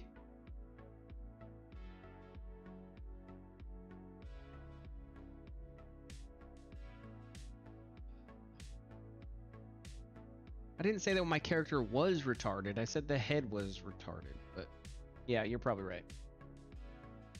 Probably get YouTube censored. Look, if somebody on YouTube is watching me at the 3.5 hour mark, or the 4.5 mark, I doubt that's gonna happen. Nobody's gonna watch my stream at the 4.5 mark and be like, oh, he said tarded, ban him. Nobody's here. Nobody's here. It's just me and you guys, all 7 of us. Yeah, I think I'll be fine. Oh my gosh, this is taking forever. Now, you are correct. I would 100% be surprised. There are some people who do some really weird stuff.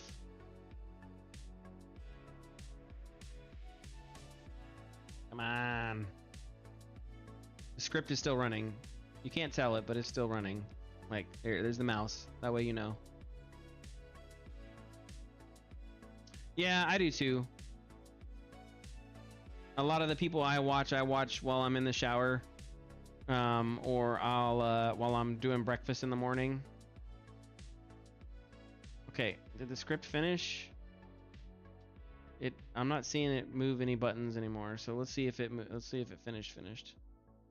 Oh my crapadoli. Well, you came back to us talking about weird stuff. Okay, look at this. Is a full face rig. Look at this.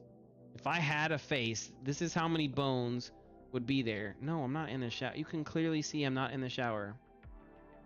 Yeah, see? I only watch him while I'm pooing. That's a full face rig right there. Full toed rig. Like full foots and everything. That is a monster rig. Okay, now let's see if I load my blueprint data.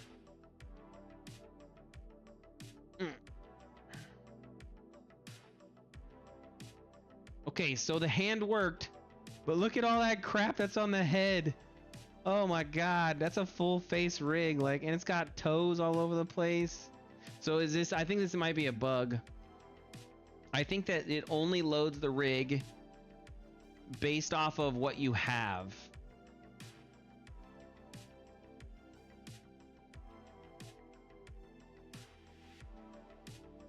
I need to wait. It does not have much of a face rate. Yes, it does. It has all of the controls for eyebrows, for nose hairs, mouth, jaw, lips, everything. It has the controls for all that. What's an IRL stream? In real life stream? Is that what that stands for? In real life? What? Aren't I in real life right now? I've never understood that, what IRL means. I am in real life right now. I'm sitting here. This is not like fake life. This is real life. We're here.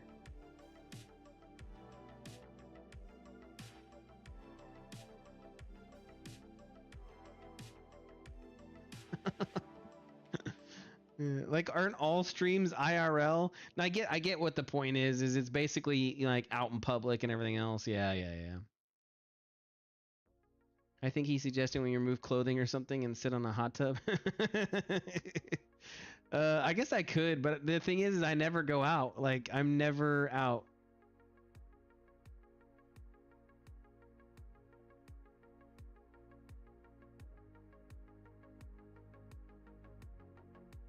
Okay, I don't want metacarpals. I want 3 fingers. Let's add this module. Yeah, I'm gonna go be a booby streamer. I don't have a Pee-wee 50. I have a huge ass truck, bro. I'll take you on a ride with my truck. How about that? My friend keeps telling me to vlog, and that's what he means. Go out in public. I don't. No, I don't. Man, I'm not about that stuff. Maybe when I get like super popular and I have 5,000 people watching me, sure. But when I have 7 of you, what am I gonna be like? Okay, I'm now putting it in my mouth.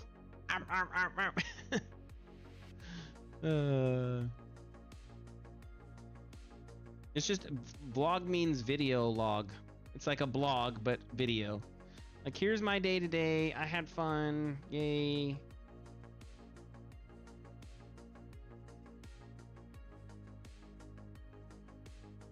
View bots. I mean, you've seen a couple people chat here. I think I got at least 4 real people. But I do, view bots have hit me before. Hell, you can just talk about what you did or what pissed you off. Yeah, I know but why? Like, that's something that girls do. It's not really a guy thing. And I guess girls don't even do it either. I don't know, man. I don't know. Oh, just remembering who paid for your Cintiq monitor. Who was it? We were just talking about that earlier, actually.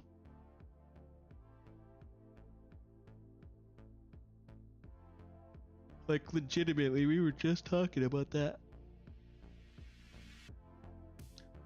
I remember Windsor was one of them, and then I can't remember it, Ulrich, or was it Uvrik, or I can't remember the U name, man. I don't remember it.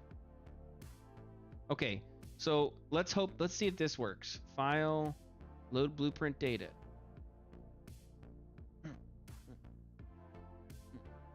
Oh, okay. I got fingers now, boys and girls, and the eyes are all where they need to be. Keptar was a part of it. He wasn't the full thing. Yeah, I think doing a day in the life of a game developer would be fun. But I mean, honestly, my life isn't really that all amazing. Like, I wake up, I go to work, I do my work, I come home, I make food, I take a nap, I wake up, and then I stream. Rinse and repeat. Because it's a Saturday and I'm going into a Sunday and I didn't stream for 2 days, I'm streaming for a lot longer than I normally would have. But that's basically my life. Okay. Oh yeah, man. I have a normal work day. I have a 9 to 5. Technically 8 to 5, and some mornings even 5 to 5.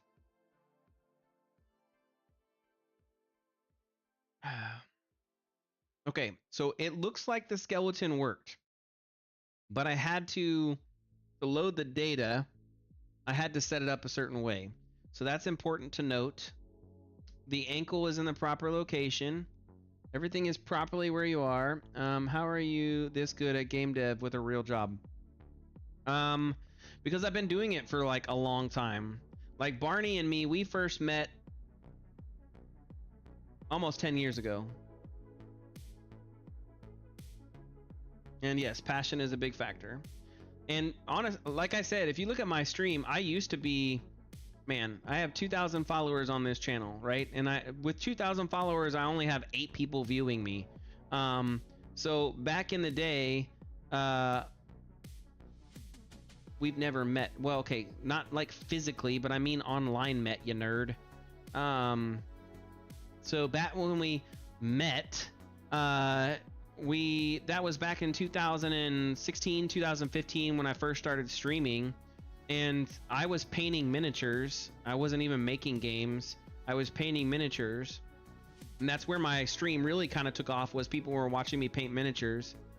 And then after painting miniatures, I pivoted into D&D, and then after D&D I pivoted again.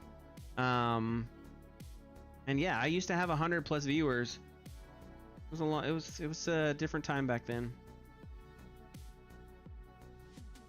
Different time back then. Okay, let's focus. Yes, Warhammer miniatures. I think they're on, if I go to my yeah, because last time I modded you, you went crazy and started banning Kiptar. Do you not remember this? You were banning Keptar every 5 seconds. And then you had a fight with Keptar, and it was a pain in the booties. Ooh, I just got to follow. Hold on 1 second.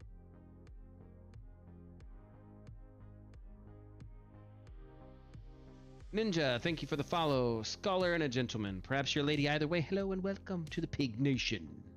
Yes, I did. We modded you. We modded you, and you fought Keptar. You and Keptar were fighting.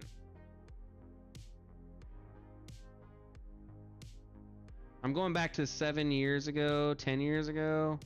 Hold on, I'm trying to find the first. Like, there's clips from me when I was back in the day.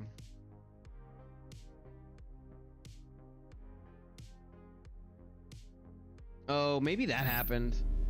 Oh, you got a subscribe in there? Woo! That's what I'm talking about. Heck yeah! Thank you for the subscription. That's really cool. You didn't have to. I appreciate it.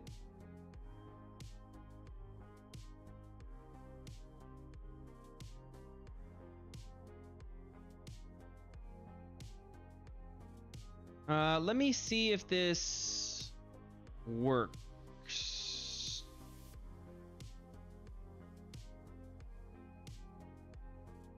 So that was from 8 years ago, and that was the painting stream. I had like multiple cameras and different angles, all close up, and I would paint. Oh, Foamy. Good old Foamy. And then this was Foamy. Man, I gotta hit up Foamy. That's been a while. That was when I was talking about how to make grass, and we did an entire stream about grass cards versus normal grass. There was a lot, man. We did a lot. We did a lot. And this is why it's called Pig Nation, because we had one of the big streams where we had little piggies. Little piggies. Right there. That was our cute little piggy. There's a lot of clips. Oh my god, it's like going down memory lane. I'm not going down memory lane, but we had a lot. We had a lot, and we had a whole crazy game. Like, oh my god. Good old days. Before things got crazy.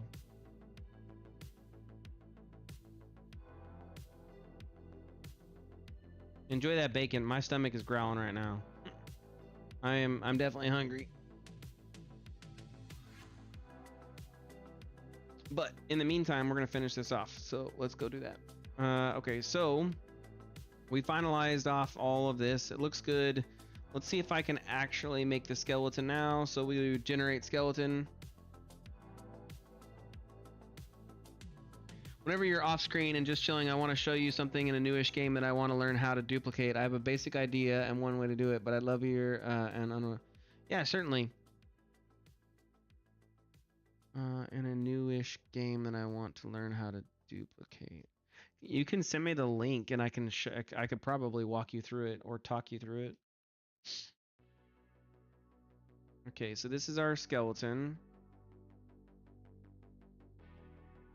Sheesh.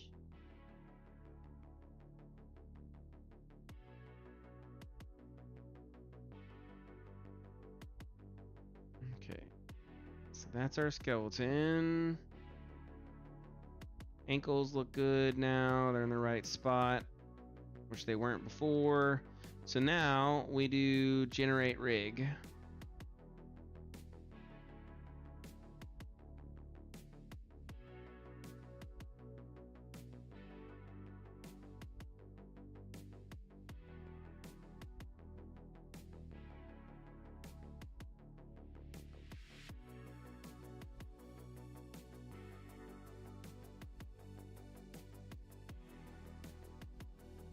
Okay, so now the rig is done.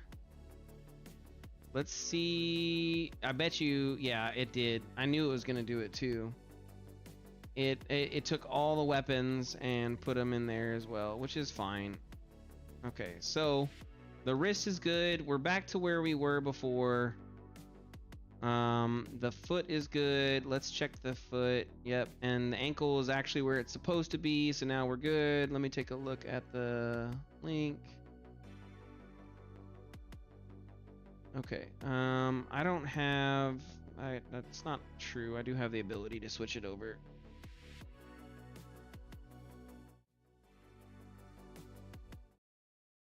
Game is Hordes of Hunger and the ability is at 230ish. It's called the Fire and Aura. It's so nice. So I'm gonna go to 230. Okay, let me share, go to display one so you guys can see my whole screenies.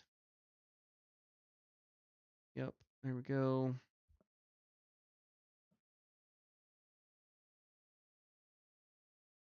You said it's called the Fire Aura and it's so nice, but I don't want to sidetrack you either, man. I don't mind. So you want to replicate this ability?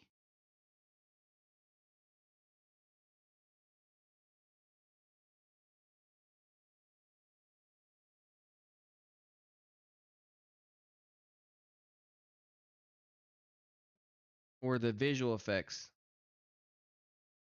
Yeah. Yeah. So it's just a decal. That's all it is. It's just a decal.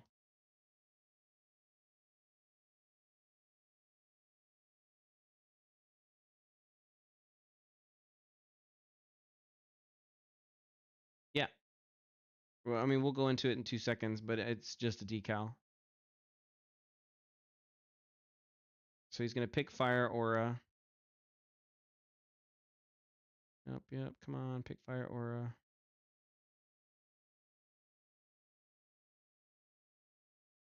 So, yeah, it's just a decal. It's not doing anything special. It's not following through the grass or anything. It's just a decal.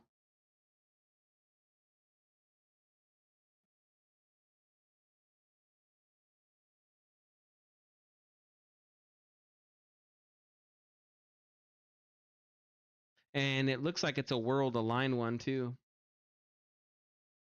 For some reason, I always thought decals were like static one-time things, not a thing that you could follow you and change. No, they definitely can. They can definitely do it. So he probably has something. If I was to do this and I was to try to replicate this, what I would do is I would have a mask, and that mask would be set to world planar in one direction, and then basically what you can do, you could use Niagara for it, but I would just use it as a decal. It's not changing, it's not going anywhere, and you want to project it on the world, right? And so if it was Niagara, it would be coming through on those tiles and that ground, and it's not coming through on that like over here. You would be seeing it come through here, and it's not, right? So that means it's a projection decal, and I'm pretty sure they have it going in one direction only, which is Z. And yeah, see how it's clipping there, right there? And it goes up the side. See how it's going up the side like that?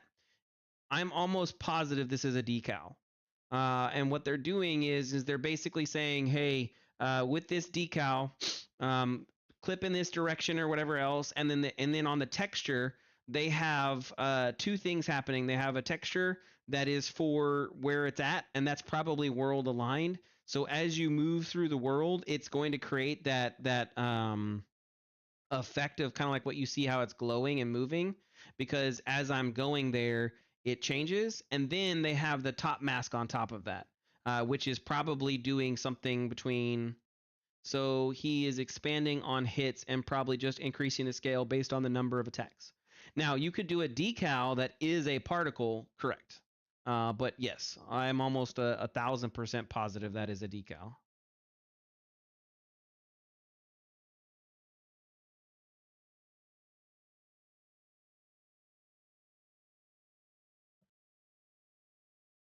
In fact, you could probably make that a BP. It doesn't even have to be a particle. It's a BP, and it's just changing the scale based off it. Barney says, I have a memory test for you. Okay, Barney, hit me. I probably am going to fail, but hit me.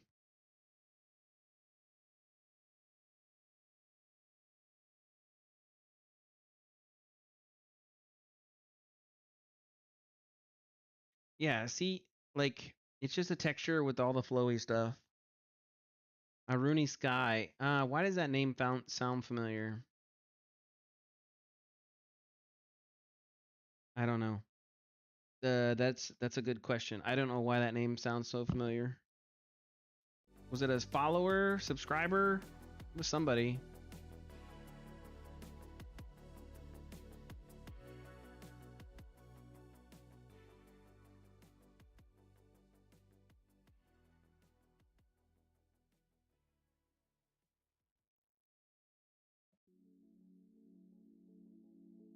If you have Amazon Prime, why not? Okay, that was Stream Elements. That doesn't seem so difficult then. Thanks for checking that out. Of course.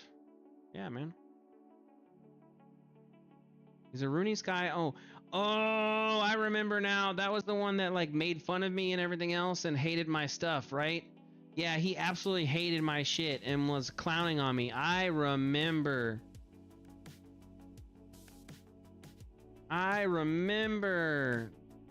So his homeboy that was on the stream with him that they were shit talking, he came in a while ago. I want to say 2 or 3 weeks. No, it was like, I don't know, 3-4 months ago. He came on one of the streams, whenever the last stream was before I started streaming again. And he actually came in and was really, I mean, he was always nice. But yeah, I remember him now. Yep. Man, those are the days. Ugh, Barney, why are you trying to bring back old memories and old hate? That was old hate. I'm a different person now. I'm a more refined person now. Yeah, it was foamy. Yeah, they had like their little thing where they would clown on other people's games.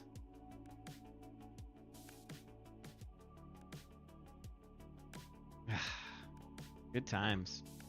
Good times. Was it a click? I don't know if it was a click. There's 2 of them, man. I don't know if I would call that a click.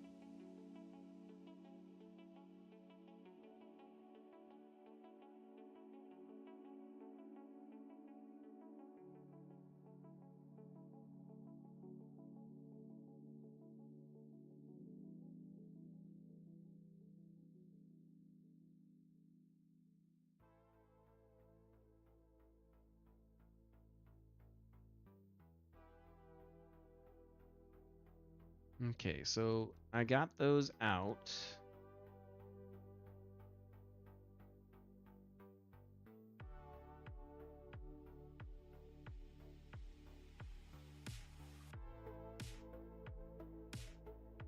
Oh my lord, there's a bunch of materials here that aren't supposed to be here. Oh, and I can't select them either. Why can't I select them? You made them non-selectable.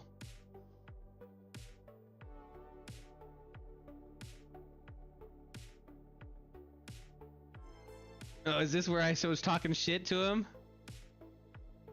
Oh man, this is an old stream. Let me unmute. Hold on, let me unmute. Wait, is it muted? Okay, hold on. Let's take a look. Man, this is such an old stream. Such an old stream. But look at my HUDs. My HUDs have always been sexy. Orange Sky streaming? Yeah, I haven't seen him post. Oh, there it is.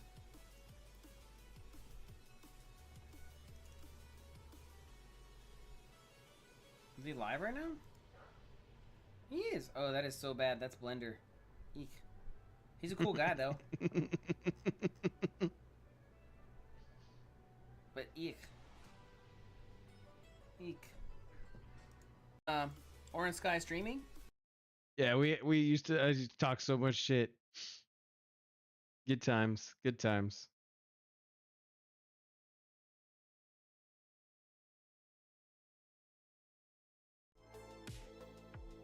Ugh, good times.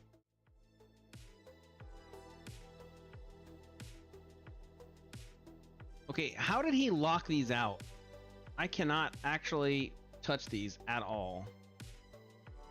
I need to figure that out because they're like locked, but they're not locked. Yeah, that was back when they used to like specifically try to get me pissed off with Blender.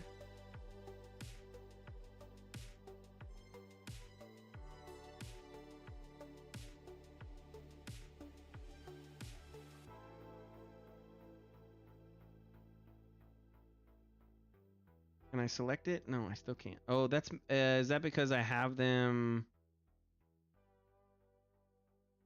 No. Oh my god, they're unselectable.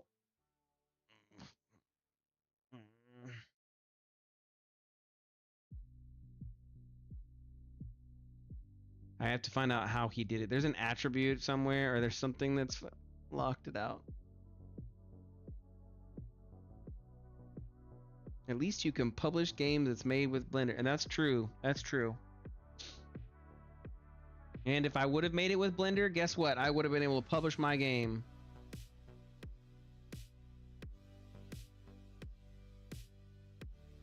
But I didn't make it with Blender, and so I'm not able to publish my game. And because I wasn't able to publish my game, you don't have a box set. And because you don't have a box set, guess what? That's life. Oh, I don't care if they raid the stream. They can raid the stream all they want. Blender community can bring it.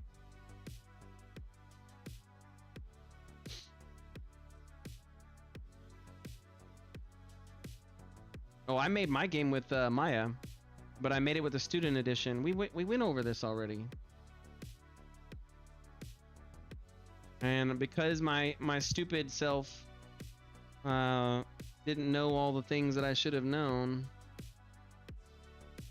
Haha, that's the tool. That's funny. Said Barney the tool.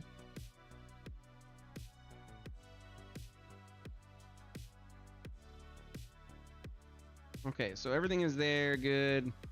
Everything is here, good. I just need to. So we didn't waste all of our time, but we did waste some time because now we have to reskin this little bad boy.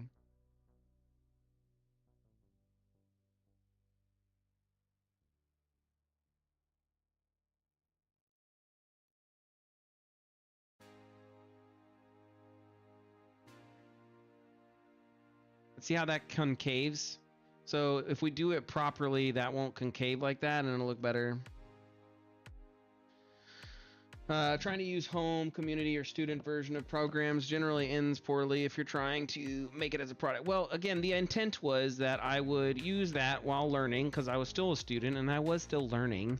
But yes, that what I would do is I would pay for the you know, the final version. This was back when Maya was like $3,000. It wasn't a cheap thing. There was no indie license. It was expensive, and I had paid it multiple times, but at that point I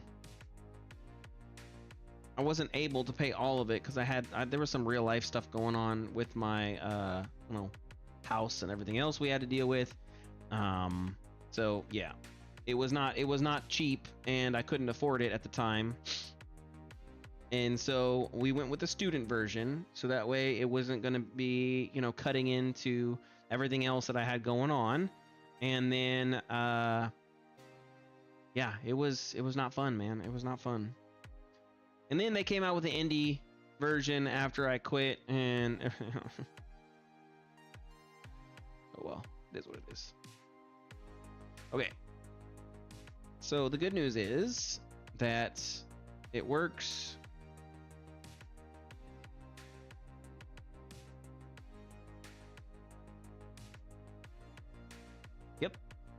Yep. I used to be Unity.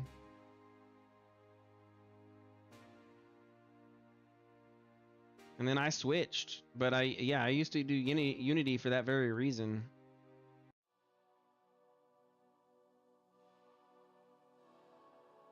You know, the funny part is I was one of the first people streaming Unreal. In fact, Unreal used to actually host me. They would host my stream. There was a couple other people who were doing it at the time, but I was one of the first ones. There was, I think, four or five of us that were on the streaming for it. It was pretty cool. That's honestly what helped build my channel. That and you know, other people who would filter over into my channel with they didn't call them they called them raids, but they weren't actual official raids in it back then. That didn't exist. Okay, everything looks good. Everything's positioned where it should be. Ankles might be a little too high, but I don't really care. They're fine. Oh, it was during UE4. It was 4.2 or 4.1. I can't remember. It was like one of the four. It was 4 point something.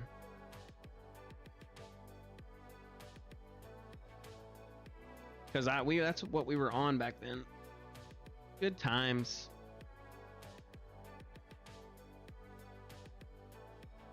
Okay.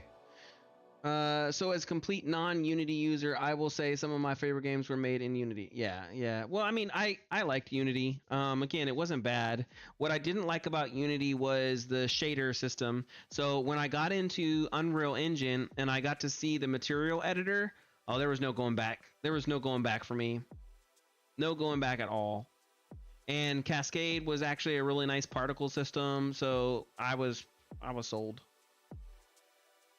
And then honestly, I hated that you couldn't do blueprints.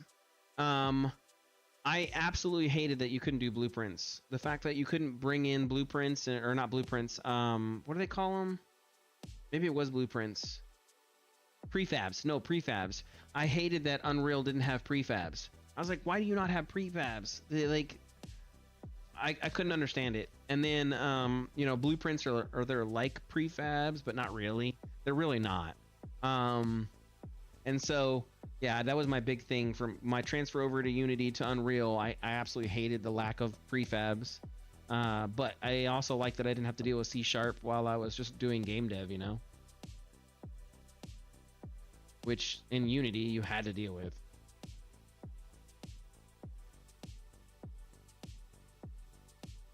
Okay, we're getting sidetracked. I need to focus. Y'all talking like fun stuff, and I'm getting stuck. Okay.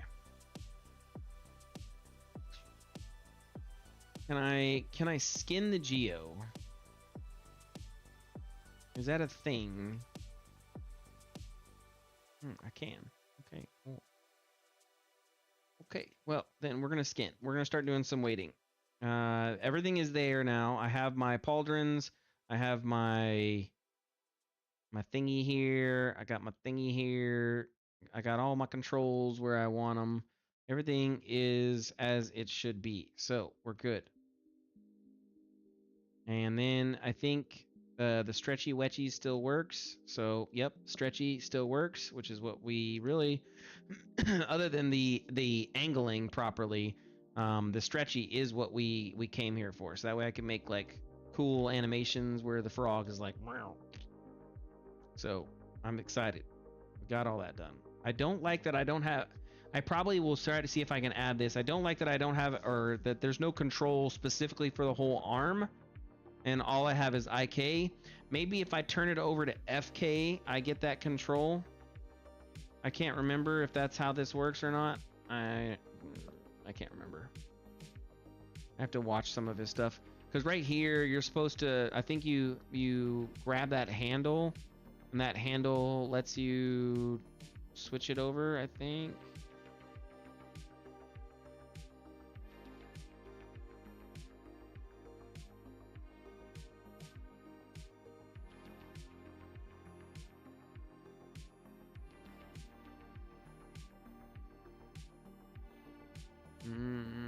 Did I set him to 0? Oh yeah. Okay. So if you set it to 0, then you get the FKs. And FKs are what controls the entire arm. Oh man, that's what I'm talking about. That's cool. Yeah. Okay. Because that's what we really need to test some of this weighting. That's cool. Does it show up here? No, it's only on that control back there. Okay. Yeah, that was actually pretty nice. Okay. Well, let's clean it out. We're here. Let's start. How much do you generally eat during your own meal a day diet?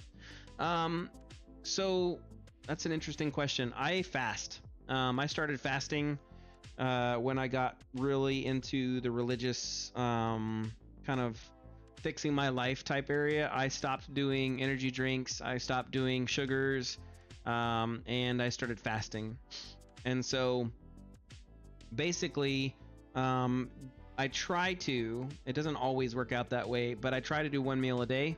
And then I try to throw in a 3-day fast or a 2-day fast every now and again. The longest I've gone is 5 days. I want to get to a 7-day fast. I think that'd be really cool. And my life goal would be to do a 40-day fast. I think that would be awesome. But no, you're fine. Don't worry, it's Unreal. I think I kind of knew what you meant. So generally, I do meat, eggs, protein. So I make steak. That's like my number one meal. Is I make steak, and I either throw it in a burrito or I just make the steak by itself. You can. I didn't think I could do it either, but honestly, after day 1, moving into day 2, the fast is really easy. Day 2, day 3 it's pretty bad, and then like day 4 is, but then day 5 I was fine again. I was just really happy to eat on day 5, so it was nice. But yeah, it's not bad. It really is not. I think everybody could do it. It's all about willpower. Well, I'm not that. I am so when I first started I was 210 because again I was a little fat oinker. And then I went from 210 to 175 after I started fasting regularly. And my goal was to get to 165. I did not reach that goal because I moved from Japan back to here in the States, and that really jacked up a lot of my schedule and everything else. So I'm back to 180, 185. I'm not 6 foot tall. I'm 5'6". So 210 it's not bad. So here's the thing. Like I have a muscular build, I'm very muscular in my structure, and so it didn't, you know, look bad either. But you could tell on my face it was kind of pudgy. You can look at my old streams and you'll see it. My face was pudgy, and I had a little belly. So again, side distractions. Focus. Oh guys.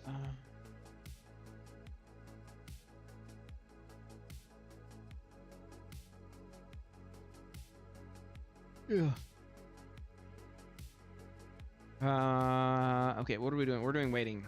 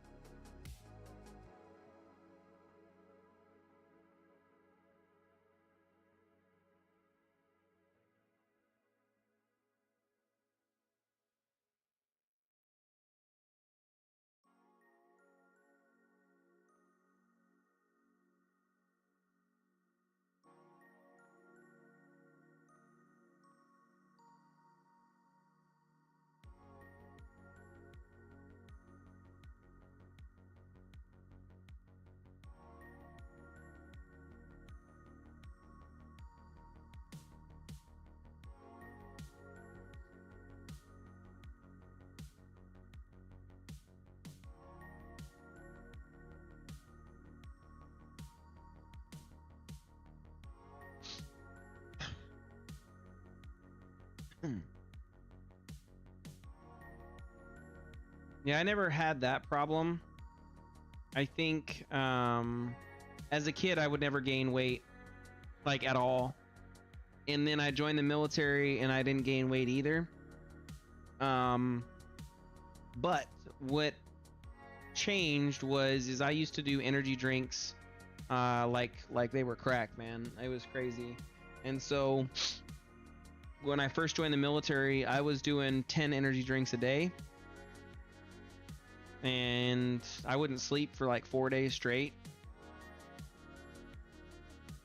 It was really not good for me. And it jacked up my metabolism. Like, legitimately, it like torched my metabolism.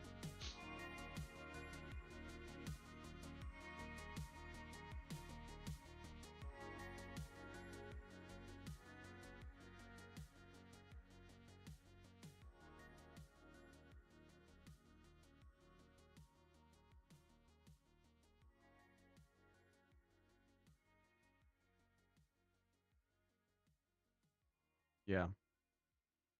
Well, like I said, I was not wise. I didn't have anybody to guide me. I was just my own adult, doing my own adult things, being stupid.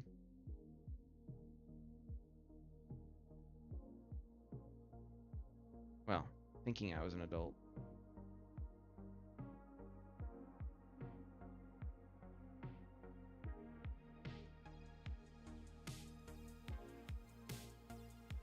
Let's even this out. Make sure it's good.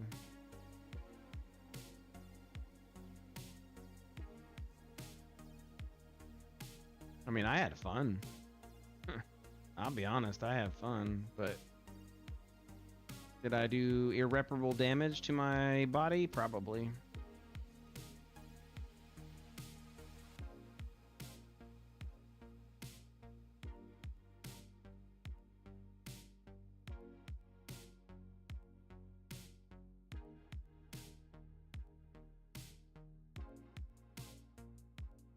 Okay, so what we're doing here is, again, we're kind of working with this structure to feel out what this looks like.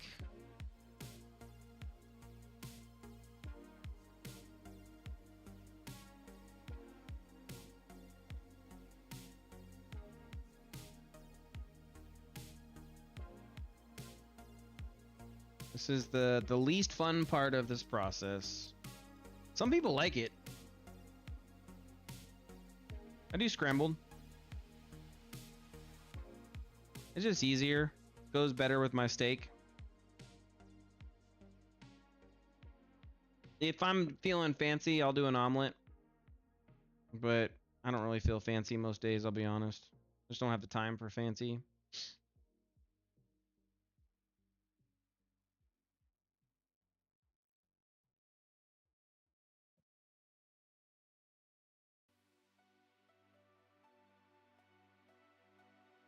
No. I don't do a French omelet. I just do an omelet.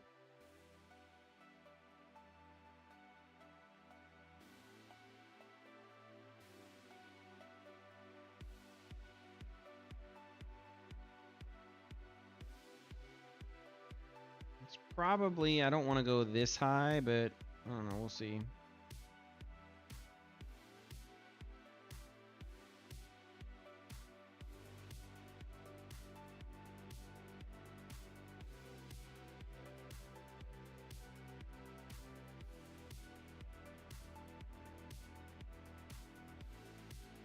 I don't care what anybody says. French omelets are difficult to make just because of the heat control. Yeah, well, that's true. I mean, they're not. I'm not saying they're easy.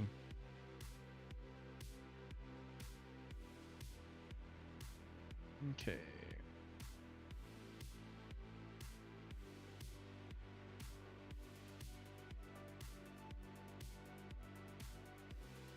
Just saying, I don't generally make them.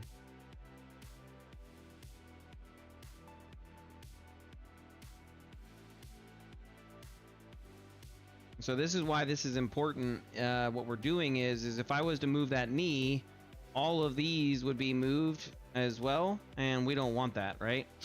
Because that's not how this is supposed to look.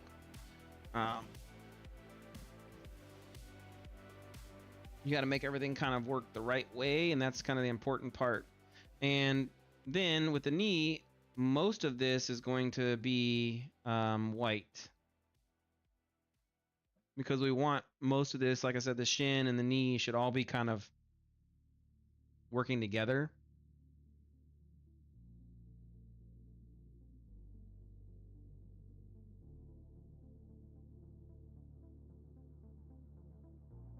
And you might have a section like this that kind of bleeds over and softens out a little bit, but not really.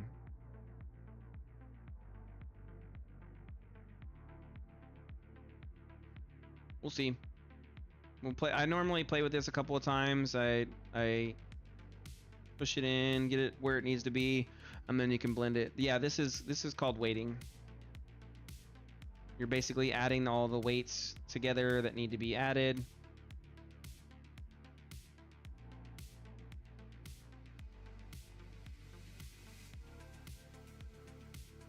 And then once we finish one side, we will go to the other side. Normally I try to do, oh, that's too many. Normally what I'll try to do is I'll try to aim for, yeah, that's fine. I try to aim for doing one side, and then I can do a weight blend, like match to the other side. I never get it to work. Like, I really never get it to work. I don't know why. I just have never been able to get it to work. So we're gonna try it. Again, we're doing some cool stuff with this, so why not? And who knows, maybe we'll get it to work. No? Maybe we'll actually get it to work.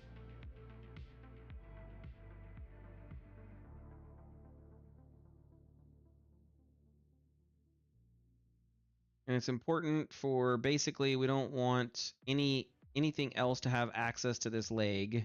So we basically are just gonna put white across this whole thing. So that way that leg isn't getting warped or modified by anything.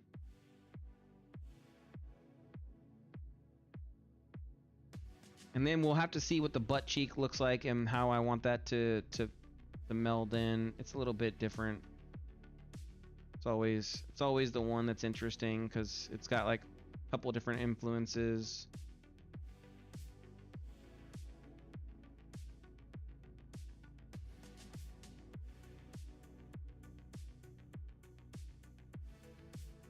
So we'll play with that, see what happens. Yep, they are the thing that is least favorable.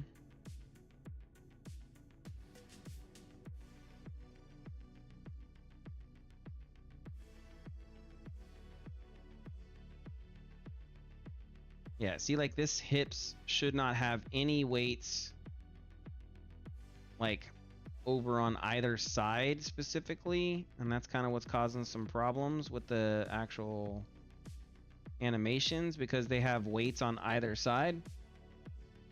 And that's always a bad thing. Okay. Unreal, were you able to actually finish up your project you were working on?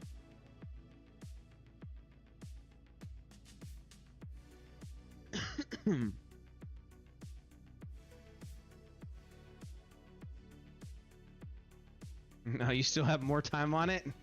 Damn.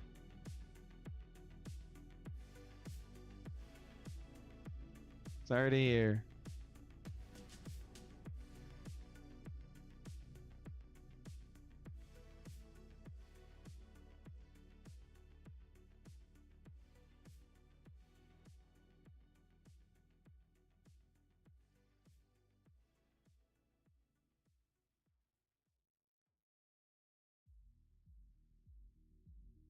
Yeah.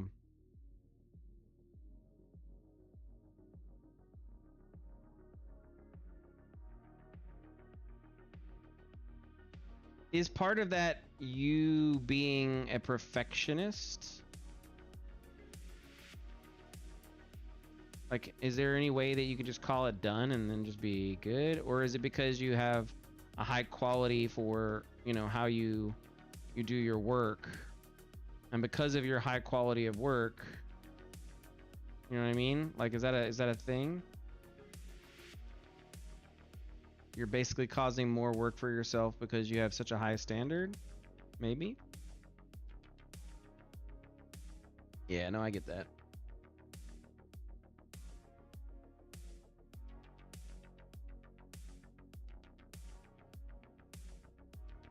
I get that. I get that indeed.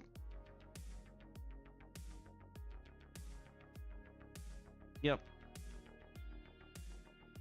Yep. Oh, I get it.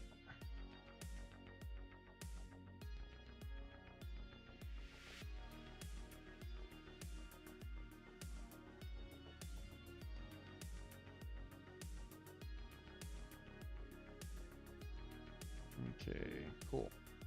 So, I honestly don't know what the point of the pelvis bone is.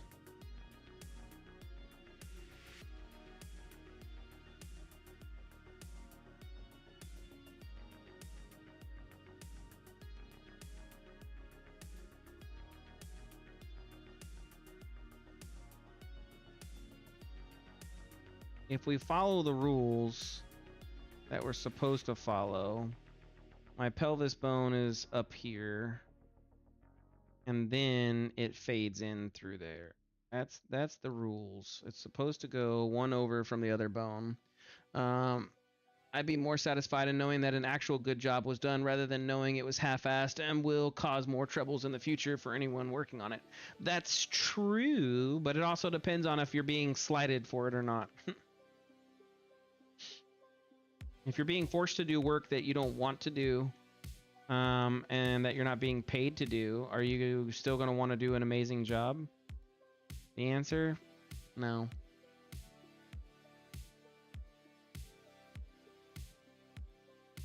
So that's kind of the important thing to kind of remind ourselves of is, yeah, we all want to do good work and we all want to have good projects, but if you're not being paid for it, and it's not something that you love,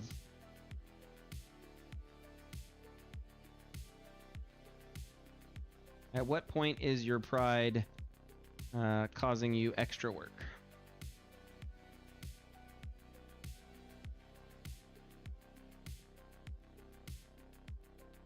I'm not saying that that's the case. Again, we're just talking right now. Homeboy's case is probably different. Just making conversation.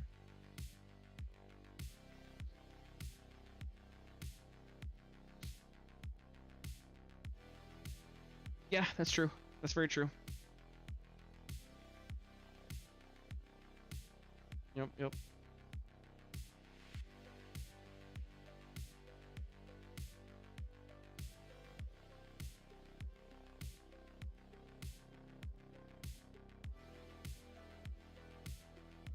I'm just blocking in this right now. This is probably not what this is going to look like when I'm done. Yeah, this is definitely not gonna look like what it's like supposed to be when it's done. I do not. My chests are normally what controls all of this.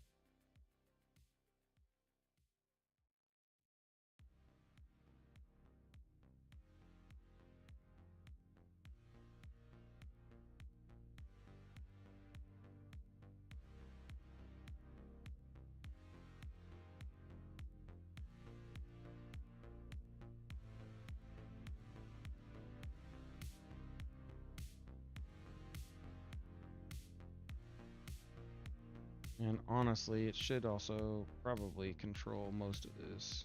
Yeah.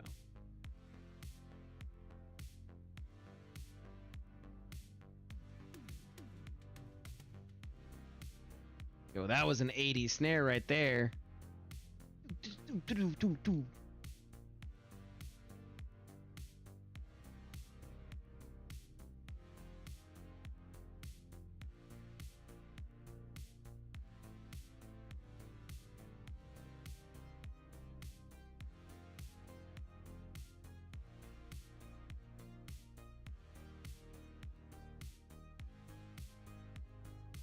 Yeah, I like them.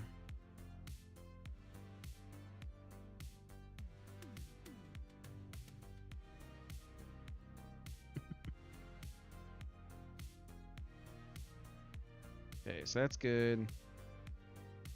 I'm gonna say we're gonna cut this off because I don't want that.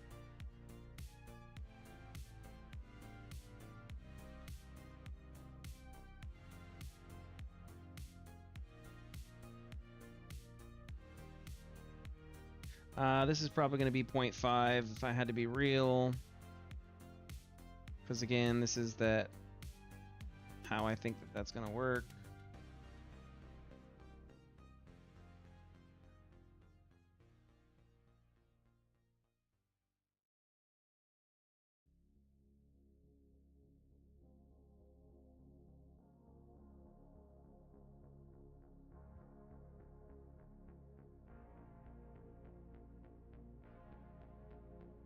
Yeah. Like I said, it just all depends. Contracting work is a bitch because again, not everybody is good intentioned.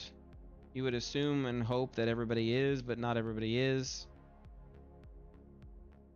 And so, you know, some people will take advantage of you, and even if you're being nice and, you know, doing the right thing, you'll still be getting taken advantage of. So it's not always easy.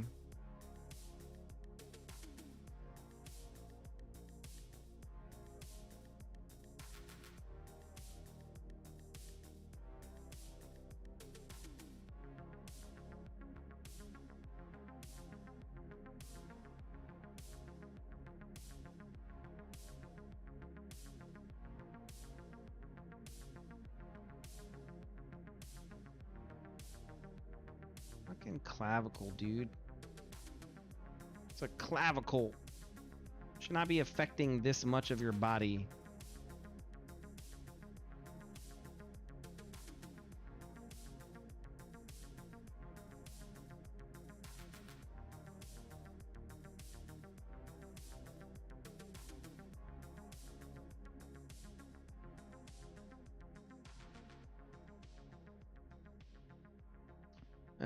Weather mapping to see you on the radar. Yeah, I guess. It's called a heat map, but yeah. It's funny.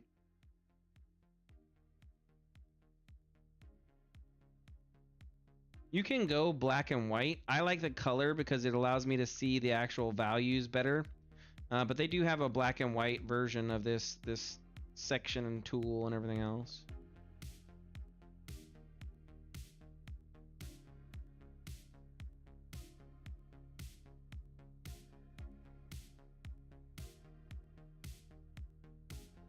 Yeah, see, like that upper arm should have no weight on this back at all.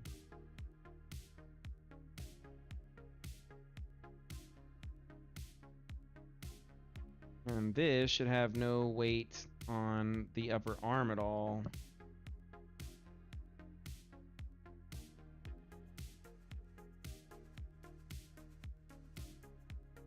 Let me do a save real quick. It's been a second since I've saved. And then for the elbow does have a pretty focused structure, right? Maybe say like this.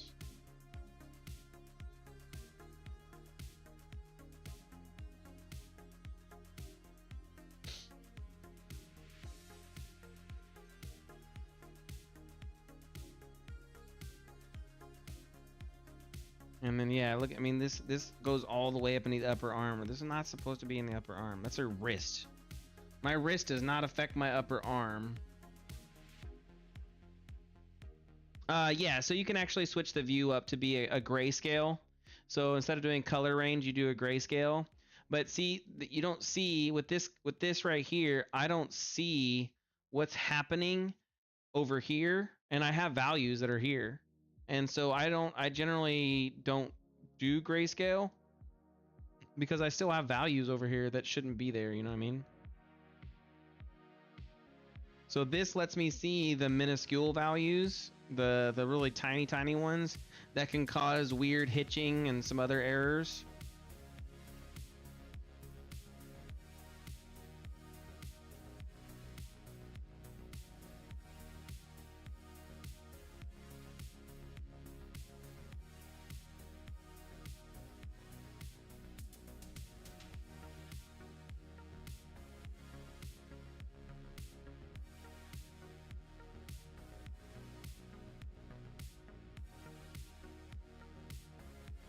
Oh no, it causes massive errors. So imagine if I had here, right? And I rotate this down, but I had a weight value over here on this leg that has weight. So it would rotate this section and you'd see like a little spike come out over here on the other side. So it's very important that you, you know, make sure all of your weights are proper, because yeah, they will create problems.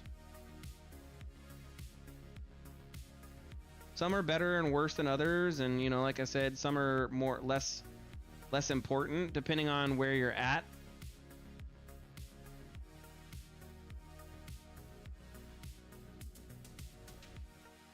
Okay, we hit the 5-hour mark.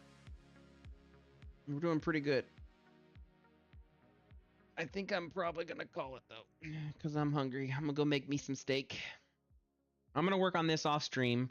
I'll get this fully weighted. This is because this is the boring part. I'll work on this off stream, and then I'll get it all squared away. And then when we come back on the stream tomorrow, I will be streaming tomorrow.